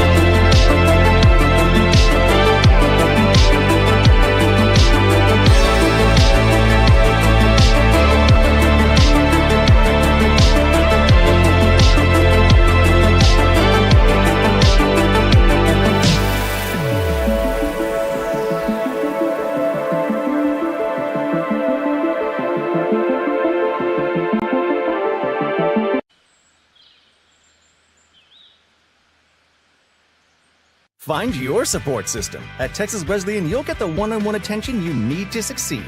Texas Wesleyan, small classes, big scholarships. Now that's smaller, smarter.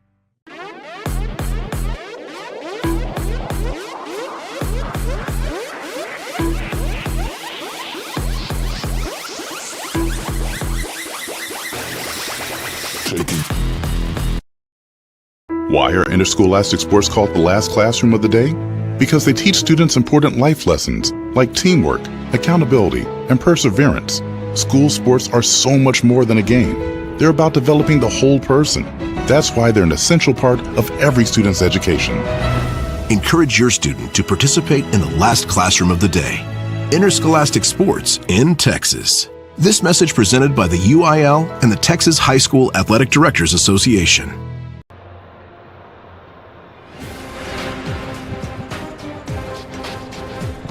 The celebration still ongoing here at AT&T Stadium as the Duncanville Panthers reign supreme once more. The 6A Division I trophy is coming back to the DFWs, coming back to Panther country as Duncanville takes down Galena Park Northshore.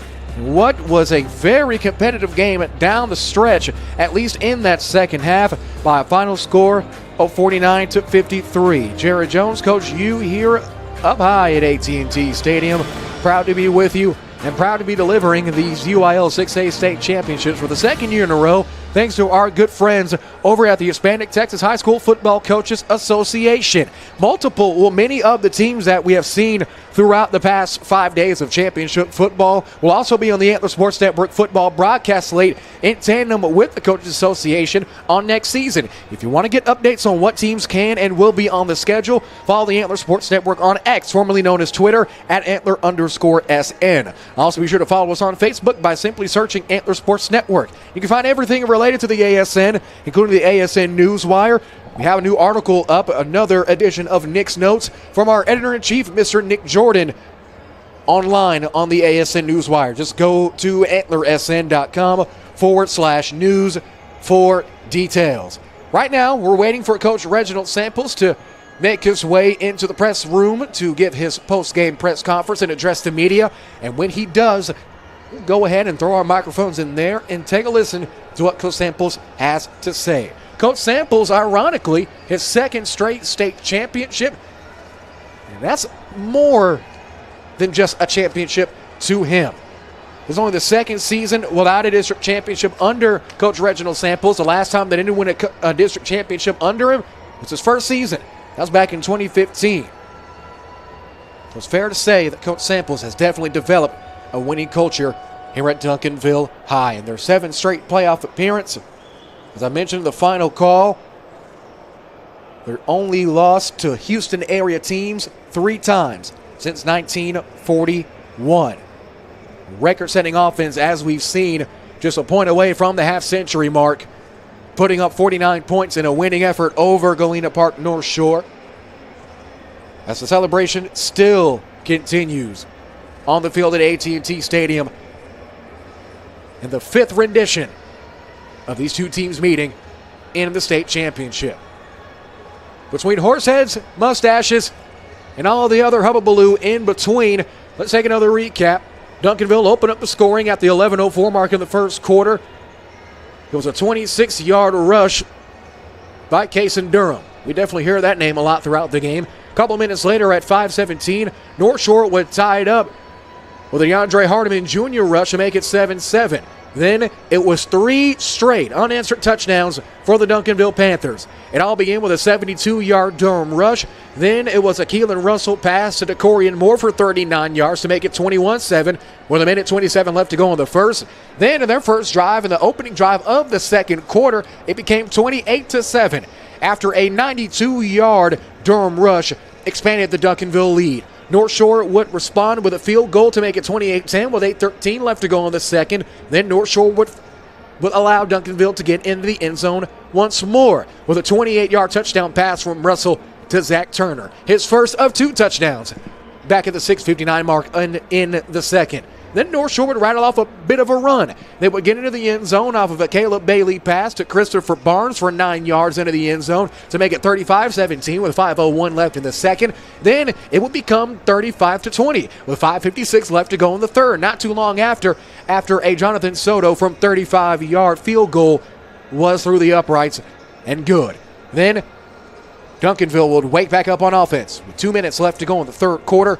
They would make it 42-20 with a Keelan Russell pass up the middle to Zach Turner at 75 yards for his second touchdown. Northshore would respond to stay into the game with 10:44 left to go in the fourth to get the scoring going in the final frame to make it 42-26. It was a Bailey pass to Barnes once more for 11 yards. Then Duncanville would put the final nail in the coffin with 6:29 left to go to make it 49-26. Northshore eventually would score once more, but at that point, it was too little too late. Soto's extra point was good to make it 49-33, but the final couple minutes of the game is where things started to eventually fall apart for Northshore. Soto with an onside kick. It was returned by Duncanville. Great job by the hands team for Will Kerrigan to fall on the football. They would eventually force a 4 and out. Bailey and company would take the ball back starting on their own 25-yard line, but Bailey turned what could have been a 7-yard rush into a fumble recovery. Duncanville will cover the ball back up with 1:50 left to go, and that would be all she wrote. That's another look at the scoring summary. We'll take one more break, and when we come back, we'll try to once again get in touch with Coach Reginald Samples. Duncanville, champions once more. Our final score, Duncanville 49, Northshore 33. Our coverage of the 6A championships continue.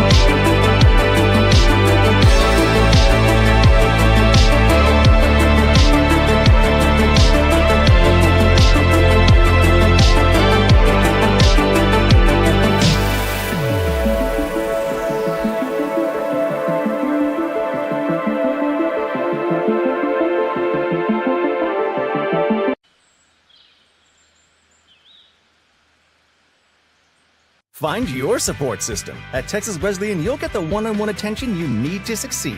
Texas Wesleyan, small classes, big scholarships. Now that's smaller, smarter.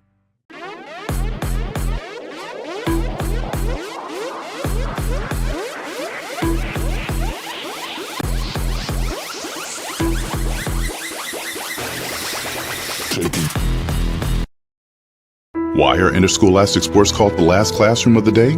Because they teach students important life lessons like teamwork, accountability, and perseverance. School sports are so much more than a game. They're about developing the whole person. That's why they're an essential part of every student's education. Encourage your student to participate in the last classroom of the day. Interscholastic sports in Texas. This message presented by the UIL and the Texas High School Athletic Directors Association.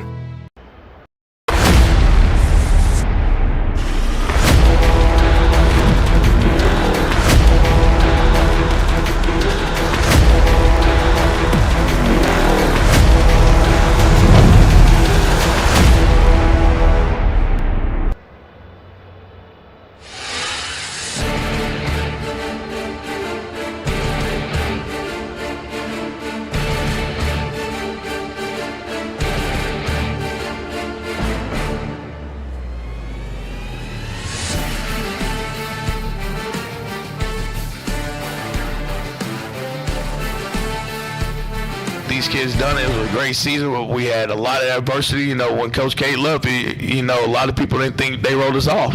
And I'll be quite honest, and you know, that's a slap in our faces because Coach K would be the first one to tell you he didn't call a play last year, offense or defense. All he had to do was call timeouts, and that's, you know, he was a great game manager. So at the end of the day, we still had a lot of those guys that's been heavily involved in what we do day in, day out. All we was missing is Coach K, who's still my boss to this day, because that's how much respect I have for the man. So at the end of the day, it's no difference with my role right now. Is I don't call defensive plays, Coach Cross does. You know, yes, I'm still heavy involved in offense right now, but one day that's going to be Coach Cam. You know, so at the end of the day, it's all of us making these decisions as far as what we're doing today and how we're going to get things done. What's going to be the offseason look like? That's going to be a team effort. It ain't just about me. You know, I'm going to be a small piece of this one day, just like Coach K used to say. He was a small piece of it. That's what I'm going to be one day. Willie, just talk about the senior class. You know, you've known these kids since they were babies and stuff. What does the senior class mean to you? It's special. This is, you know, we all knew about COVID in 2020. That's this COVID class right here. These guys was freshmen, and they had adversity from the COVID season, pushing it back as freshmen. These kids are battle tested with, you know, where they had to do number virtual school, and then we had to bring these guys back in the spring to let them know, hey, if you're gonna play football here, we want you in the classroom here live in person. So I'm just so proud of it. You know, the senior class has been a part of a lot of success right here. You know, when we played and lost in 2020 in the semis, they was part of that because a lot of these kids was practicing that during that time. And again, they became sophomores. They was a part of it when we won it. So at the end of the day, they played a lot of football. I know it's bittersweet right here for them, but you know, at the end of the day, I'm so happy the way they responded. They could have easily, like I said, people wrote us out. They could have easily threw in the towel, but all they did was come to work, you know, and it just shows you who they are. Those seniors from this season, what do you hope they bring on to the next level? Well, next level as far as what our other kids, you know, this senior class was truly amazing. They was truly about playing football and doing it the right way. The leadership in this class is unbelievable. When I said I didn't have a problem kid that was going to get in trouble in the classroom, these kids was truly good students. They was truly good people that you enjoy really being around. I couldn't ask for a better senior class. You know, I think they set the bar super high, and I hope that these kids see the way they came in and work in every day. Wasn't no excuses, and they fought to the bitter end. That I just can't, you know, be more proud of a group.